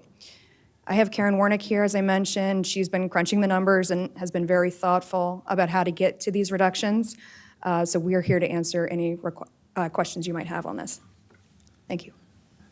Can I just ask a quick question for the Tier 2, the delay hiring new positions by an additional 2 months? How many positions are included under that, and which, just can we do just a quick summary? We're requesting 6 new positions, and so it would And be it's those 6 positions? across that are the board. delayed Across the board, gotcha. And actually, I think it's important to note that the planning department didn't get any new position last year. And I believe that one of those 5 out of 6, one is a term position that you're going to make it. So it's an existing position. So basically it's going to be 5 new positions that we are asking, plus 1 that from term. So you have some funding, but you're not asking for the full funding, correct? Not entirely. The term position that we currently have is unfunded. It's unfunded. So we're using okay. we're using laps against that. You have been using laps against that. Okay, and again, Karen, we have talked about this. I think that I see this very concerning that every year, planning department has to come here and put their master plan, that is the heart of the work that you do, put them on a cut. That it really doesn't make sense to me. I think that maybe next year we have to work to see that we have to get a seed money. And it looks like to me that $500,000 or something, that's a seed money that goes in the base budget. And then the county council can decide how and what master plan would be priority to do. But you have the seed money. And then based on the recommendations by the county council, if you need more, then you can come for more. Because to me, it's just not fair that you have your master plan that is the heart of the work compete with your actual staffing of the people that they have to do the work. And that is not fair to the department. So we agree. So, yeah, because nobody else has to do that except you guys. So maybe we should think about to see how we could do that we don't be in this situation again next time. Thank you, Vice Chair Pedoim. If I could just add, we just started work on the department's strategic plan, and we hope to be to a better place next budget cycle where we'll have the roadmap, if you will, laid out of what we plan to do over the next 5-10 years, and then the budget requests behind it. So I think we'll be in a better place to get to your point. Yeah, you get the seed money. If it is in the base budget, it is there, and you don't have to fight for it every year and compete with everything else. It's just not fair. So, Commissioner Pedoim, you said seed money? Yes. How do you? I don't know. I call it seed money. It's like it stays in the base budget. If it is in the base budget, then you don't have to compete every year for it. But the budget is there, and then you just assign master plans to it. And those master plans is with the recommendation of the county council. Have we done that before? We have not. We have requested that of the council staff, and they felt that they wanted to make sure that the council wanted to direct our work program, and that they But felt they still, had. they could do that. They would have, if they had the power of the purse string, Okay. that they could direct our work program that way. But One- we're more than willing to try that in the fall and see what we get. Okay, so one last, do you have the staffing to complete the work in Tier 1? Yes, we do. Okay, Well, the staffing to work on it, but not to, they wouldn't be able to do there's certain consultant projects, utility work, transportation engagement, that we would not have the staffing to do that. to do these No, the master plans would have to be pushed out further down, delayed. Okay, so do you know how much you would need to complete these master plans? Even if you got Tier 1, you could not complete these? Yes, the funding request for Tier 1, that's for one-time consulting dollars for those projects. So we have staff that can work on it in-house, but we need that special expertise that Karen was just mentioning. That is not in this Tier 1 funding? Well, the budget that they have includes 5 new staff, or 6 new staff. So they need those 6 new staff to do the work that they are actually, as part of the Tier 1, they're delaying hiring by 2 months. But those staff that they are asking under this budget is needed to do the master plan. Understood. Okay, all right, thank you very much. Any other questions or comments? For the mapping segregation Phase 2, under Tier 2, if this doesn't get funded, would this entirely get pushed to the next fiscal year? There's no portion of this that we currently can move around money and support. So We would have to push it. We'd have to push entirely. Is that because we'd have to bring in a consultant to move it forward? Is that the reason? The amount of research and analysis that has to be done for this, we need to bring in consultants to help with this. Okay, thanks. Mr. Bartley? So do I have a recommendation, at least to fund the Tier 1 and of the planning department? I'm good with what they have. They have very fairly divided their different tiers. And to me, what they're asking is really justified under Tier 1. And I'm okay with the 2 months of lapse. So that means that we push for 2 months for next year. That is very minimal, so that's fine. Go ahead, please. No, it's the same thing. I think this is well organized and well thought out, so I think it's good. So, and at the end of the day, on the budget reductions to meet the fiscal year 25 CE recommendations, so the work, they're paid for through grants and lapse, the $315,000 on the bottom, that work will get done. Correct. Correct. And then the Tier 1 is, hopefully we will get that and that work will get done, correct? Okay. That's right. All right, thank you very much, okay. Thank you. Thank you. Okay. We'll now go with Parks. Yes, thank you. Mitty Figueredo, Parks Director, and I have here up front Nancy Steen, who's our operating budget manager. The Parks Department, in its fiscal year 25 request approved by the Planning Board, had asked for an increase of $12.3 million over FY '24. About $1.3 million of that was for a number of program enhancements. We received from the county executive in his proposed FY '25 budget an increase of only $8.3 million, which amounted to 6.3%. This means that we need to find about a little over about $4.2 million in savings. After doing a little bit of digging and scrutiny, we were able to identify $1.8 million in reductions that we believe would have less impact on service delivery, and those are at the bottom of the table there that you can see. They include things like prepaying some risk management funding, deferring some debt service, deferring hiring of a few new positions by 4 months, and deferring some of our OBI positions for projects that we think won't open necessarily this year. The rest of our reductions in order to meet the county executive's proposed budget are broken down into tiers. And in the first tier, you can see we've included funding for contractual increases, inflationary increases, and our request for operating budget impacts, which are to service new parks that we acquired or are coming online in this fiscal year. And what that means is that the county executive's proposed FY25 budget is not a same services budget for us. It involves real reductions for us. So those items that are in our Tier 1 are the items that we would need restored to us in order for us to maintain a same services budget in fiscal year 25.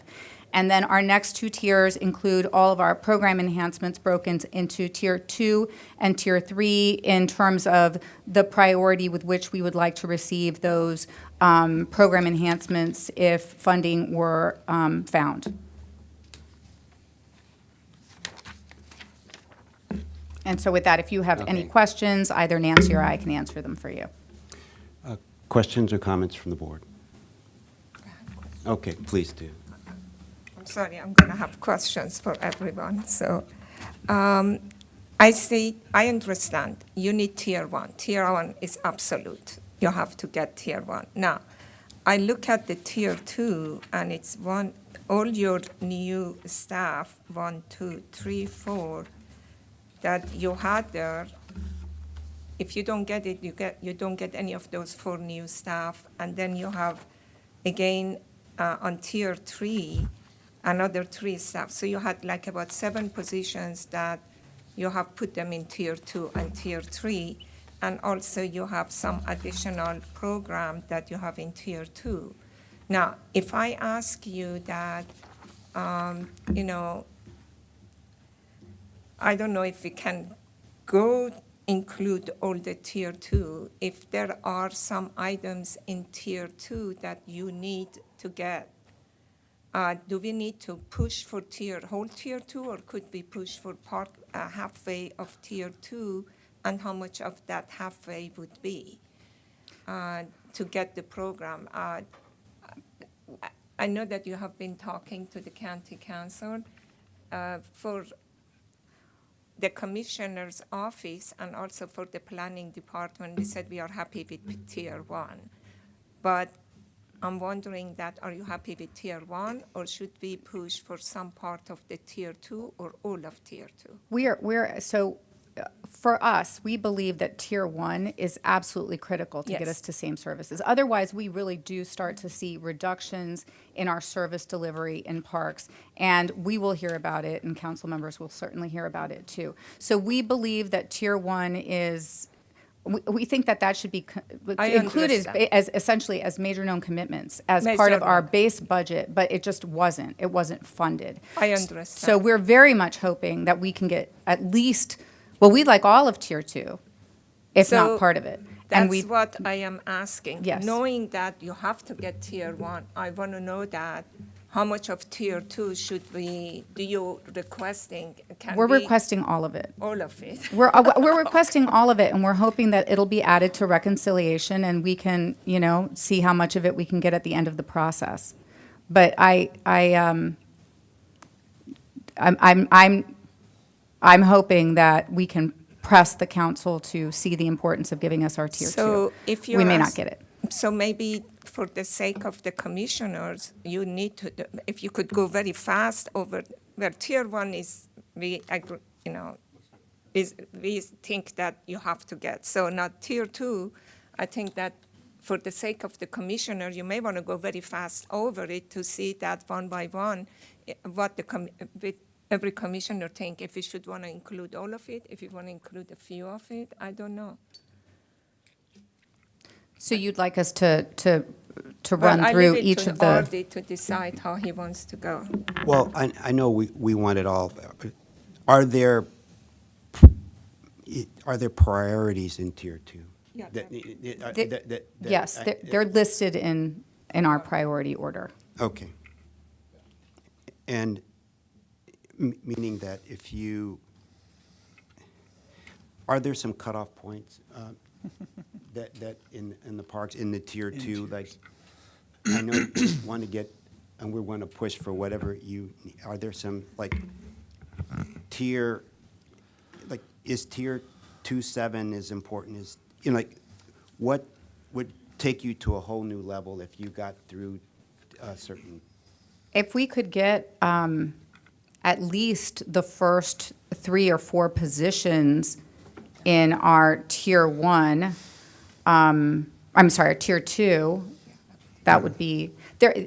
And just to be clear, we did prioritize them. I understand, So at the top, we have our first ask, prioritizing down. Yeah. Are you asking, should we break it into more tiers?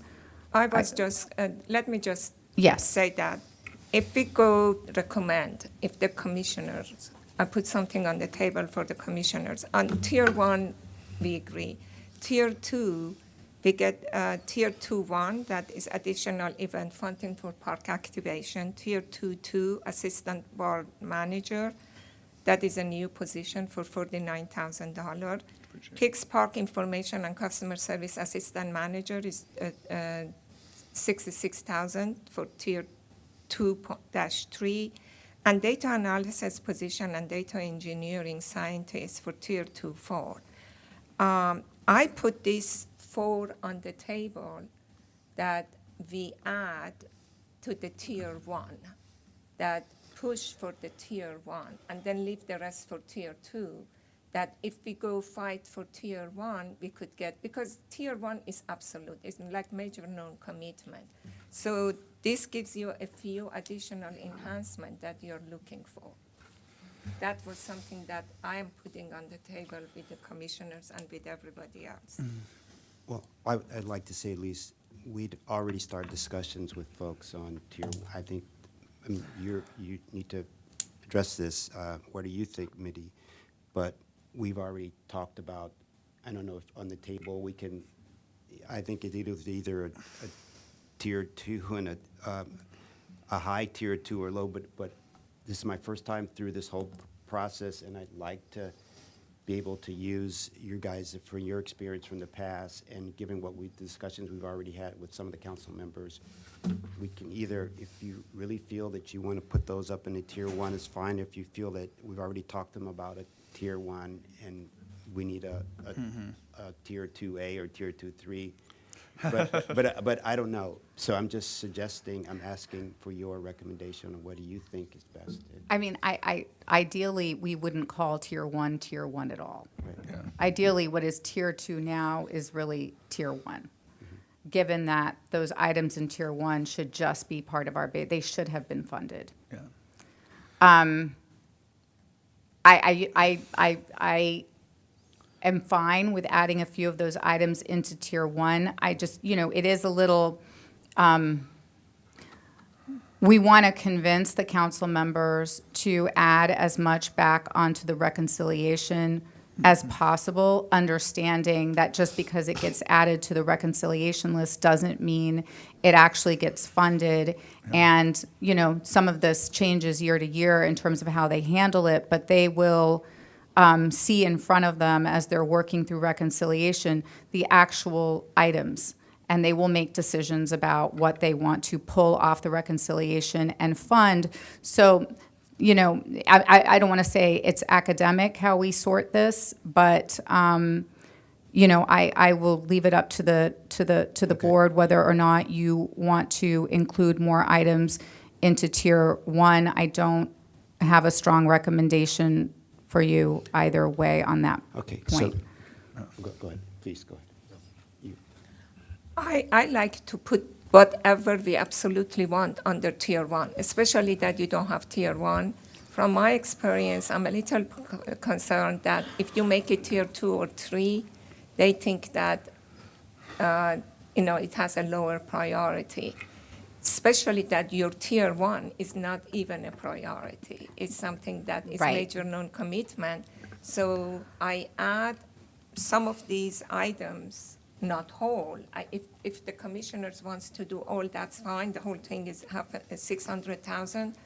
Or at the minimum, I take half of or whatever that is a cutting point and add it on tier one and put the other ones. So here's the only thing to consider, and I know we're having this discussion here, is that I want to make it as easy as possible for them to very cleanly make the decision that everything that is in our current tier one just must be funded, and then have them move on to tier two. And this is all obviously strategy, and we don't exactly know how it's going to turn out, but it is possible that if we included those 4 positions, we might get them, and that would be great, and maybe we weren't going to get anything else in tier 2 anyway, but it might be that then they would fund all of tier 1, put it on the reconciliation list, and decline to take anything else off tier 2. I really, it is very hard to predict. Yeah, I was just gonna, obviously it's a little bit sort of awkward talking about strategy in this setting, but my gut would be, I think, somewhat similar. I think if there's things we absolutely need to have, I guess my sense is why muddy the waters, and let's put that into tier 1 as you've done, and avoid a potential scenario where maybe they think kind of they extend not as deep into tier 2 as maybe they would have otherwise. But obviously, there's a lot of, as you mentioned, there's a lot of unknowns.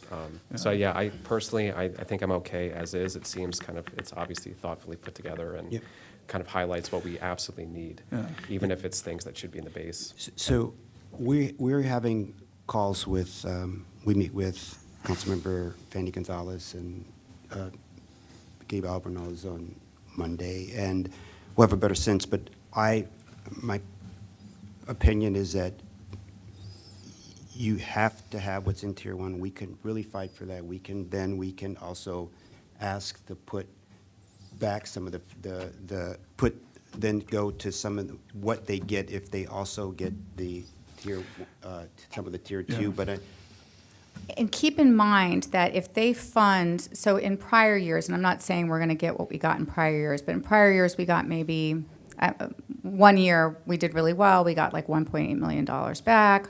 Let's say we got closer to somewhere between 1 and 1.4. That is, 1 million is our tier 1, which is getting us to a same services budget, and then tier 2 is only another 600,000. We might be able to fight for a significant portion of that tier 2 and see how much of it we can get. Can you, under tier 1, and I think that we had done that before, call this tier 1 that you have right now, tier 1 major non-commitment, and then the other one, make it another subsection of tier 1, that whatever you want to put on tier 2, because my only concern is that if you have tier 1, tier 2, it sort of dilute the water. I agree with that. I don't think there's any reason we can't change the nomenclature and just make it very clear that tier 1 is really major known commitments. Yeah. Just getting us to same services. You could just call And- it major right. known commitment and call tier 2 tier 1. Oh, no. And I'm just Call going to comment tier- on that too. We can also point that out to our council analyst. I mean, that, she's going to obviously, and she's very receptive to this and obviously looks at it very carefully, but we have an opportunity to remind her to say, Pam, notice that really our tier 1 is major known commitments. And Yeah. I think if we can, and obviously you're doing the same thing when you're talking to the council members. I actually like the tiers, in my own opinion personally. I think it's a more compelling argument if we say, look, the tier 1 stuff is stuff that should have been funded. It's our same services, and the reason the numbers are big is the inflation rate is high. That's really what's driving these numbers.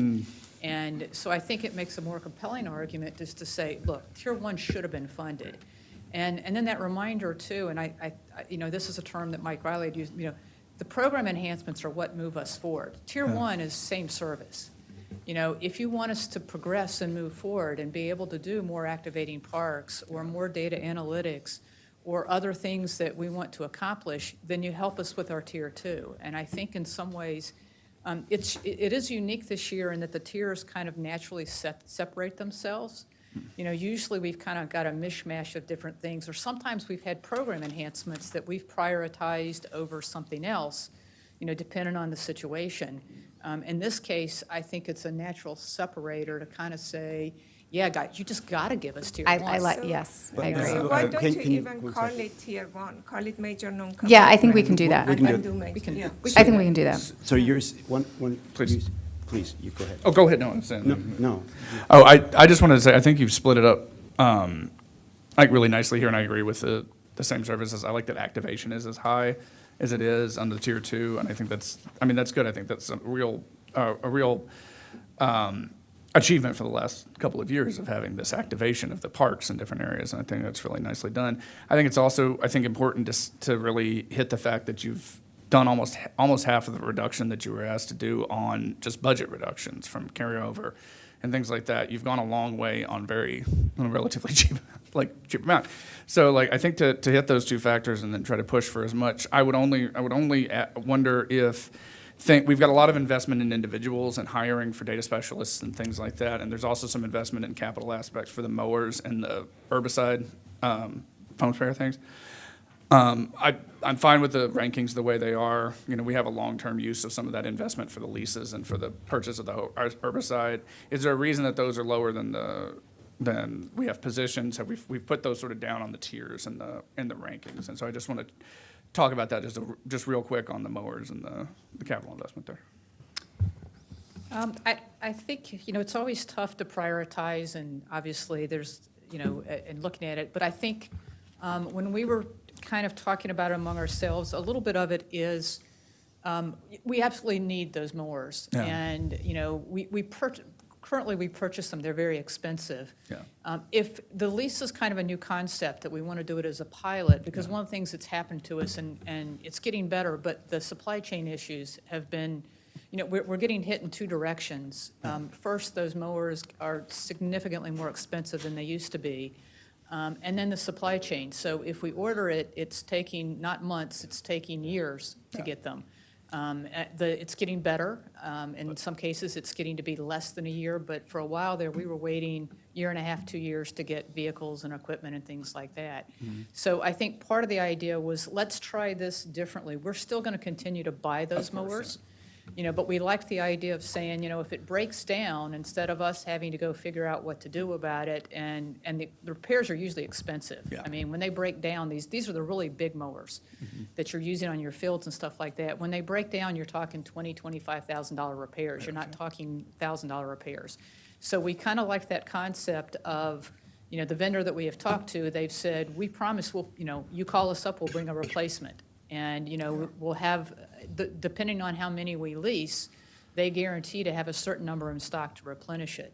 Now, if we don't get this funded for the lease, then we're just going to have to bite the bullet and find the money out of our capital equipment ISF. So it might mean that we buy a mower and then there's one less truck that we buy or something like that. So we would still be continuing to replace them, or we might continue to repair, but we wanted to kind of try how does the pilot compare to doing what we've traditionally doing. The other thing with the foam stream machines, it's that same option. If we don't get it funded, then that is a one-time cost. We will look to, can we possibly find year-end money for it? We're probably not going to have that this year because we've got, we do have some lapse, but not nearly as much because we've raised our the amount of lapse that we're budgeting to a higher threshold, and we're hiring positions. We've reduced the vacancy rate.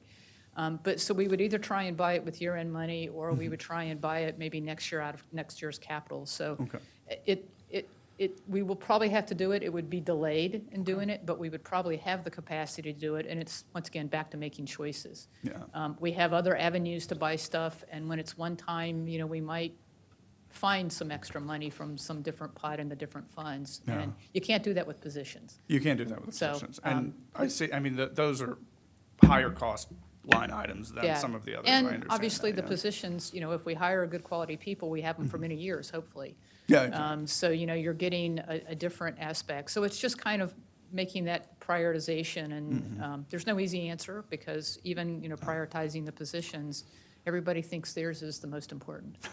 So, Obviously. Okay.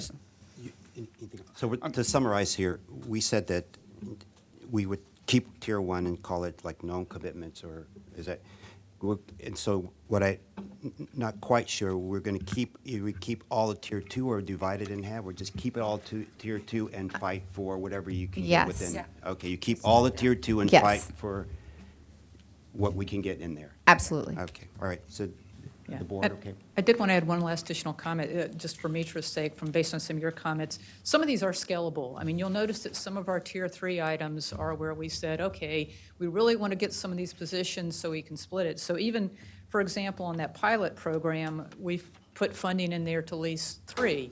If the council came back and said, we can't go to 600,000, but maybe we go to 500, then maybe we lease 2. The pros research, if we couldn't get 50,000, maybe we take 40,000. So there are several of them that, we would absolutely try our best to get them into the budget. But if we got a smaller amount, we might decide maybe we move forward, but not to the same extent that we had planned to. Yeah, and you So we could did take that. discuss it with your budget. Yeah, we did take that into council. consideration. Yeah, I'm good with that. you suggested. So is that, we're all in agreement there? We are in agreement. I'd just like to echo that. I would like the parks to have the requisite amount of employees that they are championing, and, to go without those employees who directly benefit the citizens of Montgomery County is not in the best interest of the county. So I'd like to champion that. Okay, great. Thank you so much. But big picture here, we're going to fight for all we can, but it is a tough budget year, and we're going to do our best to get whatever we can. It is, okay. All right, so next we'll do with Central Administrative Services.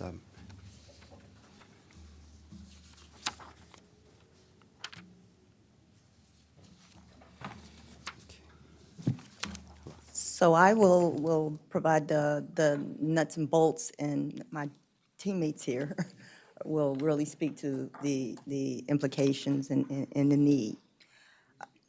Sure will. So the CAS administrative departments in total had requested 12.9 million, which was an increase of 1.7 million. That 1.7 million could be broken down, if you will, into two components, meaning there was almost 1.3 million in base adjustments, and then 430,000 in new. So the reduction plan you see before you has us doing basically a reduction of nearly half to both component pieces. So the base goes from the request of almost 1.3 to down to 650,000, and our new request goes from 430,000 down to 225,000. So again, we met the mark that was provided to us, which is 845,873. As all in the room realize, we are the bi-county entity, so as a result, when we make a reduction on the Montgomery County side, it has a mirror image, if you will, on the Prince George's County side. So that 845,000 translates for all of the CAS departments into a $1.88 million reduction. This plan required a lot of hard and frank discussion regarding just how we were going to go about balancing our operational priorities to continue to drive and deliver enhancements to the commission's current operations. We had to speak to and think about how we were going to be able to continue to honor the commitment to implement the new ERP system. And we also were grappling with addressing what has been a growing concern about CAS not budgeting lapse on existing vacancies or turnover. So as a result of trying to manage our way through those main things, what you see before you is the fact that of the 5 new positions that we proposed, we tabled 2, and we have suggested delaying the hiring of 3 prioritized positions. We also created an approximately 5% budgeted lapse. That lapse was developed or based on the value of our 11 current vacancies, and it would be requiring holding a vacancy for periods of as much as 9 months, and 2 others for 6 months. That's going to require CAS to manage hiring very, very closely in order to stay within these remaining available funds. And we have to be honest and frank about the fact that, again, CAS has departments that have not traditionally experienced a great deal of turnover. So it is going to take some work to deliver the expectation of these budgeted savings. So again, in summary, we have reduced both sides of our request in order to meet the selected mark, and my friends will speak to the implications of the plan before you. Okay, for the record, I'm Bill Spencer, Deputy Executive Director, here on behalf of Asantha Chang Smith, who's the Executive Director. And I just want to make note that of those 5 positions, two that we cut, and 2 actually are mandated. The Americans with Disabilities Act, by federal law, you should have an ADA coordinator to implement transition plans, coordinate across the entire organization to ensure that people with disabilities have access, equal access, to all services and programs and that an entity provides.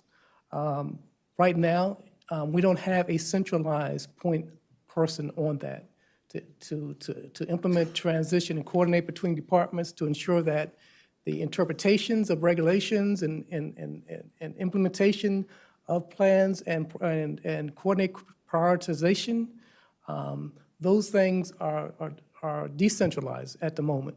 And so we need to have a coordinated response, one point of contact to deal with inquiries from the public, to deal with concerns that they may have, and to ensure that that someone is pushing and moving the organization forward, and as the ADA legislation requires us to do.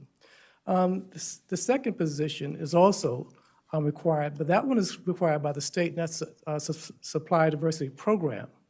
That program will become operational in September 1, when the state completes their disparity impact study for minority, female, and disabled business owners. When that is completed, then we will review that data and begin to stand up the program as required. What the benefit of that to Montgomery County is that that function can drive economic vitality and vibrancy, especially within the county, and especially within the Wheaton Arts and Entertainment District that I know that the county council as well as the county executive has commitments and has focused upon. And finally, when we look at an organization our size compared to others, and we are a large organization, we have one professional position that is engaged in that activity, but it has to cover 2 counties and assist minority, women, and disabled businesses to do business with us, because we're complex in how we do business. So helping them guide through the obstacles of doing business with the organization, making sure that they are apprised of what we have to offer in terms of contracts. We have one person. I know that Montgomery County government has about 8 in the Supply Diversity Program. Prince George's has 7. We need a chief to help strategize, reach out, plan, stand up, assess, and make those types of contacts to get this program moving. So you'll hear us talking a lot about also the ERP.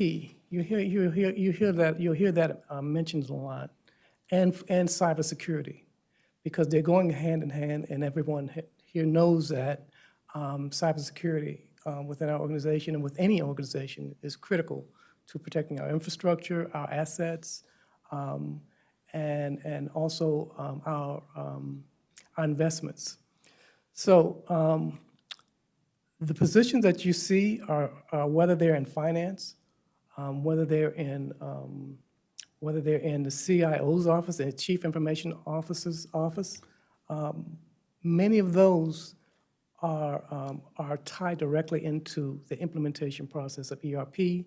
And as what most of us may not consider when looking at this is that we are, while implementing and designing and trying to stand up an enterprise-wide system that deals with our HR resources, that deals with our budget, that deals with our financial platform, we have to then also maintain the current process. So you end up working with two platforms simultaneously and concurrently.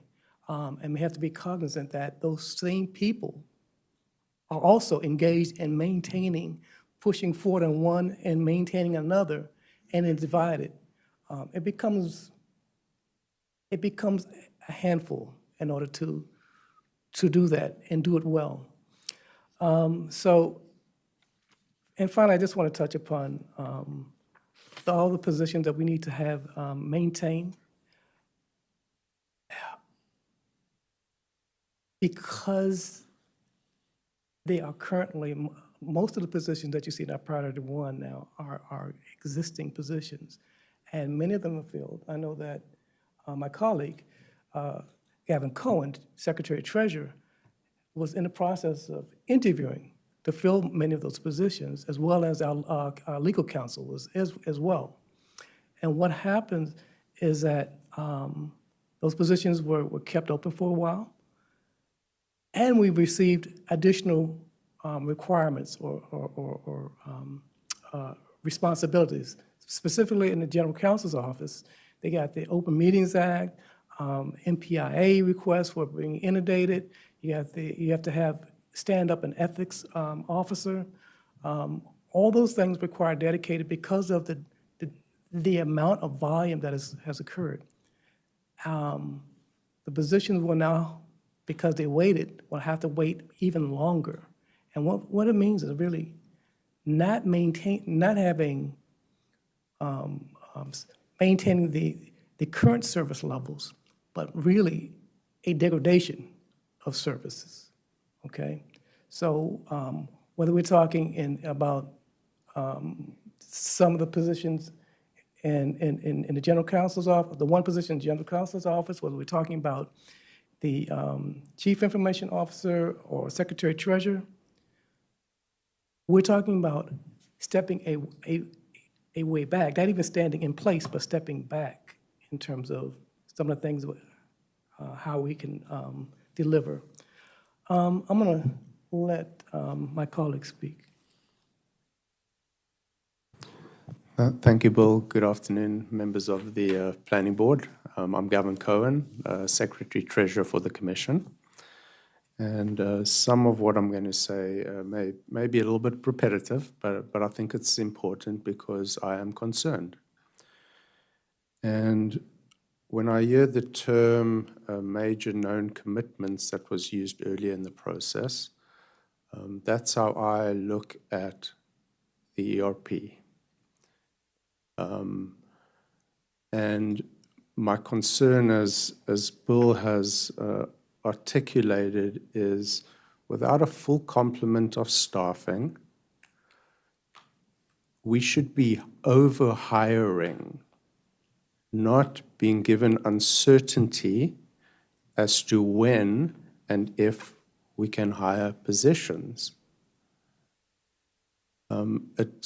We're not at the point yet, and I don't want to sound overdramatic, but if we are unable to hire staff, if we are unable to fill our positions, if we are unable to know that we can get in the positions in the future to handle the ERP system that Montgomery County departments all voted for and asked for, we're probably at the point of having a discussion whether to proceed on the current path or not.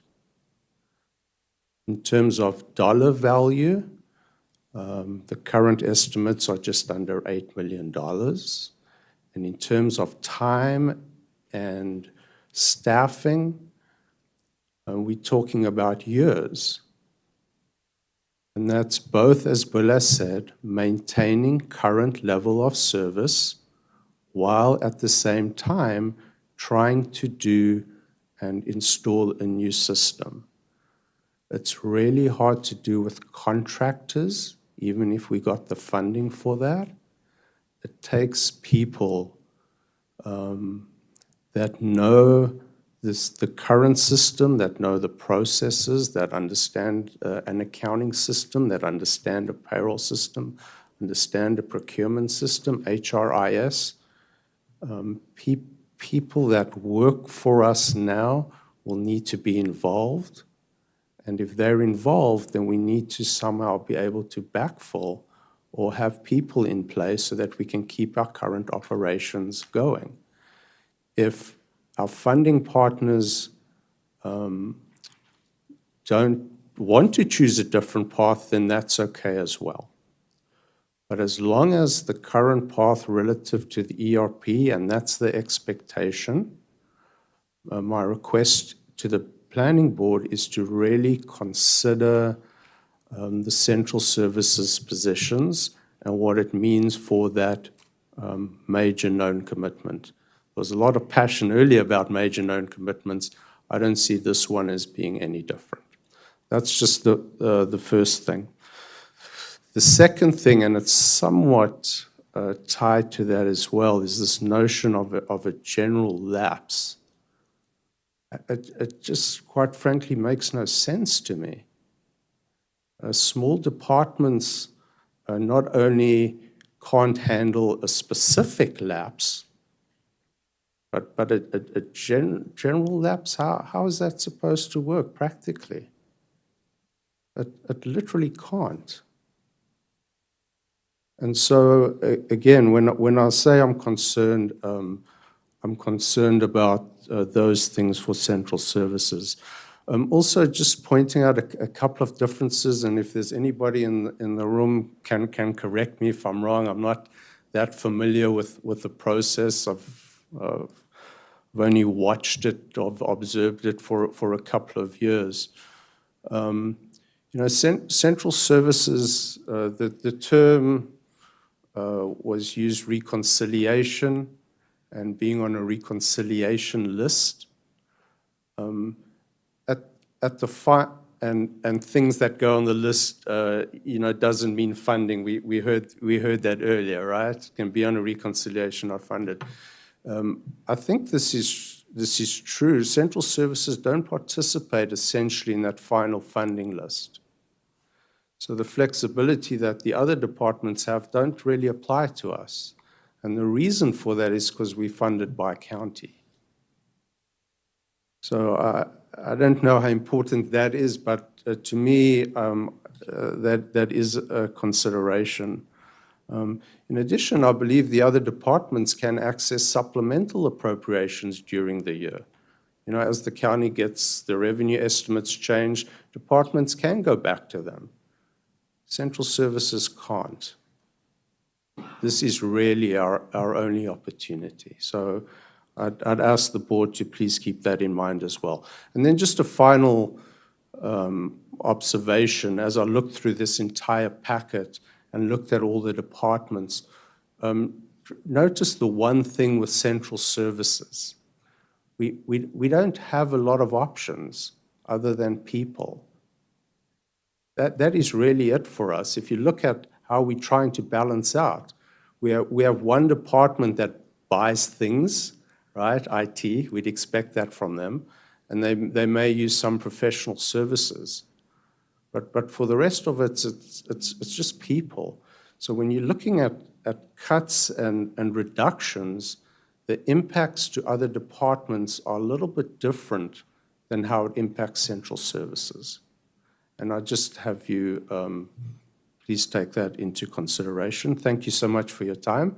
And I look forward to taking care of any questions that you may have about our budgets. Thank you, Chair Harris. Yeah, thank you for your presentation and explanations. And so, board members, do you have any questions or comments? A couple of questions on it here. Again, just some of the prioritizing within the tiers. Can you talk a little bit more about the equipment replacement, the professional services on the IT that are cutting out? I think there was a new systems to be purchased. Is that right for IT as part of that? And there's that, and then the three positions within corporate IT under tier 1, and then the treasury manager as well. So, how did you sort of rank order within your tiers? I would have. My initial reaction was to have those hires, basically. My thought.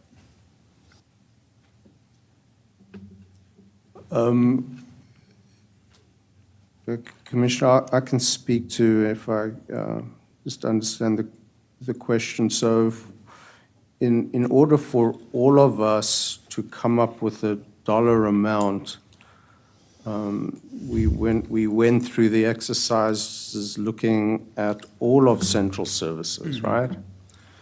The only new position that finance requested was the treasury manager. So in terms of trying to find some savings, that's really the only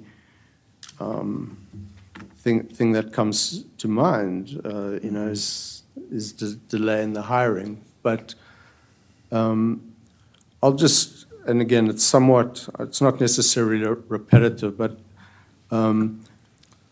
because two of my positions on year, and again, it's all tied to ERP. The minute the commission decided to proceed, the very first position I requested, and you can see that on the list here, Deputy Chief Financial Officer. I also requested 2 ERP analysts, and you see that on the list as well. My fourth request, treasury manager. And essentially what I'm trying to do is plan and be strategic. I know this big project's coming up. Having been through it a couple of times before, I know what's involved. So if you just, irony is not the right word, but just on this list just happens to be my 4 essentially new requests since I've started. And essentially, they all relate to what we spoke about earlier in terms of ERP. In terms of the IT, though I don't really want to speak for them, it's not that different in terms of, obviously, we're all aware that cybersecurity is paramount, right? But in some ways, it's the same with them. They ask for the security positions, and all of us are just trying to get into alignment with this major known commitment that we've undertaken. I don't know, if Commissioner, if that answers the question, but generically, that transcends the entire list that you're seeing there. And my point earlier, if you look at it, other than the $130,000 there's very little non-personnel money that we actually have access to. Thank you. Yeah. Cybersecurity just being one of the things I know a little bit about. The cybersecurity specialist in the CIO's office, that was asked for and is dedicated to focus on the internal IT groups as well as to the external agencies. And that position right now is going to be delayed in terms of.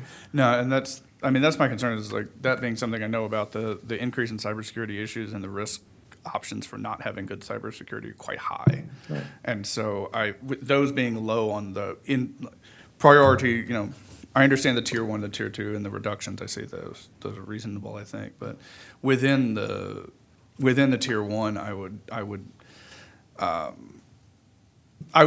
be concerned that cybersecurity would be lapsed any further than it is, because I think it's the risk of not having good cybersecurity can be very high, in the short term and medium term. Like that risk is awfully high.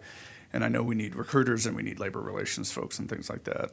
And then for the financial and the treasury management and stuff like that, that's something that can assist us in maintaining and improving our costs and returns on some of the things we have. And I think that's important. I just think that those are positions within CAS that I think should be ranked potentially higher within those tiers. And then for something like the professional services and the equipment replacement, like that can be additionally important for cybersecurity. Yeah, of those positions that are in CAS, the ones that are delayed with regards to the labor relations and the, I think we had, let's say, 4 positions. I would probably place those a little. There is impact, but within the realm of what can you tolerate? Yeah. I would agree with you that those I would put a little bit. The impact is that for the labor relations person, that person will be providing guidance, advice, conducting investigations, dealing with grievances, whether they are with the unions or with the existing staff. And so particularly for those who have been engaged in, conducting investigations, we have, how many? We have like 2,200 full-time employees with additional complement, depending upon the time of year, of another 5,000-6,000. And so right now they're staffed with maybe 2 or 3 staff people. And investigation, you can get tied up in investigations because one will spider out into maybe up to 20 that you may have to speak with. And so, it creates a situation where sometimes we can't, the amount of work is too much and you have to offload it through a consultant. Okay? Consultant will have to be managed as well, but you have to have to offload it to a consultant. But in terms of the realm of things, I agree with you. Those I could push out and maybe decrease. But they are at what? Well, it's almost a year now. That is they're out to 9 months. No. Yeah, I mean, I would not push it beyond 10. Yep, so, one question. So, I hear you, Edric. Which were you thinking should move up? Move up within the tier itself or move up from another tier to? No, I think right now. No, I was asking Mr. Oh. Yeah, I understand you guys have gone through the thing in detail. I understand the requirement for the state and the federal hiring of the diversity chief and the ADA coordinator, and those are relatively cheap, comparatively speaking, for us over here. It's just that I think that the risk of cybersecurity and the impact of cybersecurity has been increasing over the last 5 to 10 years pretty heavily and pretty steadily. Ransomware situations, things like that, those are pretty gnarly to get into. And it's just that the risk to the organization can be very high. There's no such thing as like a small ransomware incident if you're locked out. I understand we already have some staff, but nobody's got enough IT and security staff. Right. I'm not gonna, go to the mat over it right now up here, but I would recommend thinking about ordering that somewhat higher within tier 1 and considering what of the supplies, or what of the supply and the equipment is necessary to also improve that functionality, particularly the core. But I'll defer to Gavin for the financing, the ranking of the financing. I think Treasury as a manager is important, but for the IT and the cybersecurity, just consider moving it up within the tier when discussing the budget requirements. I know it's a lot for the positions. I know it's a lot for the equipment, but the negative impact of a cybersecurity incident can be very, very high relative to those costs. And if we can minimize that, I think that's a lot of reduction of risk for a very relatively small, investment. Yes. That's my point. I understand, but what I also hear, you're okay with it being in tier 1? I'm fine with it being in tier 1. It's more the Moving it up, yeah. ranking within the tier, Okay. yeah, of what we're considering, depending on how we're going to go through the. Okay. One last thing before, one other.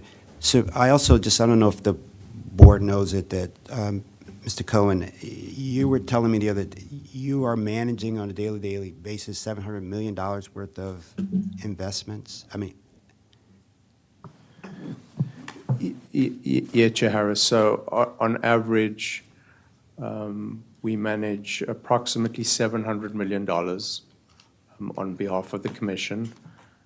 We pool, for efficiency's sake, we pool the investments, and then the money gets allocated to the money is segregated for funds, so there's no crossover in terms of the funds, but it's invested as one pool. And so we currently have one person that's responsible for doing that. Okay, great. So other comments or questions from the board? Just a quick one related to what we were just talking about, just so I can sort of understand in my head. In Tier 1, it looks like it's currently organized by department, not by priority. So things, I assume that as we've talked about, there's this internal priority. I just want to make sure that I'm not misreading the document. Yeah, the document was prepared with, that all of these were because, as I mentioned before, that they're important. We asked for 5, we're getting, 3, but 2 were mandated. Yep. And because of additional programming, there's requirements. And so, in order just to maintain current levels of service, because they're being cut back, we had to put these, into Tier 1, because otherwise, we're really stepping backwards. And, so that if we can get it at some point during the year, that's better than not getting it at all. And so they weren't prioritized in terms of within the project. They weren't prioritized within the priority, is what you're asking. They were not prioritized within, because they. Within the tier. Within the tier, because we considered them essential. But if you asked me that I had to say what is more essential, I could easily say that the one that's been cut back the most, and that was those 3 positions. I think we said we committed to 4 vacancies of holding within DHRM. I could hold those because I know that the world won't collapse on us. Yeah. The others, I'm fearful.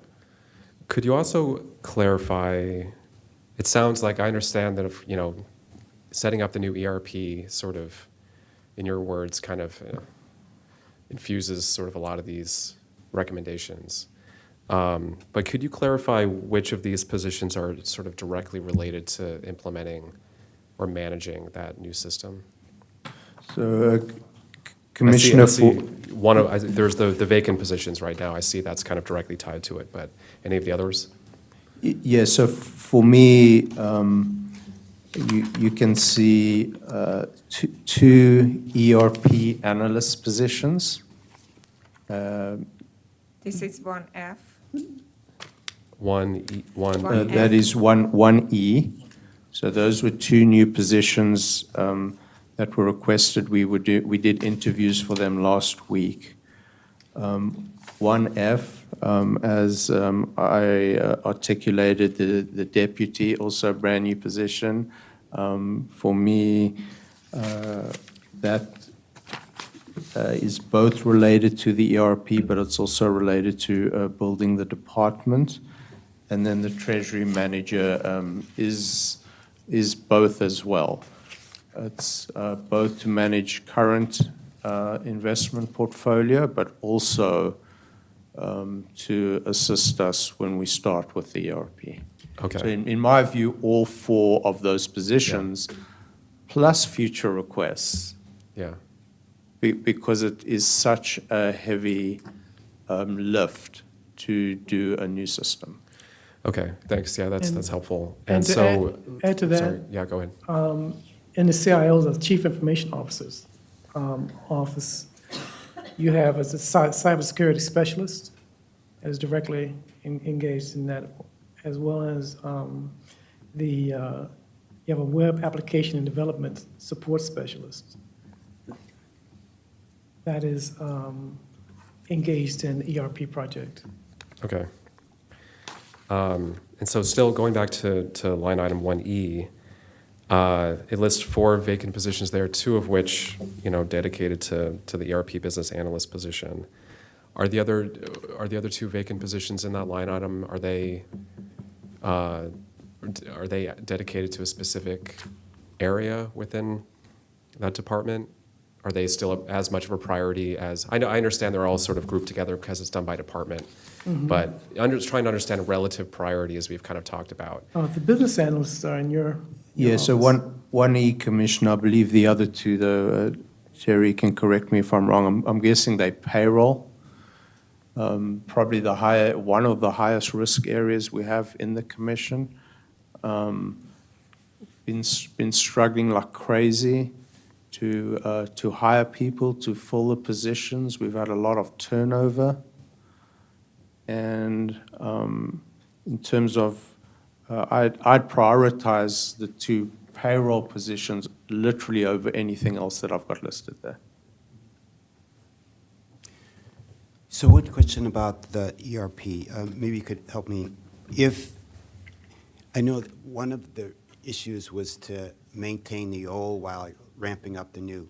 Can any of when the new is up, what would happen to the folks working the old? Could, for example, could any of the old do the new, or any of the ones that you need to help ramp up the system could be contract people, or will at the end of the day, will you need the old and the new, not calling When old is old? the exaction of ERP? This is the first time I hear the ERP. What is the plan? I have never seen nothing from the department to give us a plan. ERP, millions and millions of dollars. I have not seen yet a budget, a plan, and a staff required for ERP. I haven't heard, what is the plan for the implementation of the new ERP? And when? And I guess that before we even start hiring, it has to be a plan, schedule, budgeting, and staffing, that we come to agreement that what is it needed within the departments, and then we bring it for the budget as a whole. Right now, I have no idea what we are talking about. So, Commissioner Perowin, we have a plan and we have a budget, and we have concurrence from the departments to proceed on our current path. What that means right now, we've done initial meetings with all the departments. We have a consultant on board, ITRG, that's essentially helping us with what we call requirements gathering. Okay, so you are in the requirement gathering stage right now. We're literally starting in April, middle of this month, with all the departments, in the requirements gathering stage. That time frame for that will run round about April through May. The timetable to put the RFP out on the street is running around August and September. And an award can take, a couple of months after then. But we do have a timeline, we have the plan, we have so much documentation that's already taken place, and we're more than happy to share that with the members of the planning board. We have I think it's called On Point group box where all departments can access it. All the information is out there. We have gone to lengths to make sure that what we're doing is transparent to everybody, that all the departments participate equally, and all the information is out there for everybody to access. I know, but the departments don't have anything in their budget for ERP, because if we're going to do it together, it needs definitely a lot of resources from the departments as well. So it should be a comprehensive plan with the schedule and budget and staffing that it comes, that how we're going to do that. Also, I have a few questions that we go on Tier 1. I see that we have like about 16 requests for new staff. It looks like that 12 of them were from the previous year that they were lapsed, that you're requesting to lapse them again. That's correct. We were not, in order to meet the request, in order to meet our commitment, we had to keep positions vacant in order to, so that we can meet the budget request reduction. So I know, but my problem is that we are lapsing positions 9 months and 10 months. So basically, we are pushing the shortcoming to FY26. I had never seen anywhere that we lapse positions for 10 months or 9 months. It's either that or cut, or have a reduction in force. Well, we are asking 16 new positions. Again, what's going to happen, this is again like last year. We had 12 positions that we put 9 months of lapse. That means that if a position is $100,000, that usually your positions are higher salary, okay?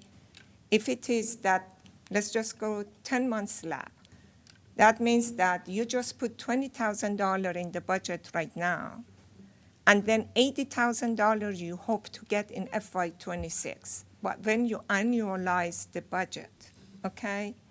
Now, if you have 16 of them, that is over $1 million, and then you divide it sort of by half. Some goes to Prince George's and some comes to us.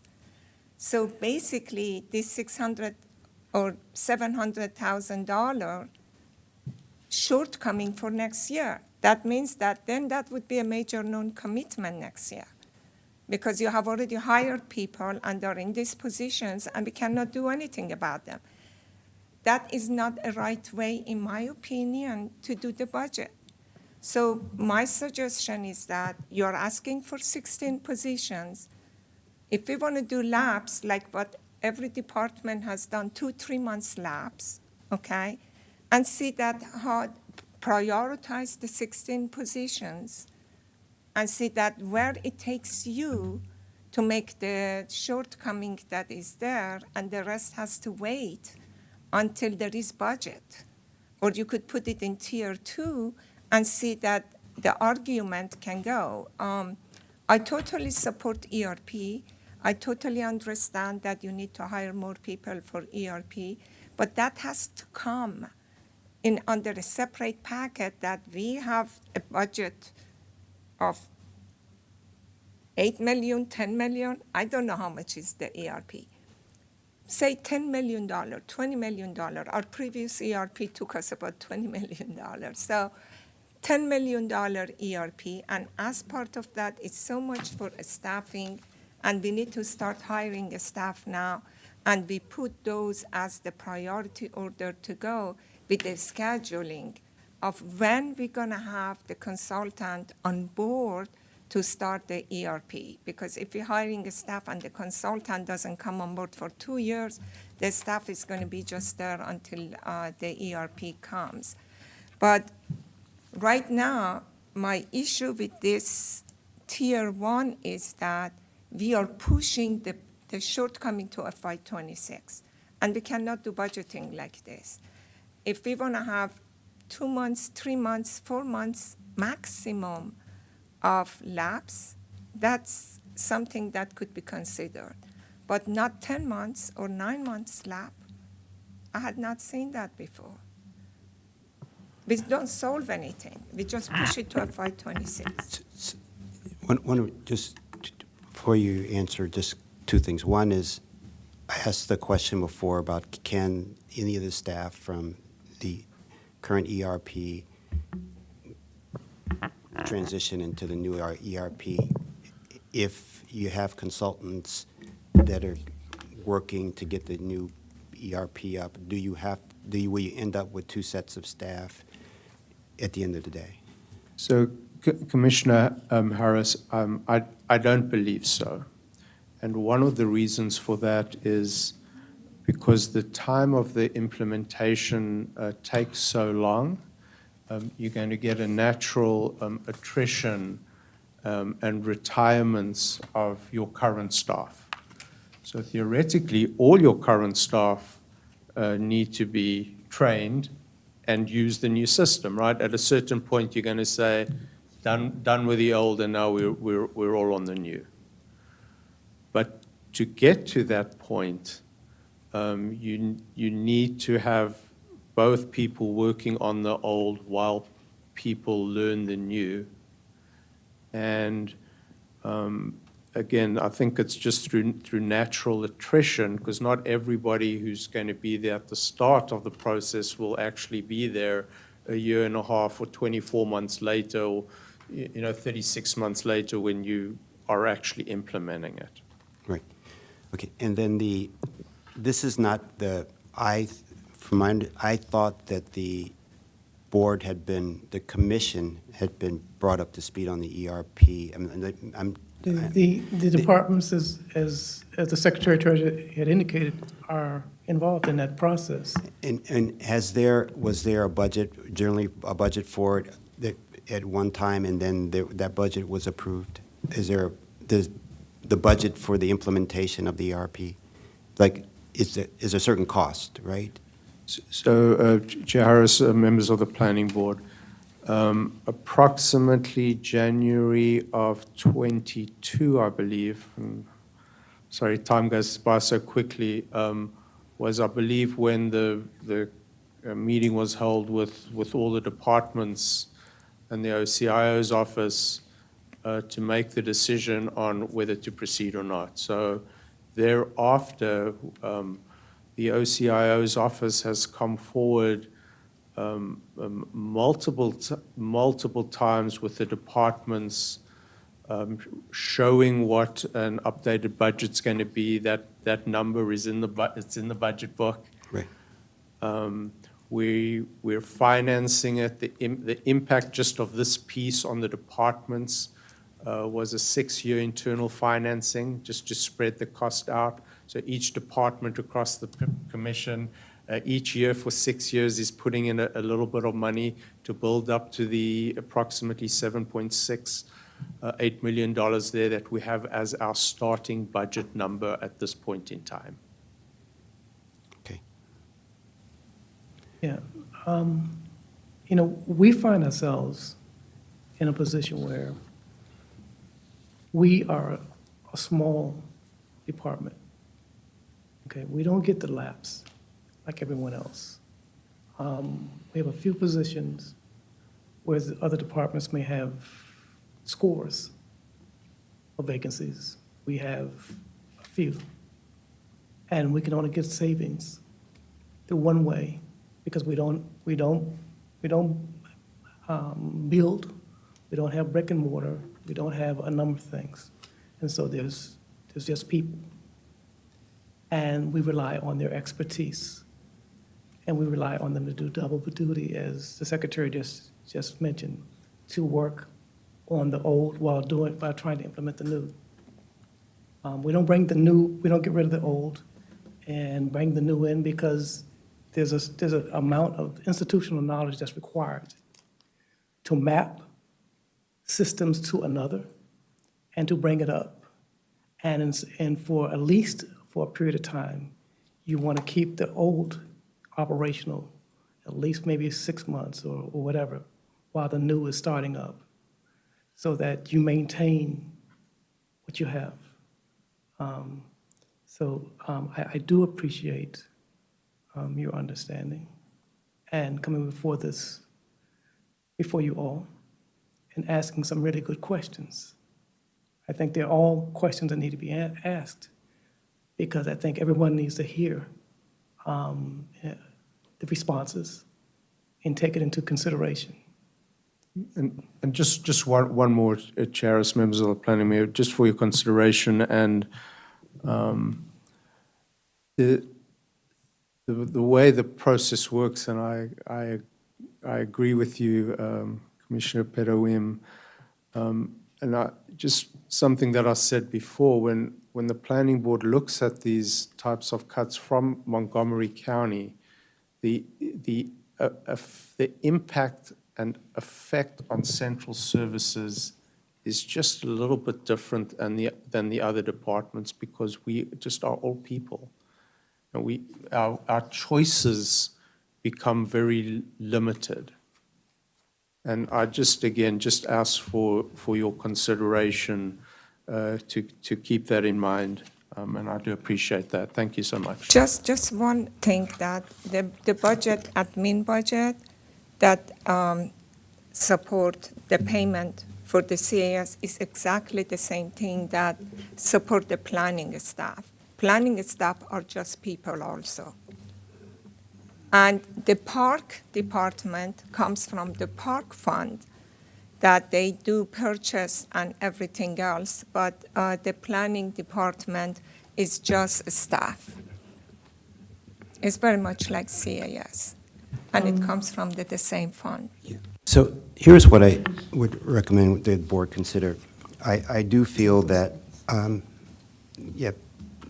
the people see a lot of what parks do and get energized around it. Even the planning, they put out things that people get excited about, and it is harder to get funding here. So our concern has been that is to perpetuating an annual operating piece, because whatever we do gets the base for the next year and next year.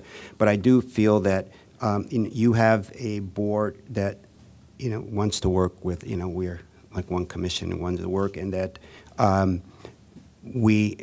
glad we're having, I wasn't here last year, but we're having a good discussion about what are the needs, and we will continue to have this, but we need to move the budget forward. We need to go to the council, and what I would recommend to the board, and we should consider, is that take an amount. It would be nice to, if you could consider maybe a couple of positions that maybe you don't use to perpetuate, for this coming year, like, I don't know, you have 11 plus the 3. I know that the new supplier diversity, I'm on board with that. The ADA, I know we have to get ERP up. I know you need a couple of positions for the hiring. That's really important. And that and maybe we look more into this next time, but maybe we choose a number as a tier 1 number, and you work to that number, and whether it's the 600 or 550 or whatever, and because we have to move this forward, but we want to make sure that that we're all on board here, and that we move forward in here. And you guys work very hard, and trying to move the commission forward. We're one commission. You're the back of the house, with hiring and procurement and payroll and and pensions, and that's very important. So that would be a recommendation that I would have. We need to, and then also I know the commissioners know that whatever hope, the goal is to come to an agreement, because if we can't come to agreement, you know, the council, it goes to the two councils to try to work it out, right? I suggest that I have no problem with the numbers that is on tier one. I'm not saying that you reduce tier one. My issue is that pushing the money to FY26. I think that what we should do is that if you want to keep tier one, I think that you should even eliminate tier two. It's $18,000. You know, there is no reason to have a tier two, okay? But if you want to add the tier two even to tier one, but then reduce the lapse. The lapse should stay between 3 to 4 months. Then you have a realistic amount of number of positions and then prioritize what it is, and then you can push the other ones to tier two or whatever. But I just don't see that. We say we want 16 positions, and to come to the number of 500,000 that we have in here, we're going to just fund them for 3 or 2 months or 3 months this year. And that's how we're going to get it. So what's going to put us for FY26? When you annualize it, it's going to put a big pressure on FY26. And this is the part I have problem with. I have no problem with your tiering or ordering or whatever, or you decide how you want to do it. But you have bunched 16 positions because each position is going to be 2 months here, 3 months here, and how it has been. And that's not going to work because you're going to have the same issue in FY26. If I may, I couldn't agree more. But I think here's the problem, and if I'm wrong, please let me know. If the vacancy positions are random and arbitrary at a point in time, right? It's got nothing to do with priorities or anything like that. They just happen to be vacant right now. But if hypothetically we had even fewer vacancies, and I think Will said it, our only real alternative at a certain point would be layoffs or reduction in forces, only because we have such a high personnel complement and nothing else to go to.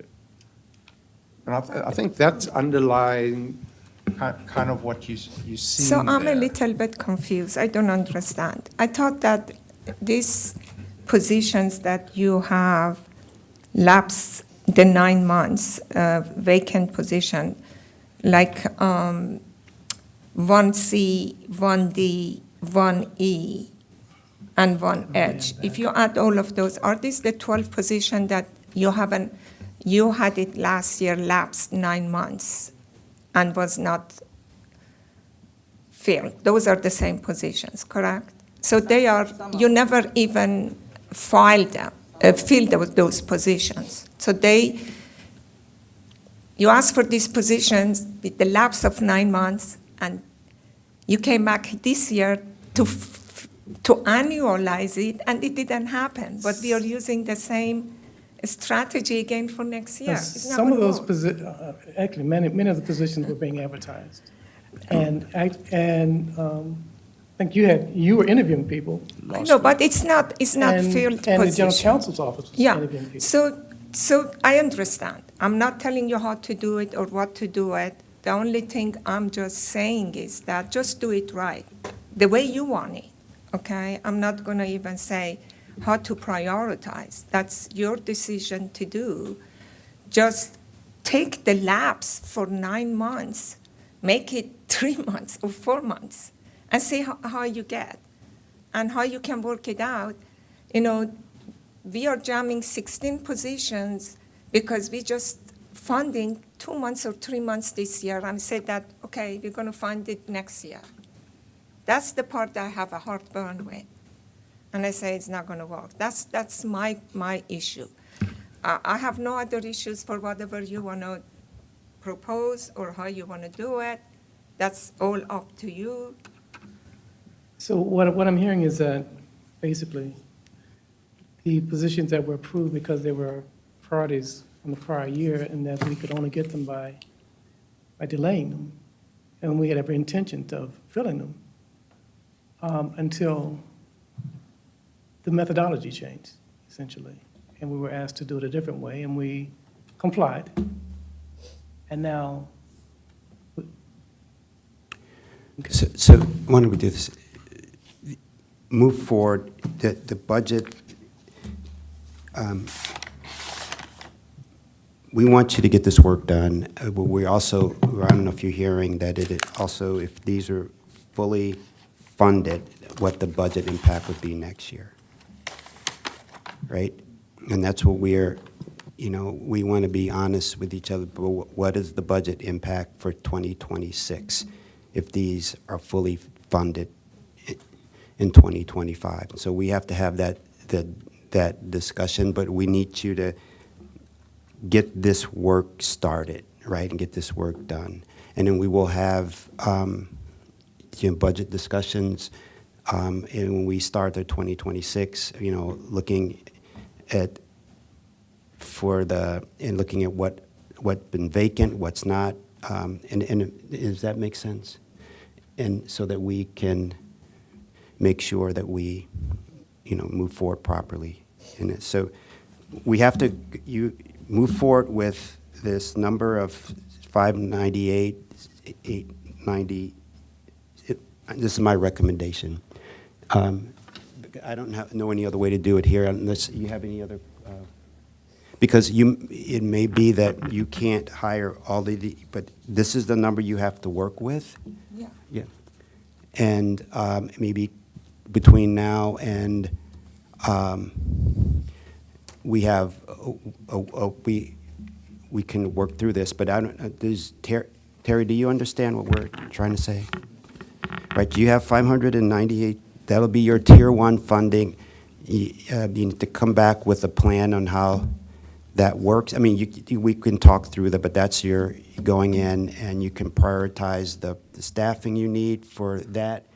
And given what you set was a priority, we also set with the cybersecurity, the ERP, and let's move forward because we have to go in with a budget of how do we meet the county exec's recommendation, and what are our non-recommended reductions. Okay, does that make sense? I don't know. And so we appreciate that. And if there are any other questions coming, if we can move forward. But the tier 1 non-recommended reductions are restorations are 598, 687, or 599, whatever it is there.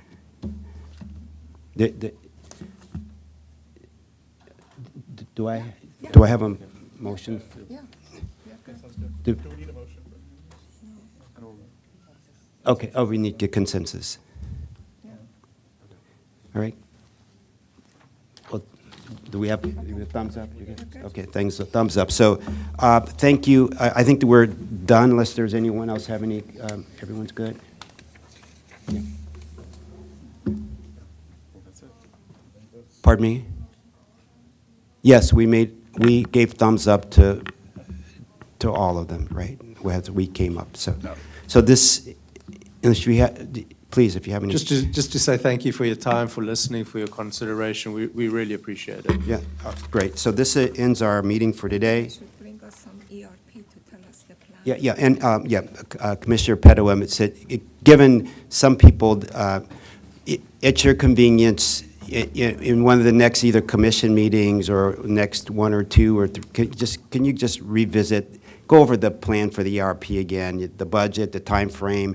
If that could be an agenda item, that would be wonderful. Okay.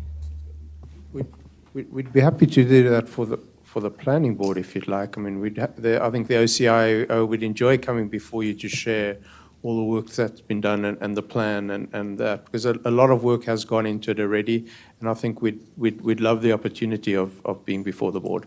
Okay, thank you so much. We appreciate your hard work. Thank you. No, thank you.